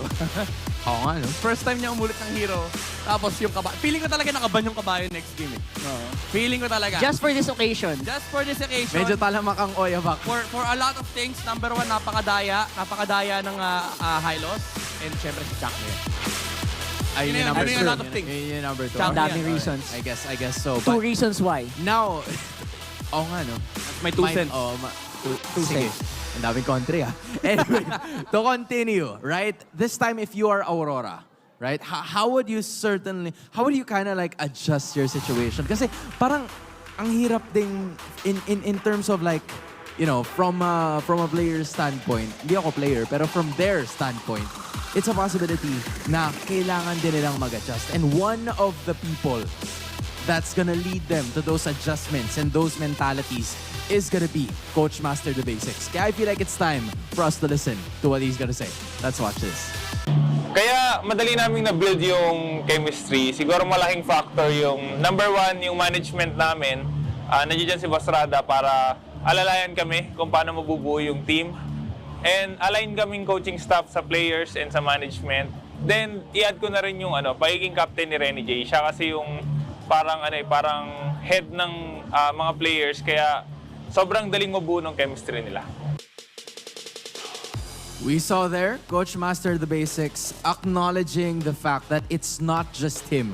It's not just the coaching staff, but there are also other people in the back end na nagiging dahilan kung bakit ganito kalakas ang Aurora. We've seen this team really, shape things up together.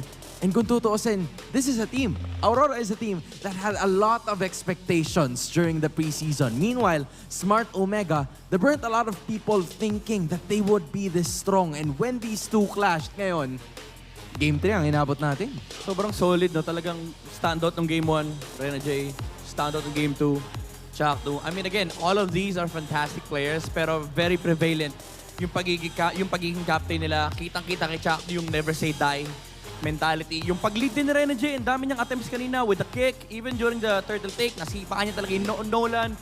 Critical moment. It's just that, again, naturally saying, medyo lugi sila pagdating sa mga team fight because of the high loss. So, alam mo yun, parang may outside perspective, may outside aspect of the game, but there's also that inside aspect of the game, which is gonna come down to the last game. Alam naman natin, wonderful coaching staff for both sides. It does, you have to put a lot of emphasis pagdating sa draft dito sa game number 3. Yeah, for sure. And obviously, sabi ni Shaq, no, fine, I'll do it myself.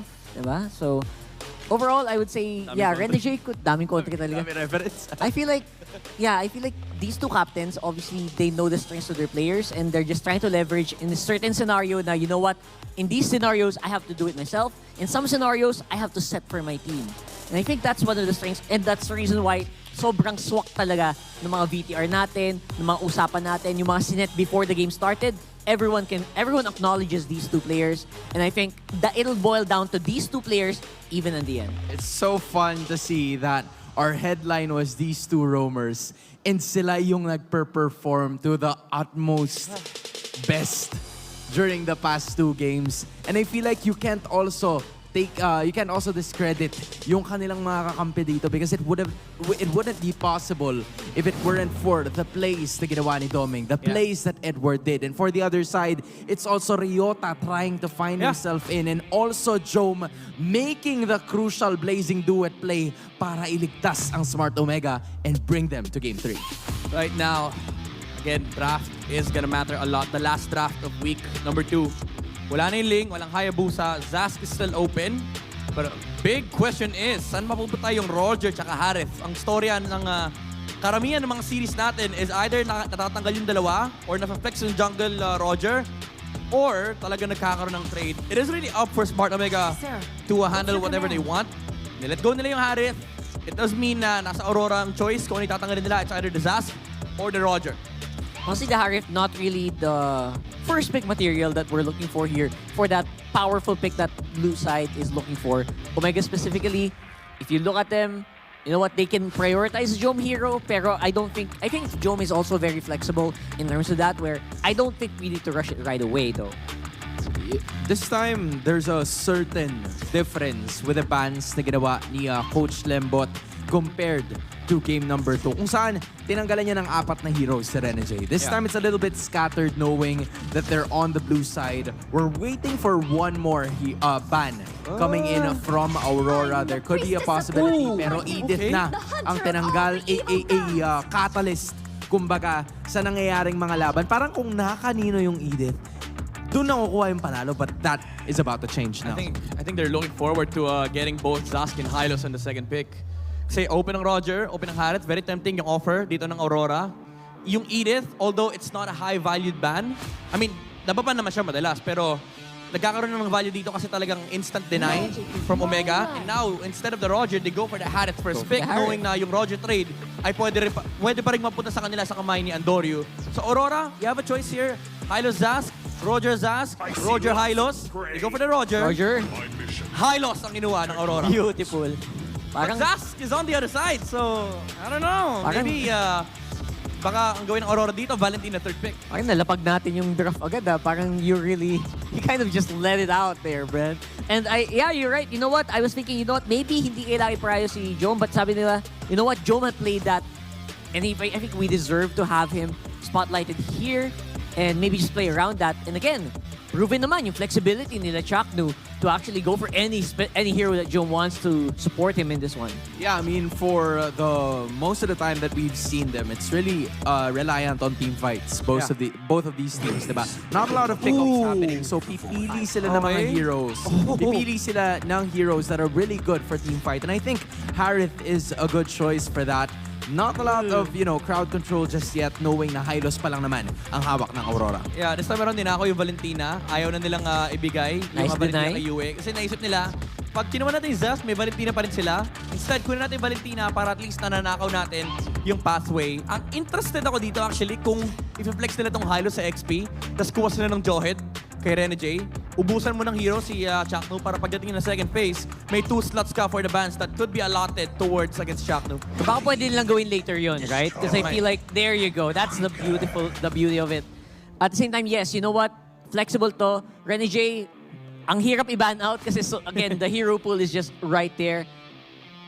Yeah, I mean, major love as well to the rest of our fans, and just like what you guys were mentioning, kadalasan, di ba, nakikita natin yung Zask and yung Hylos in opposite sides. What does this mean for Aurora in this scenario that they've had those 2 picks in the first round? I mean, for sure, Smart Omega dito mahihirapan sila. Especially the Harith. Grabe kasi naman Zask, sana all. Grabe naman. Ilan yan, boss? Grabe ba? Mega Collector? Mega Collector. Zask was previously considered as one of the good laners against Harith. Kasi ang hirap mag-Zaman Force sa ilalim ng uod, actually. Pero ano naman, ang kinaganda naman dito ng Smart Omega is again, may copy sila ng Glorious Pathway. Meron silang bypass basically doon sa vicinity ng Zask. Ang kailangan talaga ng intindihin dito ng Smart Omega is yung potential switch-up between the Hylos pick and also kung mapupunta to sa kamay ni Rene J and also the jungle and gold lane flex kasi hindi nila alam kung ano pang role ni Roger at this point. Yeah, for the Zask, I guess don't have to worry too much kasi like game number 1, we saw Nolan stare through the Nightmare Spawn, the Dominator's descent here of the Zask. So again, as much as magandang counter nga yung Zask against like Zaman Force, there's ways to deal with it right now. Yeah, pinakita nyo rin sa atin. Sinabi nyo rin to kanina na posibleng magkaubusan na in terms of the roaming position para sa dalawang teams sa second phase ng ating banning stage. You have the Kaja for Omega. You have the Tigreal for Aurora. Hylos para sa Auroras could possibly go into the roam position. At least meron na silang nakuha. But if you are Chaknu, right, inuubusan ka na paunti-unti at medyo sprinkle lang yung glue nakuha dito ng Aurora. Something that we don't usually see. I mean, it's a good matchup against Hylos and also works well against the Zask. So, and also Ryota is a glue specialist. So, ayaw lang ng Aurora makita yung hero niyan sa XP. Lalo na't wala naman sila magagawa kasi 2 picks yung Smart Omega. Well, one thing is concerning me here for Aurora is kapag nag-double marksman sila dito or just even the Roger, kapag nakuha ng Smart Omega yung Lolita, I think it's a viable choice. It's nice against this lineup, even though may Hylos yung Aurora dito. But the re-engage factor is definitely a plus, a big plus para sa Smart Omega. I think it's gonna be a Lolita pick.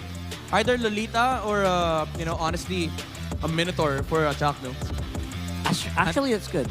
Pretty good, right? I think you want to limit the sets. You already know that you can set with the Jawhead. So that's out. I think Lolita set is underrated, number 1. Number 2, we're also looking for like really good flexibility. Healing, kailangan pa rin yun, di ba? So I think, yeah, Minotaur is actually the one of the good picks for Chaknu. Yeah, I mean, and it's up to Aurora now. Kung ilalagay ba nila yung Hylos in the XP lane and them to get another roamer para mas lalong ma-choke out yung pwesto nitong si Chakno. Wala silang choice kasi parang kailangan nila i-reveal actually.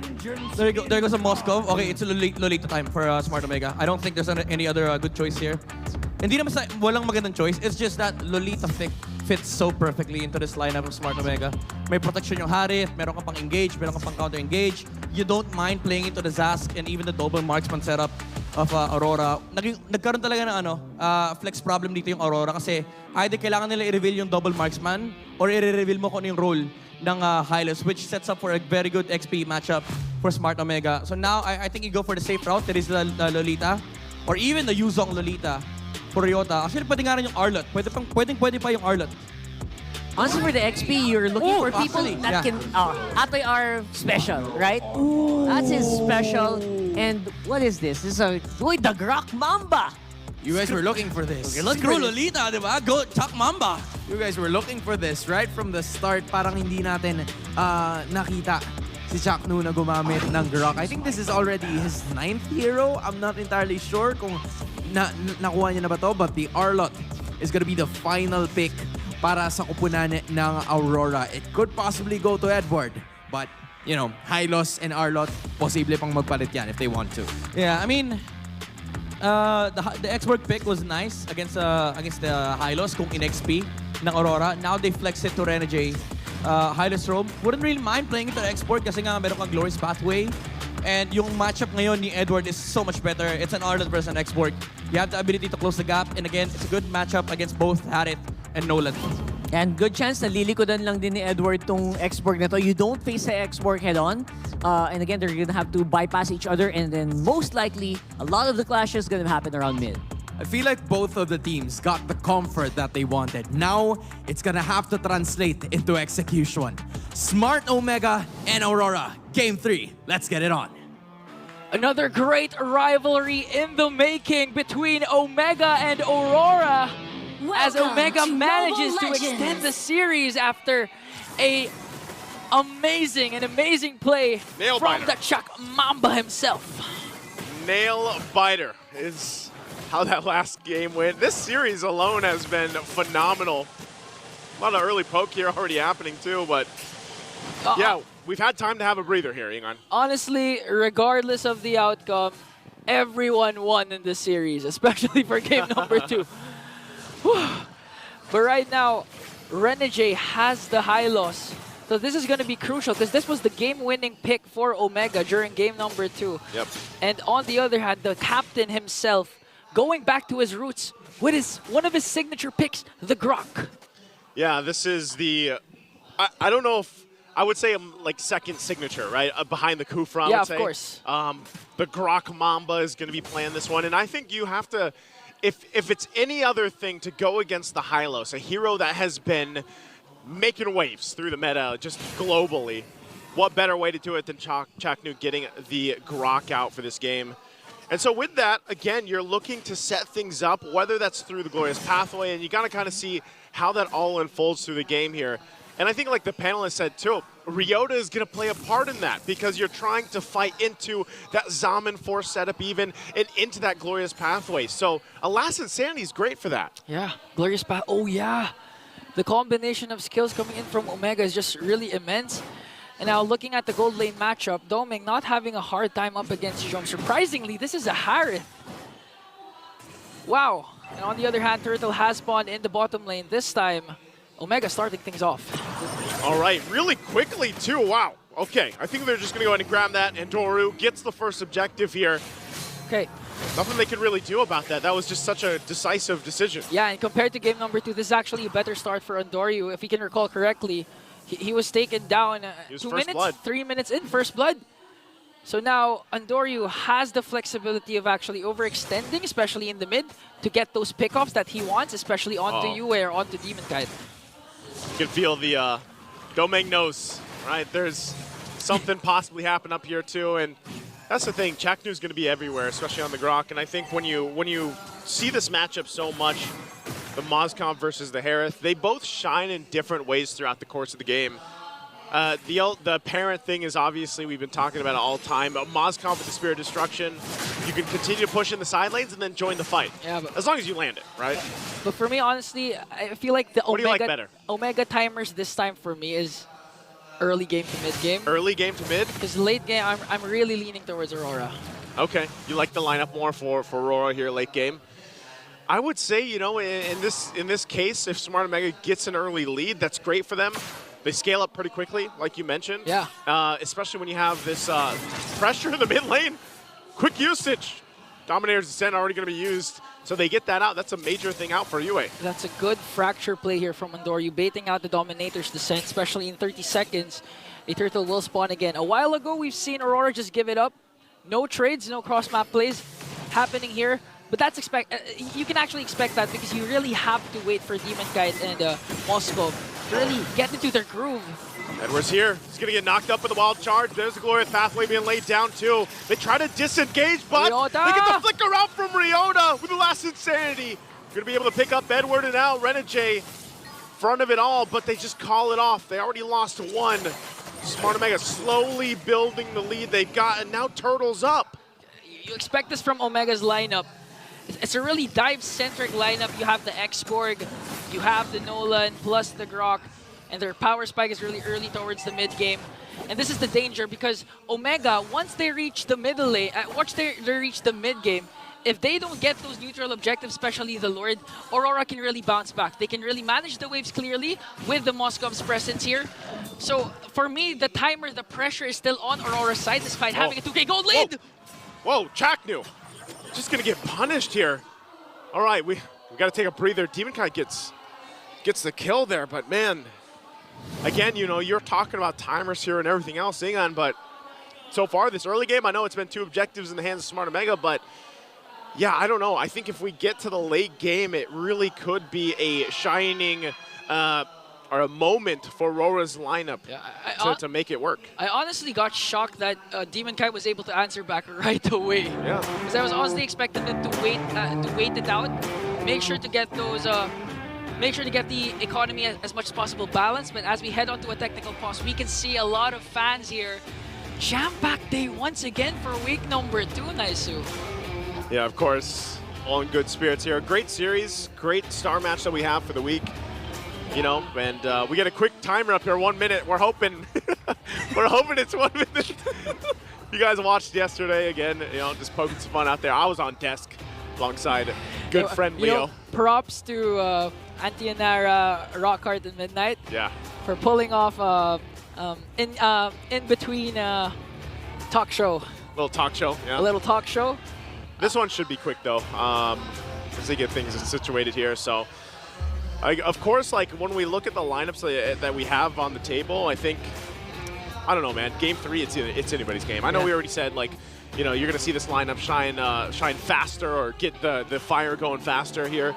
Okay, hey, hold on. Let's go, Coach Ducky, as we enter back into the Land of Dawn. A while ago, we just saw Demon Kite have his first kill onto Chaknu. Yeah. All right, yeah. So as we're back in the game, Chaknu was taken out. Big, quick plays coming through, too. And like you said, that was a quick punishment from Aurora. I mean, it's even across the board in terms of kills, but Smart Omega so far has controlled a lot of the objective game in this early portion of the game, and that's what matters here. And if they continue that way, if Aurora doesn't answer to that, they're going to have some troubles here. Yeah, it's really the Chaknu effect. Him having the Grok, making sure that he provides a lot of information and vision for his team. But on the other hand, look at this, Renegade still has the high loss. Wow. Oh.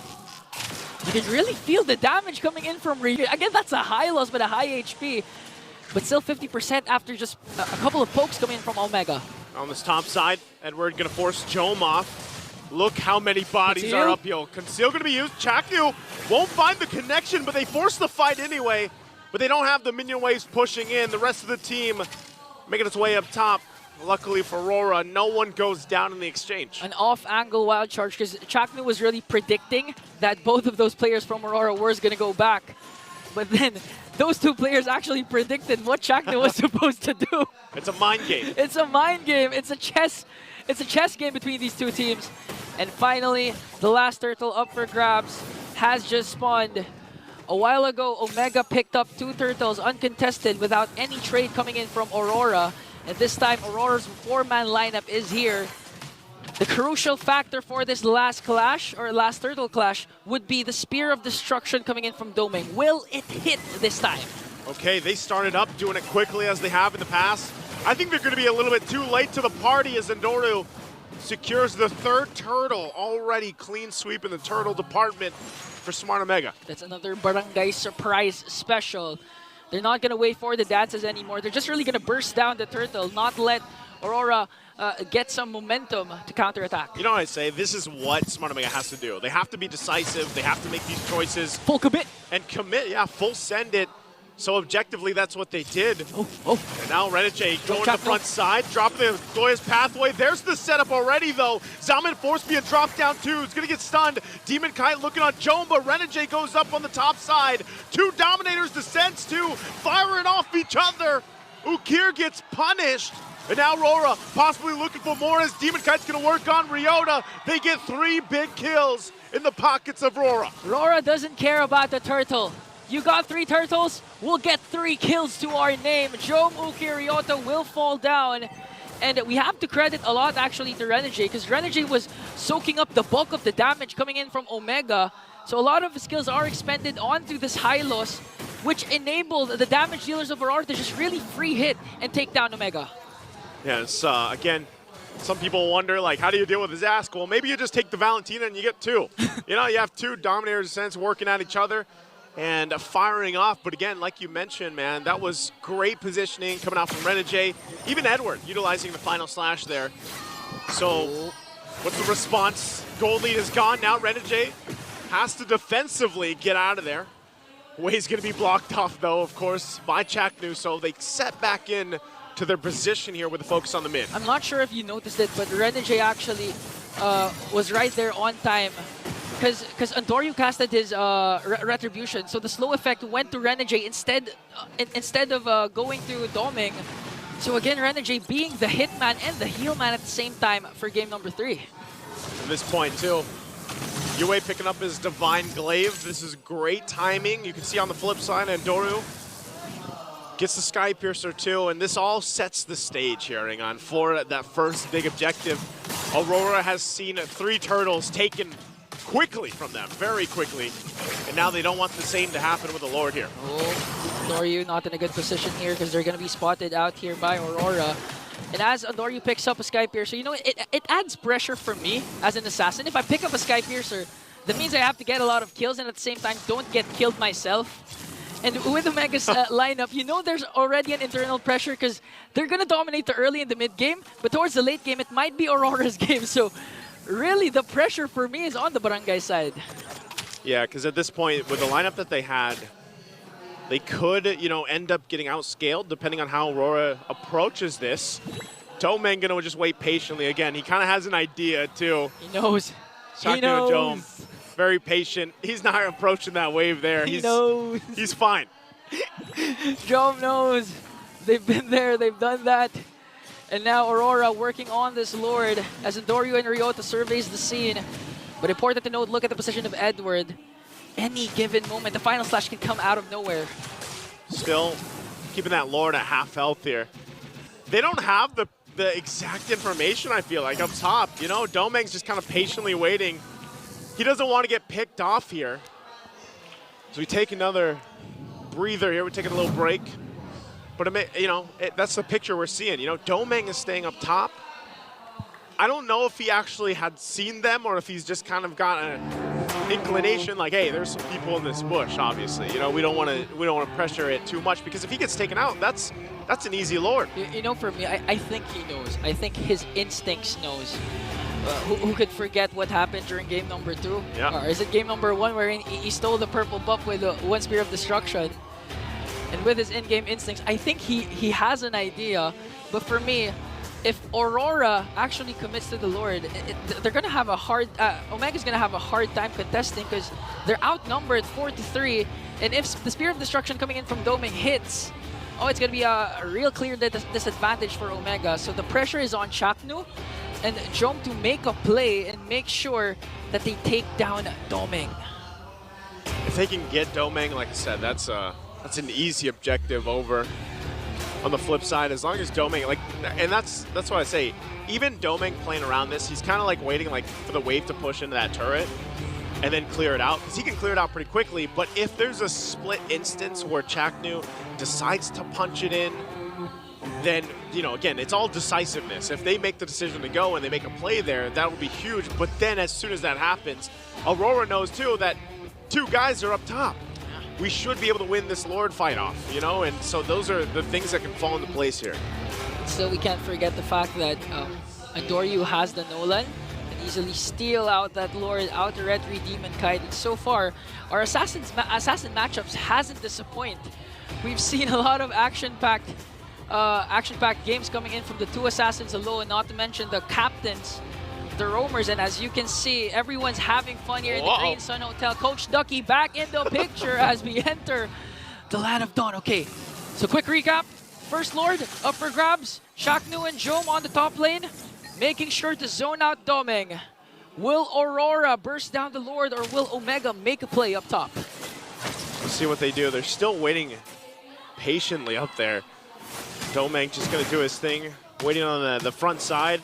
Neither team really wanting to commit to the Lord, though, and that's the power of this export, too. You know, you have the immortality, you got plenty of armor. You can just kind of sit here for quite a while, too. We need a mini cam onto what's happening onto there at the top lane. But right now, Renegade soaking up all the damage coming in from Omega, but I think they're going to burst down Ryota's Friarga armor here. It's bursted down, they rotate down. Even with the armor down, it still could be the same plan. They might just go for it. Renegade's going to drop down the Glorious Pathway. Ukir does the same, and they try to collapse down on the top side. Jome going to force in. There's the Storm of Destruction. A huge final slash, though. Only going to be used. It forces Smart Omega back to the turret. I'm not sure if they can pick up a kill with it, but they will as Domeng cleans up Ryota. But now, Aurora will get the turret. Can they get this Lord? There's going to be some repositioning here going on. Chaknu does not have the wild charge. He's just trying to provide vision, but I think it's just taken here by Aurora. And Doru also trying to pull something, but he's got to back off. Wow. Legend Zero bouncing back from a very rough game back in game number 2 with the Terizla. A lot of people are saying the penalty zones weren't hitting, but this time one final slash connecting onto 5 members. Yep. That's the Edward you want. That's the Edward you need if you're up against the top-seeded team as we end week number 2 rather. This is vintage Edward, really controlling the game, controlling the pace, and setting up plays for his team. He has to, especially after the struggle we saw from the previous game. Oh, sandwich play. Look at this sandwich play on the top side already, and Doru taken out. As Demon Kite gets another kill alongside the turret. I still focused here in the mid lane. Oh! They've got the Lord to work with too. Another quick turret. Domeng just destroying these things. And now with a switch in momentum, Edward picking up the Winter's Crown as well. Renegade getting a little more defense. They're in prime territory to punch this one into the base at least. Oh. Dominator's Ascent going to be used as well. Glorious Pathway there. Lord still going to be worked on. Skid turret quickly worked on by Domeng. Aurora, can they end this here in game number 3? Domeng! Edward gets a final slash again! And they turn it over! And Aurora will give the first defeat to Smart Omega as they win the series 2-1.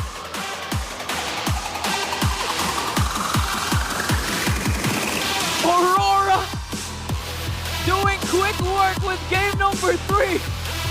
I mean, the name of the game is to break the crystal, and that's what they did. Wow. Wow, wow. That happened so quickly those last 3 minutes or so.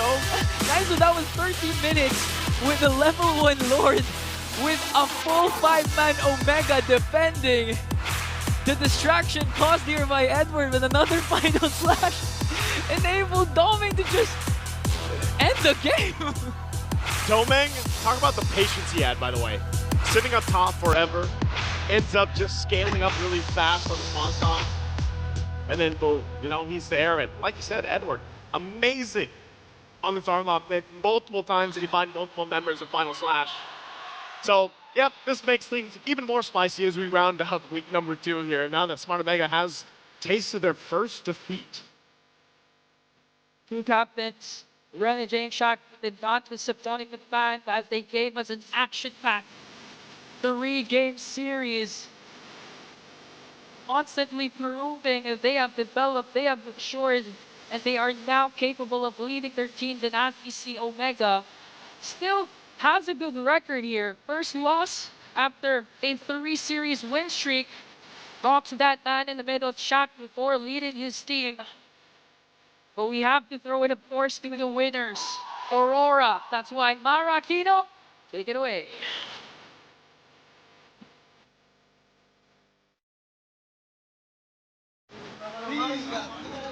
Congratulations to Rora! Kailangan kong balikan yung game number 2 because I have to say that was the most intense game I've ever seen. Yung play na yon, how upsetting was that? Kasi 25% na lang yung Tore. Makukuha nyo na siya. What happened pagkatapos nung game na yon? You guys were talking. What happened? Tell us. Una-una talaga, sobrang inaano ko si Chuck, sobrang ganda ng ginawa niya talaga. Na kahit buhay yung sa amin, yung tatlo, na pinusuan niya pa rin yung game. Pero yun, after ng game na yun, nag-reset lang talaga kami. Pero syempre, medyo upset din siya kasi parang na lang may misclick lang kami or mga maling decision ng ilang seconds lang na sobrang halaga. Kaya yun, hindi namin natapos. Kaya natalo kami. Pero pagdating ng game number 3, you guys were doing really well. Ano yung pep talk mo sa team nun? Pep talk mo nung sa team, papunta ng game 3? Paano Huh? Ano ba yung sinabi niya? Ano ba yung pinag-usapan nyo? Usually kasi after ng game, nagpe-prepare agad kami sa next game kasi gusto namin mag-move on agad sa kung ano yung last game para makapokus kami sa next game namin. Since nasa iyo na yung mic, okay. Yung kalaban mo gumamit ng utility jungler. Hindi siya nag-work sa'yo. Ano ba yung reason kung bakit hindi siya masyado ginagamit ngayon? Feeling ko kasi yung mga Zaz, Rujin na hero ngayon, tapos yung mga Hylos, parang sila yung mga malalakas na hero sa meta ngayon. And since yung mga ganong hero counter sa Fred Rin, kaya feeling ko di talaga pasok yung Fred Rin. Ay, balikan natin. Kasi kanina, kayo nakalimutan kong tanungin, kayo na nga, may yung video nyo, sabi mo kay Chuck na di ba pagalingan kayo mag-set? Ayun. Ang galing mo mag-set, especially ng game number 1 with your Tigreal. We were all commenting on it. Ano naman yung masasabi mo kay Chuck nung ngayon? That was a great game. Great series. Para sa akin, sobrang galing niya talaga kanina. Wala talaga ako masabi sa performance si Chuck, no? Talagang nakuha niya yung respeto ko din talaga dun sa game net ng kanina. Sobrang galing din ni Chuck, no, talaga. Para sa akin, siguro, mas magaling na ako ng konti. And you know what? You're getting the viewers' respect because Rora coming into Season 14 is so strong. At you know kung sino rin ang malakas? Ang ating MVP of game number 3. Can you guys guess who it is? Let's take a look at the screen. Edward! Edgar! Okay. Careful muna tayo, ha? Okay, bago mo ilapit yung mic sa'yo. Okay, ready? Uy, alam mo, lagi ko ito sinasabi, palagi kayong full house. Palaging sold out. Na wala na kaming makuhang ticket pag kayo ang naglalaro. Anong gusto mo sabihin sa lahat ng ating mga manonood? Mic test. Yeah. Ayun, maraming salamat sa Aurora fans kasi sobrang laging sold out yung ticket agad. Kumbaga wala pa yung match namin, sold out na for next 2 to 3 weeks, mga ganun. So ayun, thank you so much Aurora fans. And how else can we support other than coming here sa MPL? Paano namin masusuportahan ang Rora? Ayun, sa sa MPL Live. Sa MPL Live! Oh, magsend ng mga stars sa inyo. So proud of you. You guys are doing so amazing this season.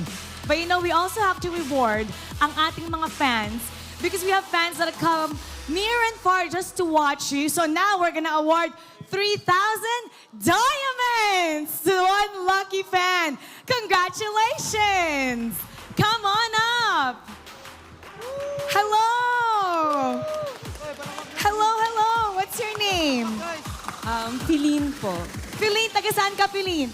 From Tacloban. From Tacloban? So pumunta ka dito para magbakasyon, manood ng MPL? Manood ng MPL. First time mo ba manood ng MPL? Yes po, first time. Very first time. So kamusta? Okay, kwento, kamusta yung experience mo? Kamusta nanood ka ng laban nila Aurora? Very overwhelming yung feeling dito sa MPL Arena. Bang sa'yo manood ng live? Okay, sino ang favorite player mo dito? Si Edward po. Si Edward! Okay, tabi ka kay Edward. Tatabi ka kay Edward. Eto, galing pa siyang Tacloban. First time manood ng MPL. Ngayon, kaharap niya ang kanyang idol. Anong gusto mong sabihin kay Edward? Continue sa pagiging magaling na player. And yun, God bless. At yun, sana manalo kayo. Always. Ikaw naman, Edward, galing pa Tacloban, first timer. Yun, maraming salamat po sa pagpunta rito. Sa pag-support sa Aurora. Okay, Feline, I'm gonna give you this special opportunity to bow with the team and walk of victory with them, all right? Congratulations once again to Aurora. You may now take your bow and take your walk of victory. Aurora still at the top of the standings. They've only lost one series so far, but every single game, they really put up a fight. They're really a playoffs contender, and we're gonna break it down for you. So we're gonna head back to our panel. Pasak.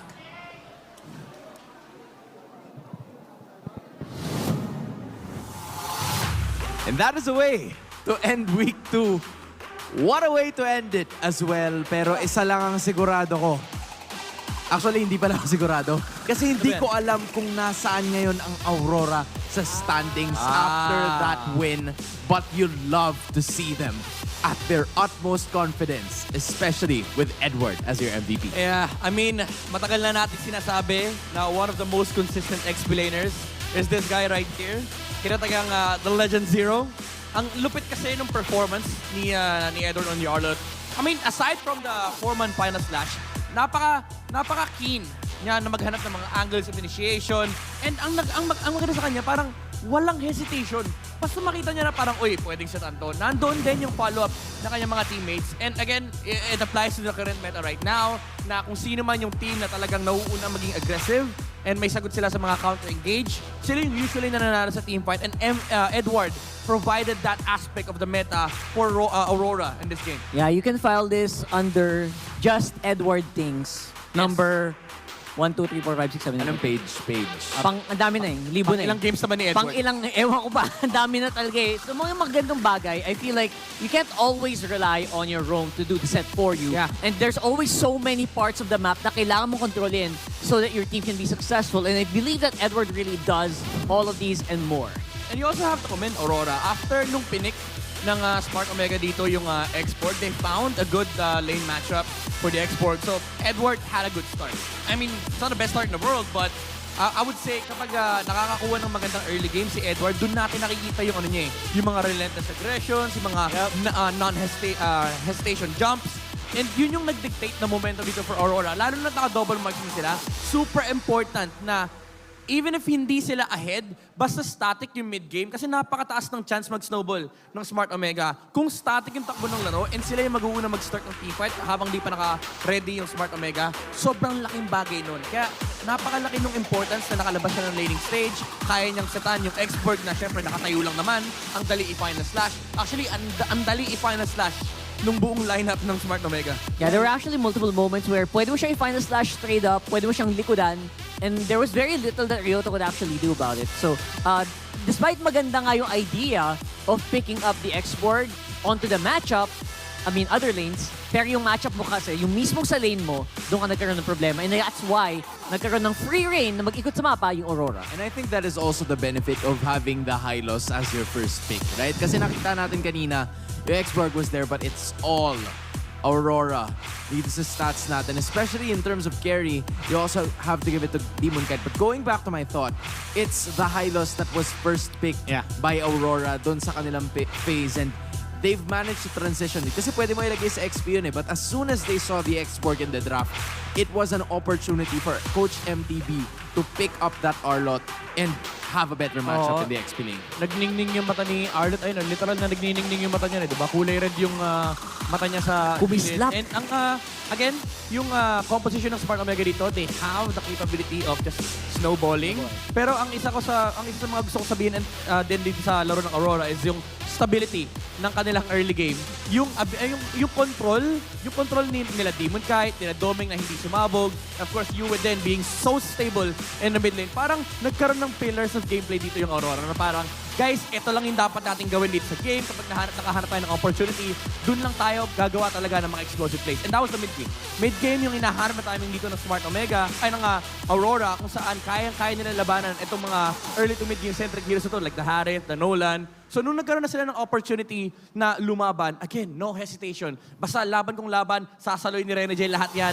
I-revitalize niya lahat yan for Aurora. I-heal niyan, basta wag lang kayo matakot. Yeah, in fairness to Aurora, it was a hard game to keep the kill count low kasi considering the amount of assassination potential that Andoryu could actually give to this game, they survived it. They were able to keep it controlled. They were able to keep their distance until the moment na pwede silang umatake. So, again, Aurora just found the perfect opportunities each and every turn. And again, most of that because of Edward and Renegade as well. Yeah, I mean, I'm curious as well. Kasi, Renegade, ito yung oras eh. Ito yung timing mo. Heading into the season, you had swag entering the stage. What was the mindset of the team bago pumasok knowing that they're gonna be going up against an undefeated Smart Omega?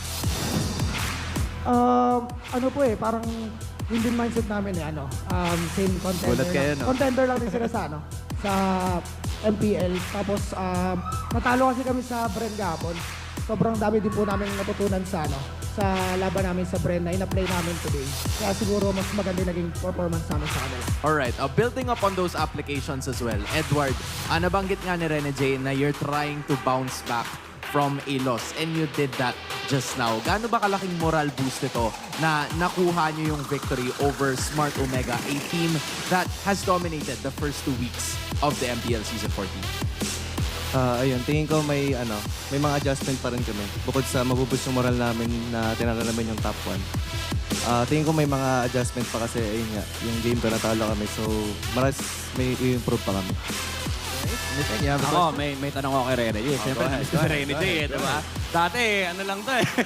Dati, alam mo na, kanta-kanta. Pero ngayon kasi, insane din yung character development ni Renegade. Ngayon, captain ka na. Siyempre, bago mag-start yung mga laro, may mga pre-game ritual yan. Correct. Ano usually yung mga sinasabi mo sa mga teammates mo kapag nagmi-meeting kayo ng mga coaching staff, kapag nakapasok na kayo sa player booth, ano yung usually na message mo bago kayo mag-start ng game niyo? Siguro yung inside the game din talaga more on reminders kung ano yung mga kailangan namin gawin, kung ano yung winning condition namin, tapos kung ano yung mindset namin sa game. Kumbaga, kung tatapangan namin, kung kaya ba namin umaggressive sa early, kung di ba namin kaya lumabas sa early, wag kami lumaban, parang gano'n.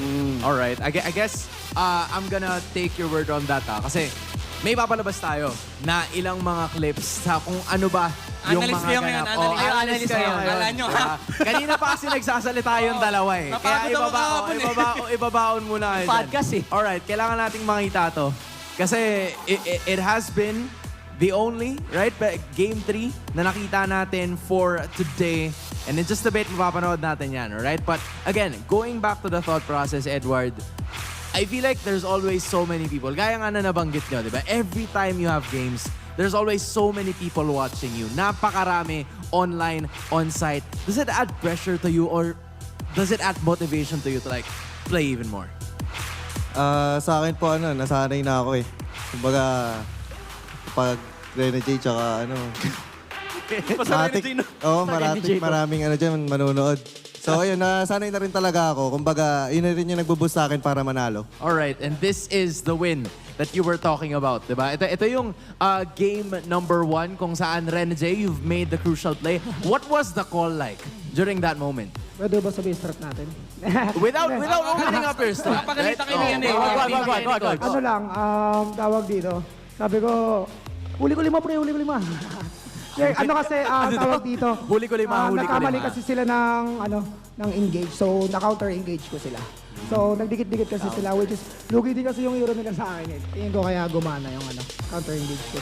The patience is real, no? Oh, patience is real. Reveal mo na yung strat mo. Wag. Ikaw, Edward, ano ba yung atake mo dito? Ano yung atake mo habang gumagawa ng ganun si Rene J?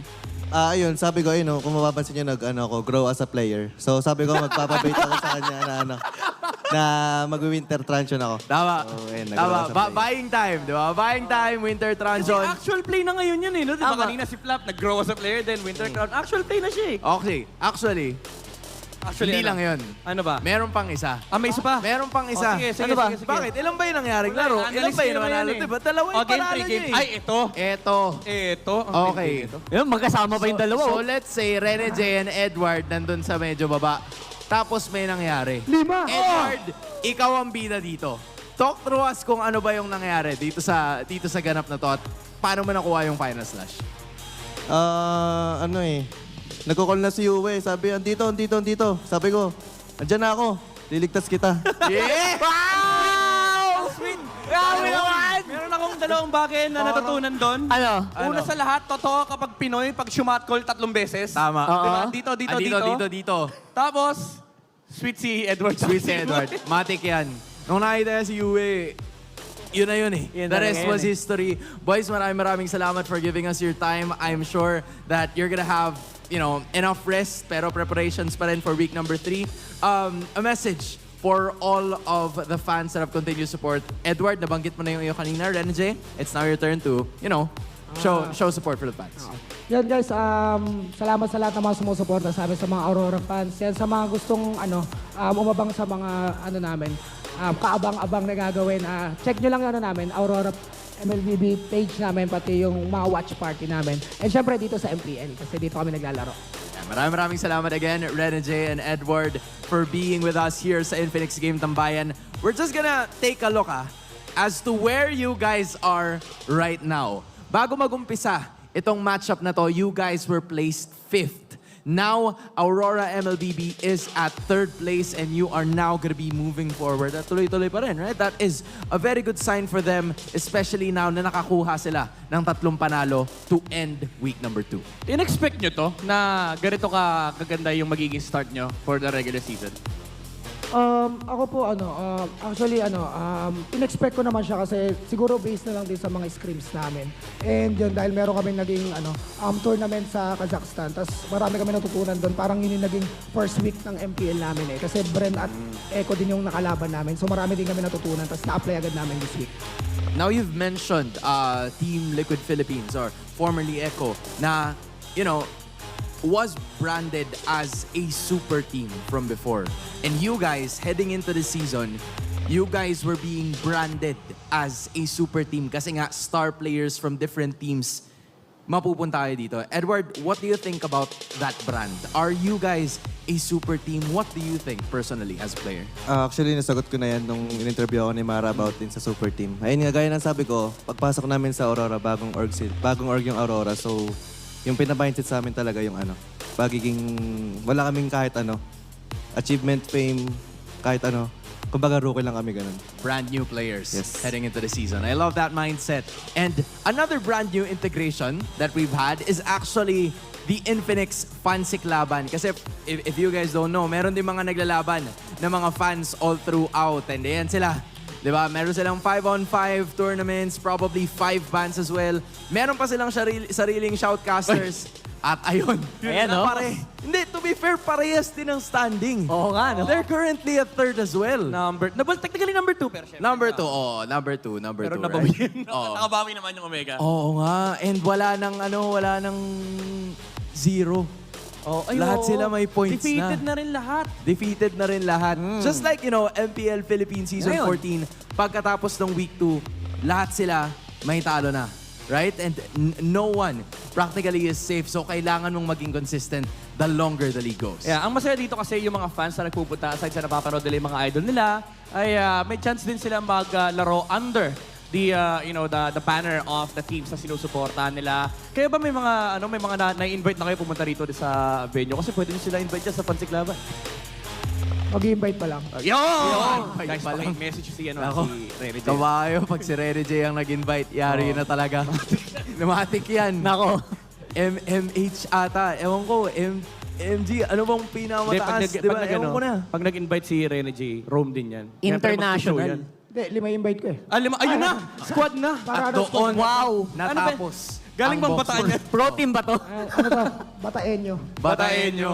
At doon natapos ang boxing. In behalf of Rene J and Edward, Rockart and Midnight, my name is Hans Galeria. Rekta na natin kay Mara Aquino. The lights are shining brighter than ever. Today's matches showed us the teams that have further empowered their hero within. I'm so excited how far they'll go this season, and I'm sure you're excited too. Tuloy-tuloy pa rin ang bakbakan dito sa MPL Arena. At next week, marami pang laban ang naghihintay para sa inyo. Ako po si Mara Aquino, and you've been watching MPL Philippines Season 14. Keep it good vibes, everybody, and see you next week.